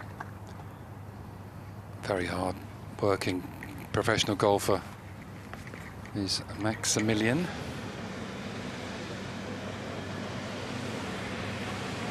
Here we go. More that, flag technique, that's Jamie. Proper. That's exemplary flag waving. So it's clear from the tee, can't play. No bend in the elbow. No bend. Laying up, Elvira. Just a fairway metal for Elvira. There's a bunker in the left corner. Looking to start this on the right. Peel it back in. Down breeze. I've got a feeling Højgaard may be going for this. That's what we saw at the second hole, wasn't it? The other two laying back and Højgaard waiting. Flag's cut way right. If you miss the green off the tee right, you've got no chip. So I think it's the right play. It's a boring play, but I think it's the right play today. So they're up ahead at 17. Incy's giggling at me there. Did you? She was giggling. Was she? I think so. It's very unkind. Very unkind indeed. We'll go back there in a moment. We'll have a word with her. Yeah. Laporta first.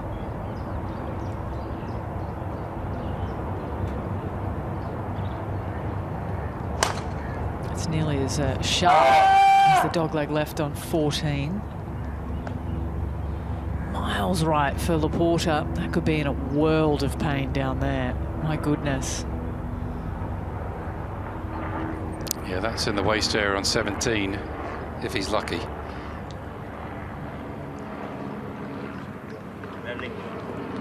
Poor tee shot there. Oof, that's so far right. Yeah, bogey. A good number from where he is now. Par would be a miracle. Another tee that's been stretched back further and further over the years. Used to be like a driving a wedge.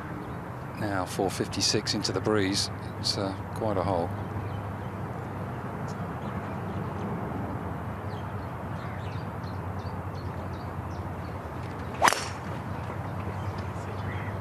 He's got company. Not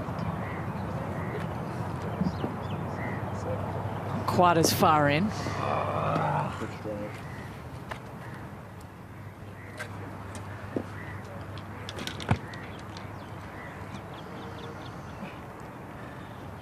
Found 5 fairways today.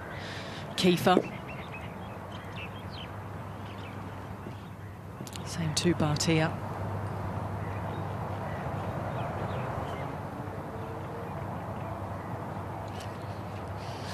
Used to be able to cut the corner over the left-hand side. It's too big a hit now. That's a good shot. It looks a good shot. It's just going to hold on, I think.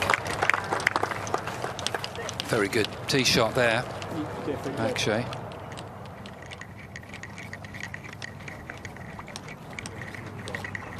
Okay. He needs a green shirt when he puts the green flag up. If that shirt changes colour, I'll be well impressed. Tense moments, these. However, in all seriousness, as a player, you need clear instructions, and good on him for being out there. Without these volunteers, we don't have a tournament. We need a few more spotters this year as well. I think we've got 100 more. All right, let's have a look at this swing. Oh, a bit long, a bit like mine. That. Oh no, hold on. Where's the flag? Okay. Go on, that's it. Give it a smack. Take the ball with you. Have a drink, go on. That's what it needs, hydration. Exhausted. Whew. Here we go again, right, we're going to go back to it now. Okay, right. Pick it up, Dad. I've had enough of that. Throw it. Flagman, still going strong. It's very Liberty-esque, isn't it? Very much so, yeah.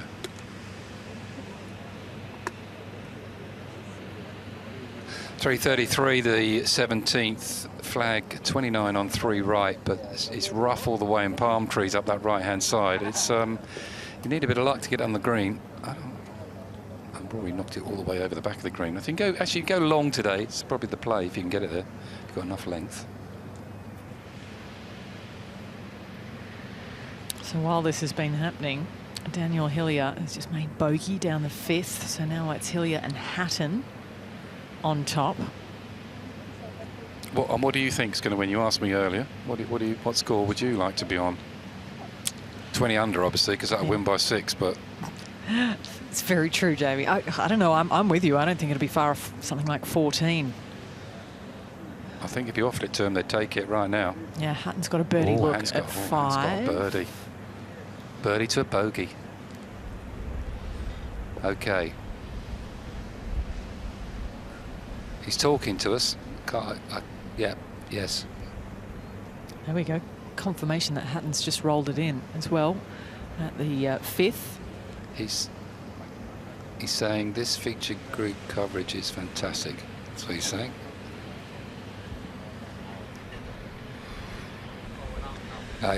Yes, there we go. Victory.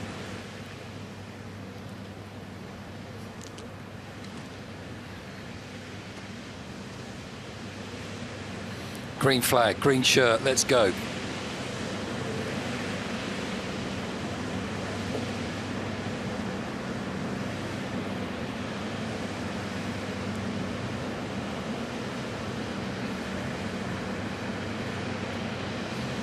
It's time to put your seatbelts on. 333 yards, this right flag. Anything short right, you'd be short-sided. Sticky there. And that is right, and it will be short-sided. Ball speed of 172 is not going to be enough to get it 333, even down a breeze, really. Pretty good hit. Well, if anyone can reach it, it's this man. It's 304 to the front edge, and your miss is definitely at that left corner. Gives you a much better look for your next one. Looking to play this over Laporta's head in the group behind. Can't see the green when you're standing on the tee box.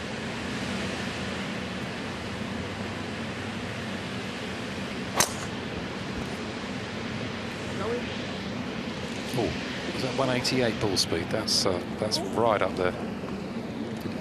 Oh, yes, I'm going to clap that.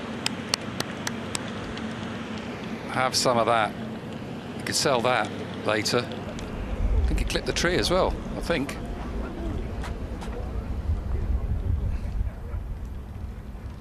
Worth the wait, worth another look. The drive, and it's on deck for Nicolai Høgaard at the short par 4. Here it is. Lots to like about this one.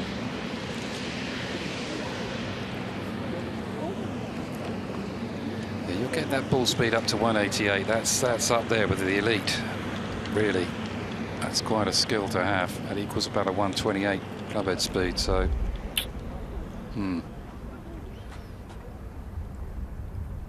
He's got that in the bag, hasn't he, Nicolai? Few do, but he does. Eagle putt ahead for him. We'll go back to the 16th on the corner. Kieffer.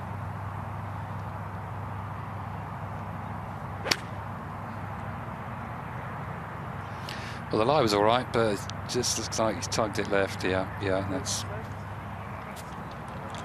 buried. Patience is wearing thin. Bhatia, the only one that found the fairway.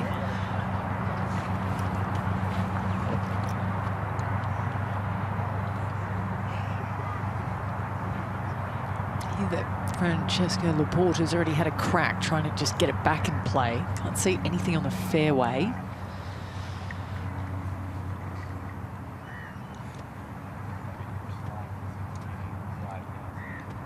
Good flag here for Akshay Bhatia. Flag on the left. They like a chat, don't they, him and his caddy, John? Huh? Always got 2 clubs out.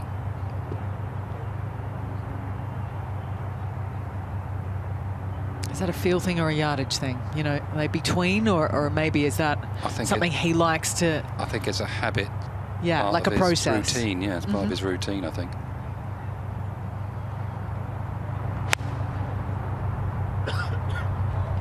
Well, that looks good. That looks right at it. Oh, yeah, look at that. Bit long.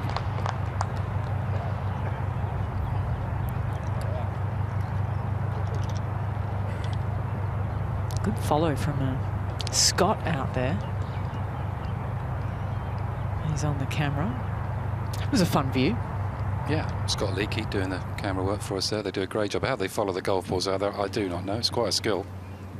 They make it look easy when it certainly isn't. And they have to listen to us as well, which is even worse. Might turn us down on the way. Elvira.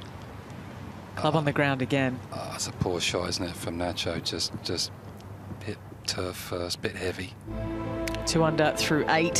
4 bogeys since then, so emotions getting a little heated.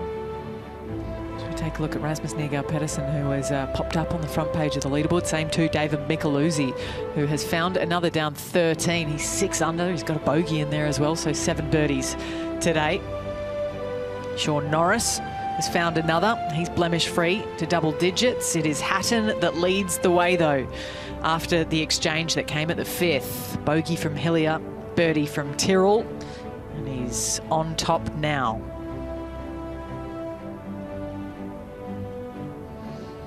Came 3rd back in 2017, 3rd in 2018, 4th in 2022, Tyrrell.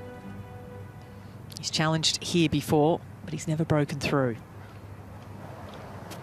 It's a popular spot for Gavins. Many players hitting from here. Easy to short side yourself once again, stay in the rough shy. If not, just end up 20 feet long.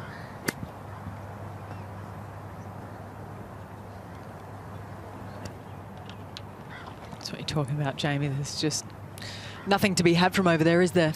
Well, unless you've got the length to get past the pin off the tee, I don't see the point of it driving, because you got no shot. I don't care who you are down there. You've got nothing. So if you get past, though, you've got plenty of green to work with a chip shot. But listen, Dan Gavins is 6 over par, so he's just giving it a thrash. But it's one of those plays. It's just feels as though you got nothing to lose. yeah, that's the mindset he's in, isn't it? Great tee shot from Nicolai, though, wasn't it? Oh, superb. Yeah, that was a worldie. Not easy to do, to pitch in the right spot and end up staying on the green.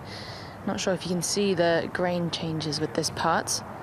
Yeah, it's always been an awkward green to read this. You get a couple of little grain changes up over the ridge. It's a difficult one to get the speed into. He always has been over the years. Yeah, especially when it does flip. It's into to start off with, and then it goes down grain in the very end. That breeze a little bit off the right. So it's all about pace. You want to give yourself the chance for a tap-in birdie.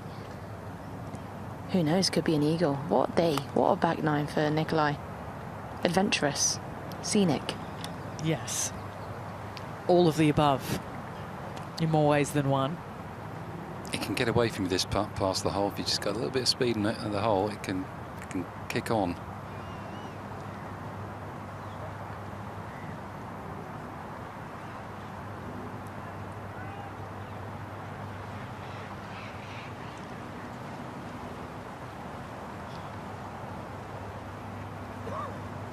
Keep going, keep going. Just not stone dead yet.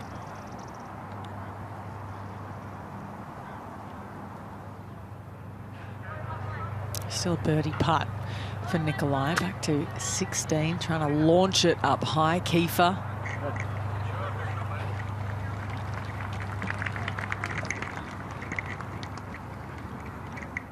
Oh, there's another one with the club. Good to see. Oh, look what you got there. Oh, yeah, okay, right there. He just hit it here and I picked it up. Playing in Titleist 4. Back to 17. Ooh, gave it a look. He's got up for par though. Swift, off it went. Wasn't lacking in pace.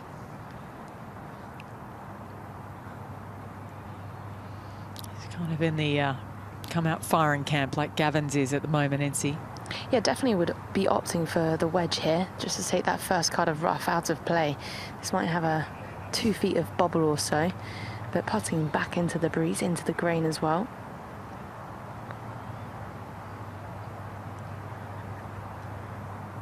Quite often that fringe does take the speed out, but that was beautifully judged, pretty well.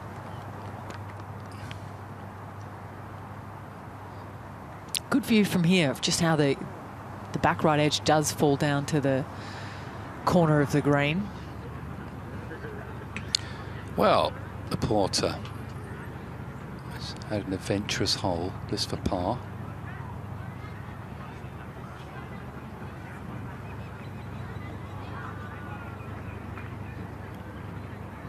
Didn't look like I was going to get halfway to me, but that's a good putt.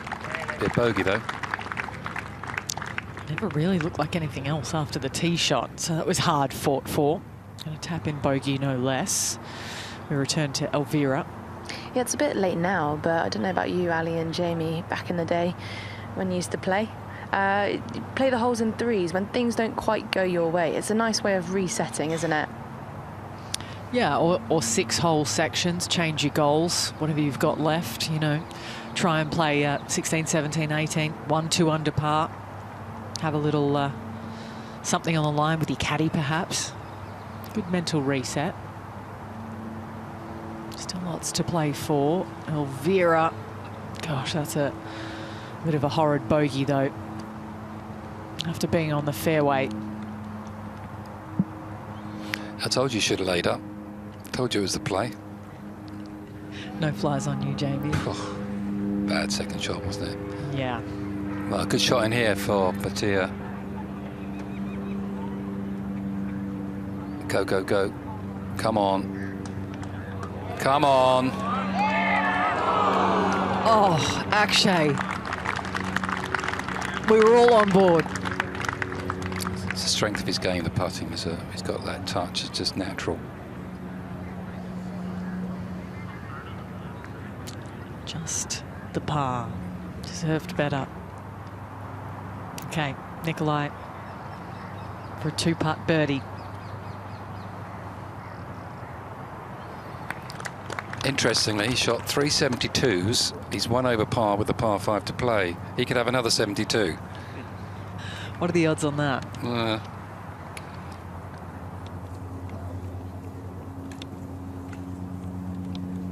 think they'd be slim, especially a player of his calibre.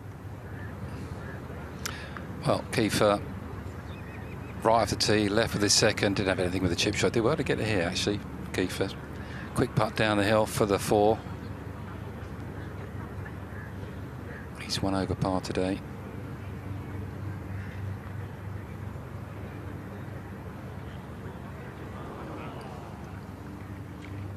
Gave it a run. We won't die wondering. Will anyone else at the end of the day, with a Rolex Series title on the line, with one that has been an icon of the DP World Tour. Here, the Hero Dubai Desert Classic. It is Hatton by 1. We've had a switch on top. Ian Hillier might duke it out for the rest of the day. Sean Norris trying to insert himself into the picture. Same too, David Micheluzzi, who's about 7 holes ahead, isn't he, of 8 holes, in fact, of our lead group, who are headed down 6 at the moment. He's trying to post a number, make it as low as possible. Currently 6 under par through 13. Tom McKibben's taken a couple of steps in the wrong direction after being 2 under through 3. He's had 2 bogeys in the last 3, so back to level par. And there is Rory McIlroy. Not enough red for Rory thus far. You'd have to really start lighting it up. The mark is 13. He's back at 7. Level par so far today for Todd Clements, just outside the top 25. Got a different flag man now. We're on 18. Yeah, and we've got the green flag, so off we go. Into the breeze, though. 2 good hits today, 18. Trying to take on the corner. And the flag here on 18 is just over the water in the middle of the green, sort of on the slither of green. It's a beauty. Well, it's a difficult fairway to hit. It's into, a little bit off the left for a dogleg right to left, so it really sandwiches in that landing area.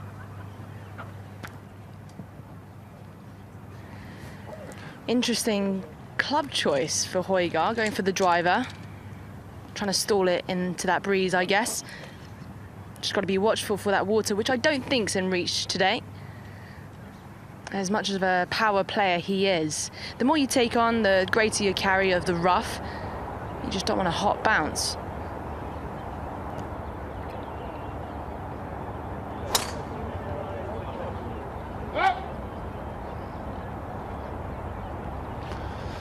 Quick snipe left for Nicolai. He used to run down there, down the desert, and you could have an eye into the green, but not now. The trees have grown up too much.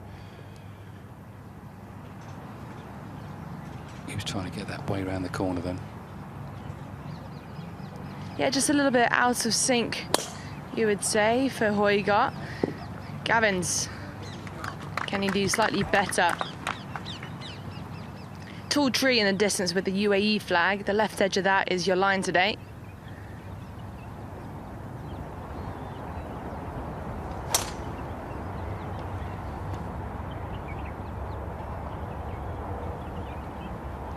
Out to the corner. It's going to be left of screen.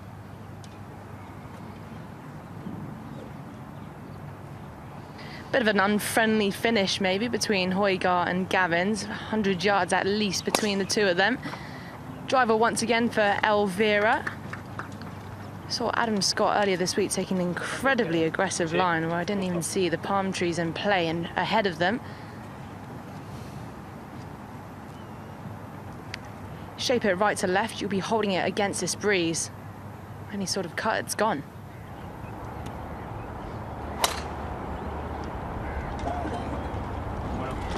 That should do.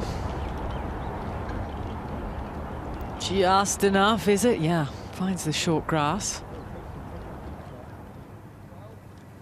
It's amazing when you see the pictures of 18 years gone by. Monty with driver off the deck.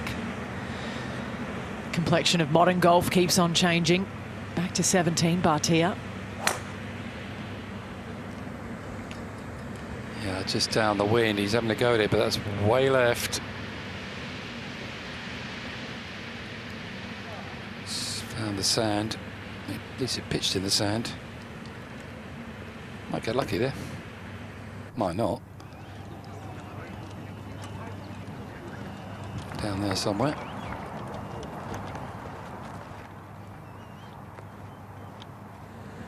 Down by the kids. Laporta. 333 for Laporta. He wants to be just left of the green here. That's as hard as we've seen him hit it all day.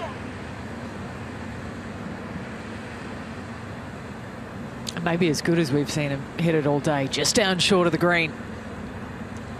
Pretty much maxed out there, Laporta. But he will like it once he gets up there.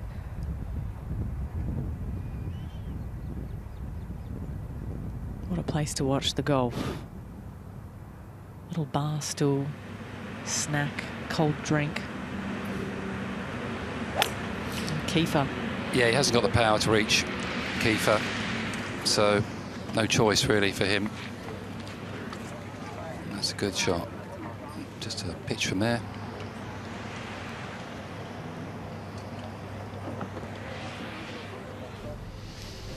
So there's been another ebb and flow out on the golf course. An exchange. There's been a three-shot swing in 2 holes between Tyrrell Hatton and Daniel Hillier, who had a one-shot advantage back on 5T. It's now gone 2 steps in the other direction with Tyrrell Hatton going birdie at 5 and 6. He's 2 under for the day. After it all began with a bogey, everything's going right for him now. 2 clear over the Kiwi. Sean Norris in the mix, same 2. Laurie Cantor, currently in the top 3. Patrick Reed started so well. 3 birdies on the bounce to open his Sunday's campaign. 2 bogeys. He's just picked up 1 down the 11th, though. Par down 12, which is fine as well. That all adds up to a 2 under par round so far. He's headed down 13 with a chance. Here we go, 67 from Connor Syme. 68s for Joost Luiten and Matthew Jordan, who impressed a lot last week in the Team Cup for Justin Rose's Great Britain and Ireland when they took on continental Europe. Tommy Fleetwood was there as well. He's level through 13 though. The birthday boy today, getting a birthday present so far on the golf course. As we peer back down the 18th.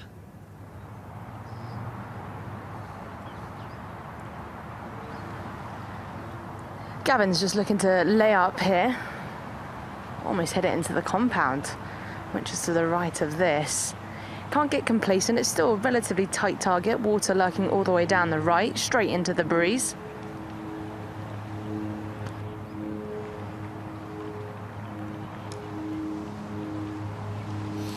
Yep, did well there. Remember Gary Player walking after virtually every shot you hit, really. It's not a bad ploy to do. Make sure you get through it. Okay, that's the view of Nicolai Høgaard's ball. Just pitching out. Plenty of trees in his way, though.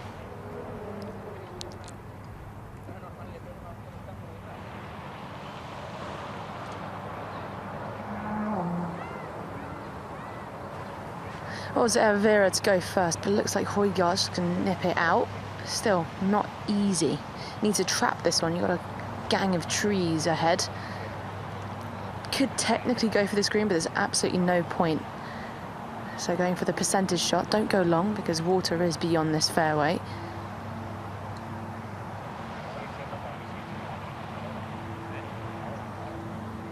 Need to practice this. You catch it heavy, you're still in the trees. You catch it too good, and it has a big bounce, you're in the water. So it's not a gimme. It looks like Elvira will be going next. Always having a crack.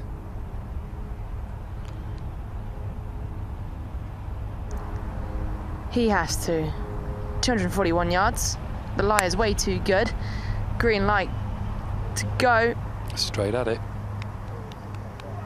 Oh, thank you very much. What a shot.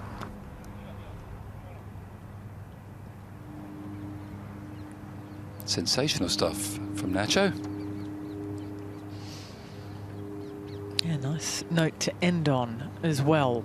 Hopefully on what's been a bit of a brutal back nine for him. Now Nicolai. Just needs to get the strike and the distance absolutely spot on here. He's got some kind of short iron wedge. Just trying to get this back in play, but we know you can make a mess of that layup. Doesn't though.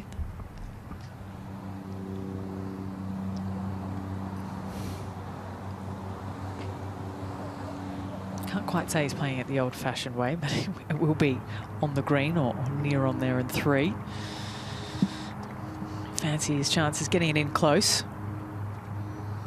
Kieffer. Tricky pitch shot with the wind off the right. Flag on the right. Very good shot. Held it up into that wind. Thumbs up there from Francesco. We return to the 18th and Gavins. You've only got 3 yards shy before you hit the front edge and then spin back into the water. Or 12 yards long. And you've got the bunker that lurks in there. Don't want to be there either. Got to be pinpoint accurate with your distance control.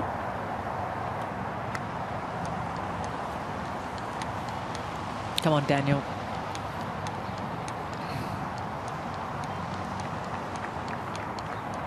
Well, that's pretty good, isn't it? From there with that flag, it's just perched over the water. Okay, Bhatia, he's here on 17, second shot. Got some green to work with. This could be a bit of fun, or maybe not.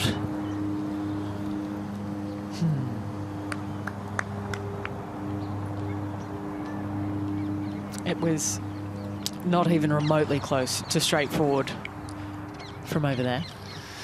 Yeah, just he's played some great shots out the sand, actually. Back we go to Nicolai.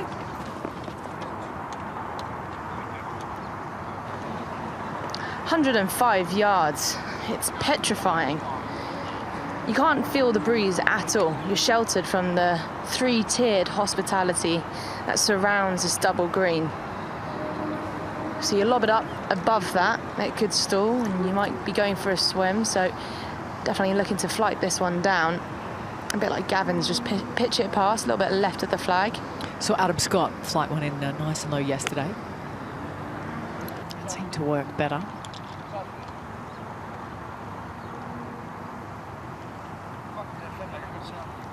Apologies for the language. That went straight over it. I'm not sure they got the wind right. or much else right. Yeah, that pitch shot into that green actually doesn't play as far as it looks. It intimidates you. It's easy to do what Nicolai did there, but to trust yourself to get it pin high, it takes some doing. Back to 17, just short of the green with the drive. Laporta, this is second.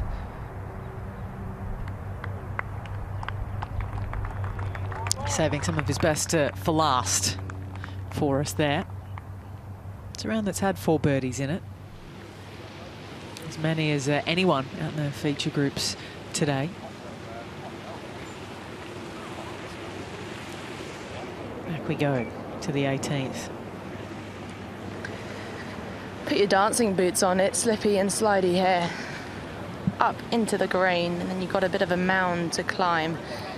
It will be swinging for Elvira, left to right.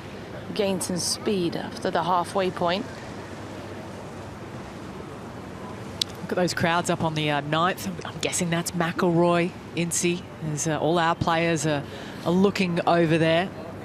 Oh, it's an incredible atmosphere. Well, number 3 down there in the distance.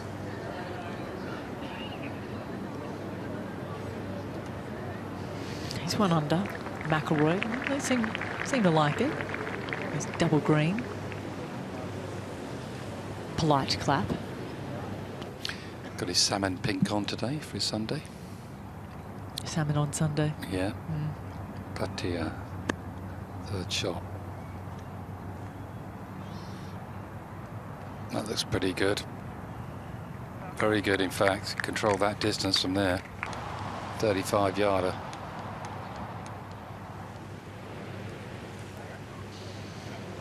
It did well to spin when it did for Nicolai. That was an inch off finding the sand.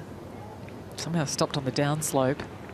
I believe we might be waiting for a referee. I think there's some sprinkler heads over maybe by Højgaard. It's going to be Nacho to go first for eagle after hitting the green in 2. Some finish this would be, putting back towards the water. It's got its roller skates on, look at that. Muy rapido. Yeah. Hard to get that down the left, isn't it, from where he was there. Nacho. Difficult to convince yourself to hit it far enough left. Up on the hill, back to 17, this for birdie, to get back to level par for Max Kieffer. There we go. He's had more red than blue and black on the back 9. Still 1 over for the day, but back to level for the week.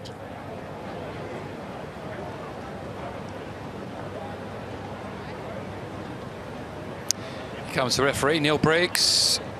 Used to play the tour back in the day. He was a little bit slimmer back then, got to say, Neil. He won the Challenge Tour Order of Merit, as it was back then when we used to play golf, a lot of golf together. He was such a good player, Neil. He really was. Won the Order of Merit.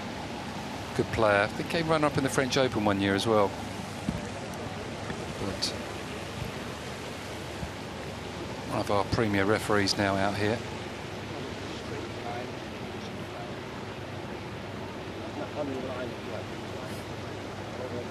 Could have raced to the right, so you would have it defended. You do get released.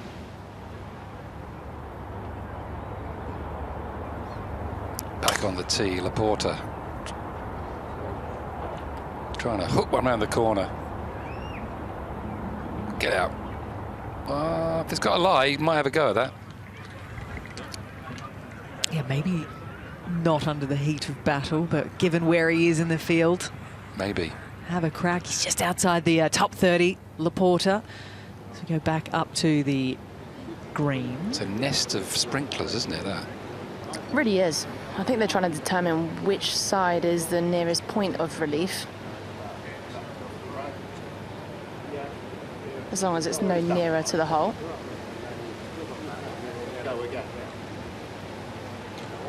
Just want to make sure when you take the drop, it doesn't slide back into that bunker. It's tightly cut.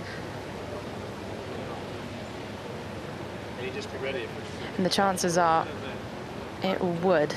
And if it's outside that club length, you do get to drop it again. You're not seeing double. That's Rasmus on the other green. Thank God they've got different haircuts now. It was tricky for a while there, wasn't it?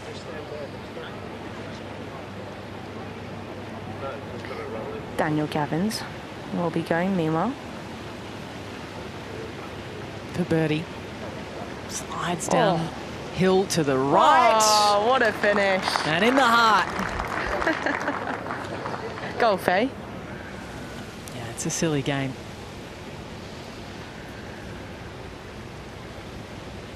But at least he gave all of those around 18 something to put their hands together for. Yep, sunset strip for Gavins. 77 sunset strip. There we go. Come on, Ali. Read the look on my face. I know. 76 trombones. It's just what we used to say back in the day playing county golf. Sorry, I'm wittering on now at the end of the day. Help us out, Incy. I was just catching up with Neil. Yeah, they were just trying to figure out which side was the nearest point of relief, just dotted and peppered with sprinkler heads. This is a fast putt uphill and then downhill down grain.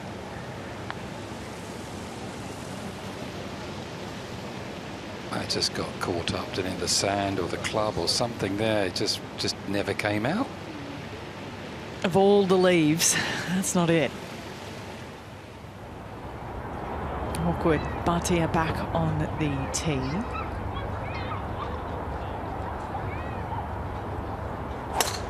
Straight up the track marks if he can. Faded off the big building for him. Settle. Maybe in range.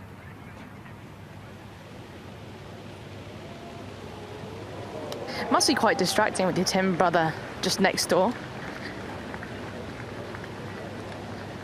Double green on this final hole.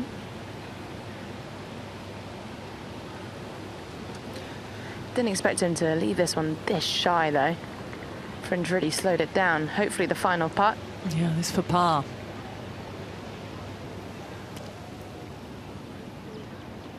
It's going to be more. It's going to feel like a double. He hasn't been overly effective on the back nine on the par fives. In fact, he's over par for the long holes today.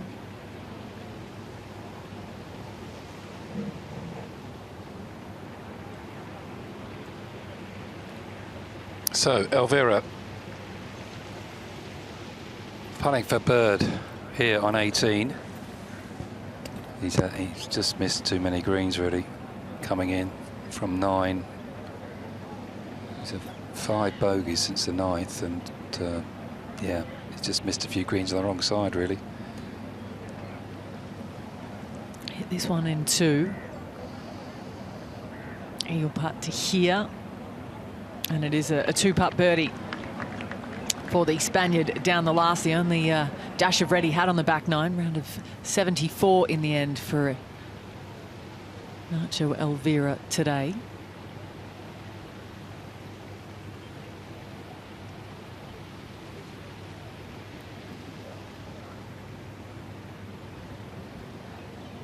Rory's looking back. Nicolai's going to go. Not the finish he was looking for, is it? Nicolai whacks it in for a 6. It's around a 74. That only had 1 par from 10 through 18. Tumultuous out there today. So he ends the week 2 over par. Currently Rasmus is 6 under, but he is over par for the day. He's just part 8 and 9, some consolation. He's in the top 20. It's remarkable, the fact that we've got 2 twins so competitive on the DP World Tour, and they'll both have dual membership on the PGA Tour next season as well. Rasmus joining Nicolai, who had it a year in advance. 8 wins between them in this part of the world. DP World Tour with Bhatia.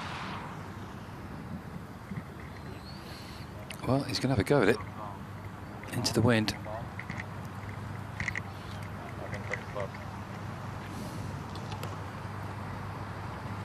Yeah, he's got 2 clubs out again. Just part of his routine, isn't it? Feels like we've seen it more often than not. Yeah, I think you're going to catch enough. It's only 226, so it's plenty. He's got plenty of armour. It's just a case of which one. I think you want to go with a little wood, really, into this breeze. The hole that it's cut into, I think it's big enough, because actually it's quite a big.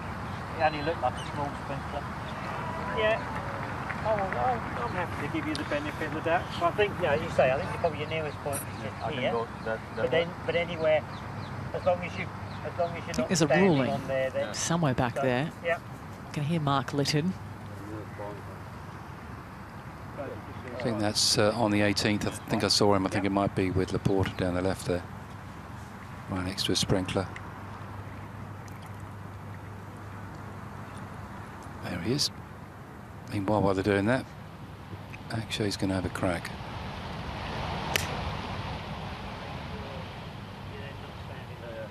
Wants to be left of the pin. Yep. Right over the top of it. That's a bunker shot, not for the faint-hearted. Still more memories to be made for Bhatia around the Emirates Golf Club that he's seeing for the first time this week, the 22-year-old who won quick out of the gates back in 23, the Barracuda Championship, which was co-sanctioned, by the way, with the DP World Tour. He's won it in Texas as well this past April.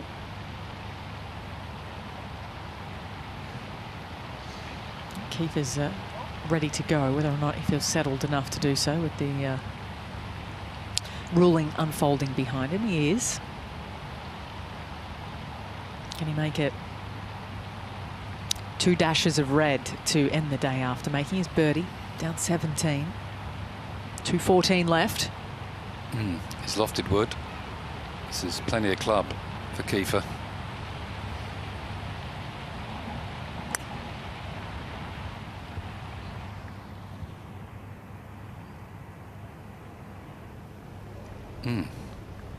Excellent shot. Great shot to finish with.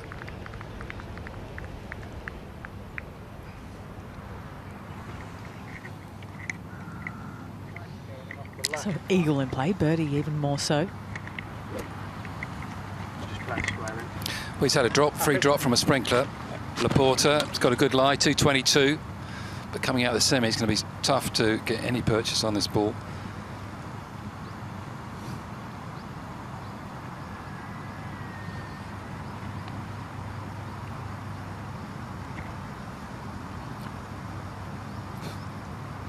Flag is on the edge of the bunker. He started it just left of the pin.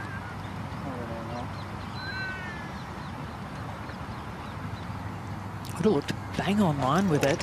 I think it's hanging on the lip of it. Now in a horrid line. I felt like that. I thought this was going to be perfect. Yeah. He's going to need a little luck from back there.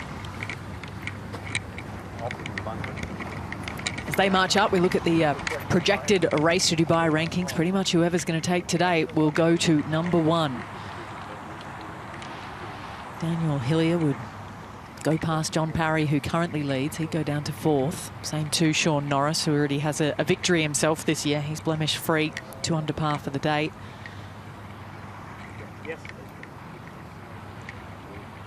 So lots of permutations will be seen. They're always up. Such a big impact these 5 Rolex Series events make throughout the year. They count for about as much in terms of Race to Dubai, Ryder Cup ranking points. There's a PGA Tour win for the European Ryder Cup side. Certainly are elevated, both in status and experience once you go through the gates. Got here the Genesis Scottish Open, BMW PGA Championship, and then we have 2 weeks in the UAE with 2 Rolex Series events to finish out the year. Abu Dhabi and back here in Dubai. Up they go. Laporta. What a grandstand. It keeps getting bigger, Jamie. Yeah, it does, doesn't it? The hospitality units that sort of envelop the 9th and the 18th green. There's something else. Look at that. That's fantastic. I'm trying to think if there's anything bigger or better than that. I don't think so. World of Golf. It's an amazing build. When you come here without those stands and you play normally, it's quite strange. Actually, and you play the 18th, you can see the clubhouse and the putting green behind it and everything else, so it's quite strange. No backboard. No backboard to use, yeah. You see over on the mini leaderboard on the right, and David Micheluzzi and Norris, Cantor, they're all up to -10. Højgaard Pedersen's actually just made birdie down 14. He and Micheluzzi both 7 under for the day. He's a good player, Højgaard Pedersen, come off the Challenge Tour. He can play. Not frightened either. 3 wins, got the Battlefield promotion last year, took the Challenge Tour rankings as well, the Dane. He's got some game, as is Angel Ayora, the young Spaniard as well. He's a good player.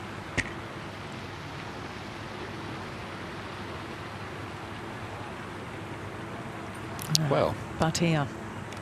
Yeah, I think it might be. Yes, it might be Laporta. Laporta first. They're looking at each other. I'd rather have this one, I think, than Laporta's. I think Francesco might say the same, depending on the lie. They're both very difficult. I think I'd rather have the lie out of the bunker. At least you sort of know what's coming. He's just got to pitch it just over that sprinkler head in front of him. But it'd be Laporta, I think, to go first. At the rough. I think he's in the edge of the bunker, the rough. There he is. Ooh, that's standing in the bunker. Oh no, that's. I'm not going to say impossible, it's not impossible, but trying to get the strike on it. Got to carry the little knuckle and stop it before it goes in the water. He might just err on the side of caution here and go down the right. Might be the stress-free play. You don't want to have too many dramas on this hole. That wispy stuff, it's all the grass laying down. It's so hard to get the strike, be easy to duff it.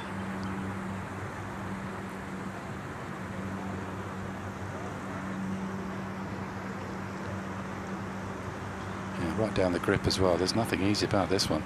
Generally, when you go down the grip, it comes out light. You've got to hit a little bit harder, but with the water staring at you, that's not easy to do here.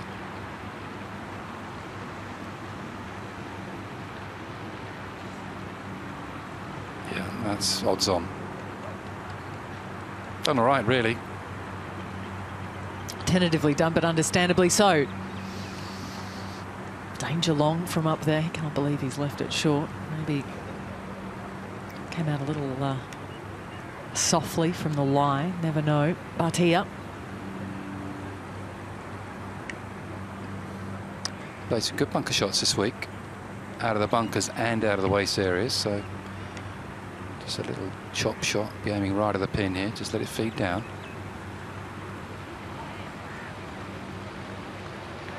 Steady.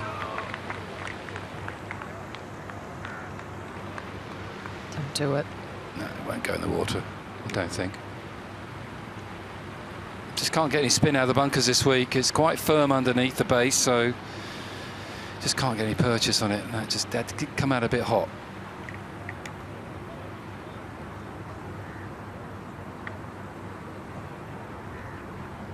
Should have stayed on. Where is it? Yeah, there in distance with the fountain behind it.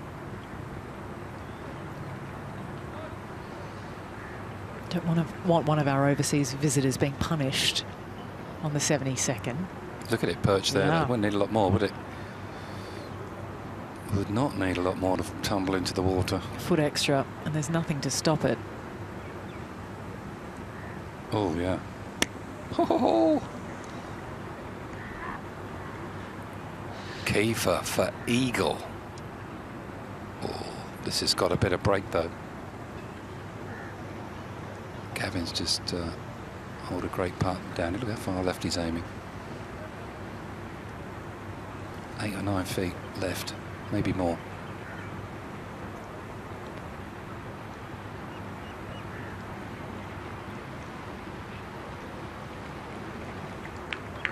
It's difficult to give it too much break from up there. Maybe a touch too much pace, but pretty good.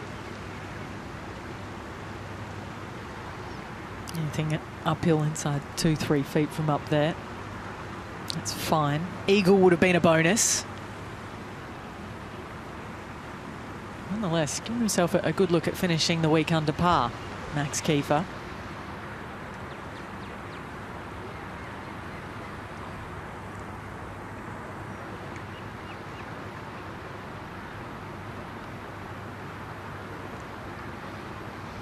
It's one of the best final settings we see throughout the year. This, the joint green, the par 5, the tough 9th. And then the reward of 18, if you can find it. It's a bit great up and down from Laporta. Yes, it certainly will. This for the birdie for Francesco Laporta. He's performed the best of our feature groups today on this difficult day. He's a couple under par. This could be 300, break 70, 69. It's a fine score. Be plenty later on who'd take it.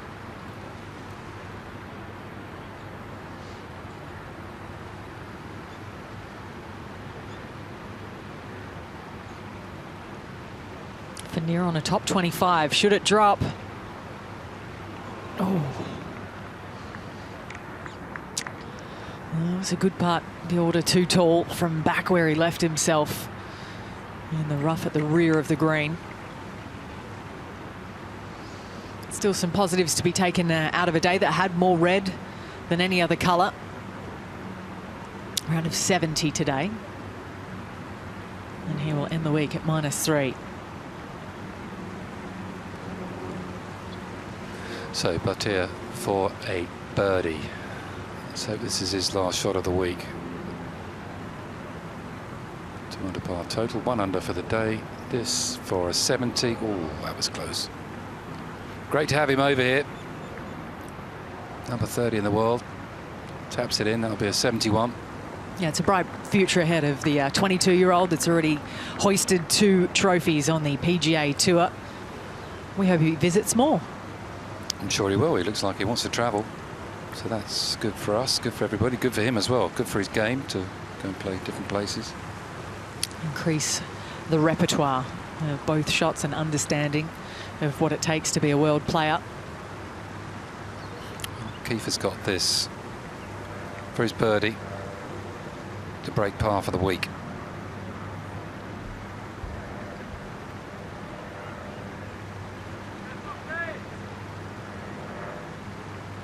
There we go. And it is a birdie finish for Max Kieffer and a round of 72 today. And what was a difficult final Sunday. We were expecting it to be, Jamie. It's going to be a polarising day ahead. Hard to hit the fairways because they're quite narrow. The rough's thick. Once you get into the rough, you're in trouble. Round the greens, it's thick as well. They put the flags away on Championship Sunday. Understandably so. It's going to be a great watch later. We'll be glued to it, watching who can finish it off. It's going to be tight. It's not a given, even on the back nine. No, it genuinely plays easier, the back nine. It won't be. It won't be today with the pressure on. Daniel Hillier is feeling the heat. He's too adrift of Tyrrell Hatton. You've got Micheluzzi, Højgaard, Pedersen, who are racing through the field. We'll be at about 7 or 8 holes ahead of our final group. 67, good move from Jacques Kreiswijk. That'll set up his season ahead. There is Francesco Laporta, who shot the best score of those in our 6 players in our feature group, so into the top 35 for him. It'll make him probably about 60 grand. So good for the bank balance as well. Same too for David Rivetto, who trended in the right direction. So another year for us done for the feature groups. And it's all for us from the final round. But why don't you switch over to our main channel and you can see how the tale of the 2025 Hero Dubai Desert Classic ends under the watchful eye of the buildings, the skyscrapers overhead. Right now, it's Tyrrell Hatton with the advantage. Can he hang on the back nine here in Dubai?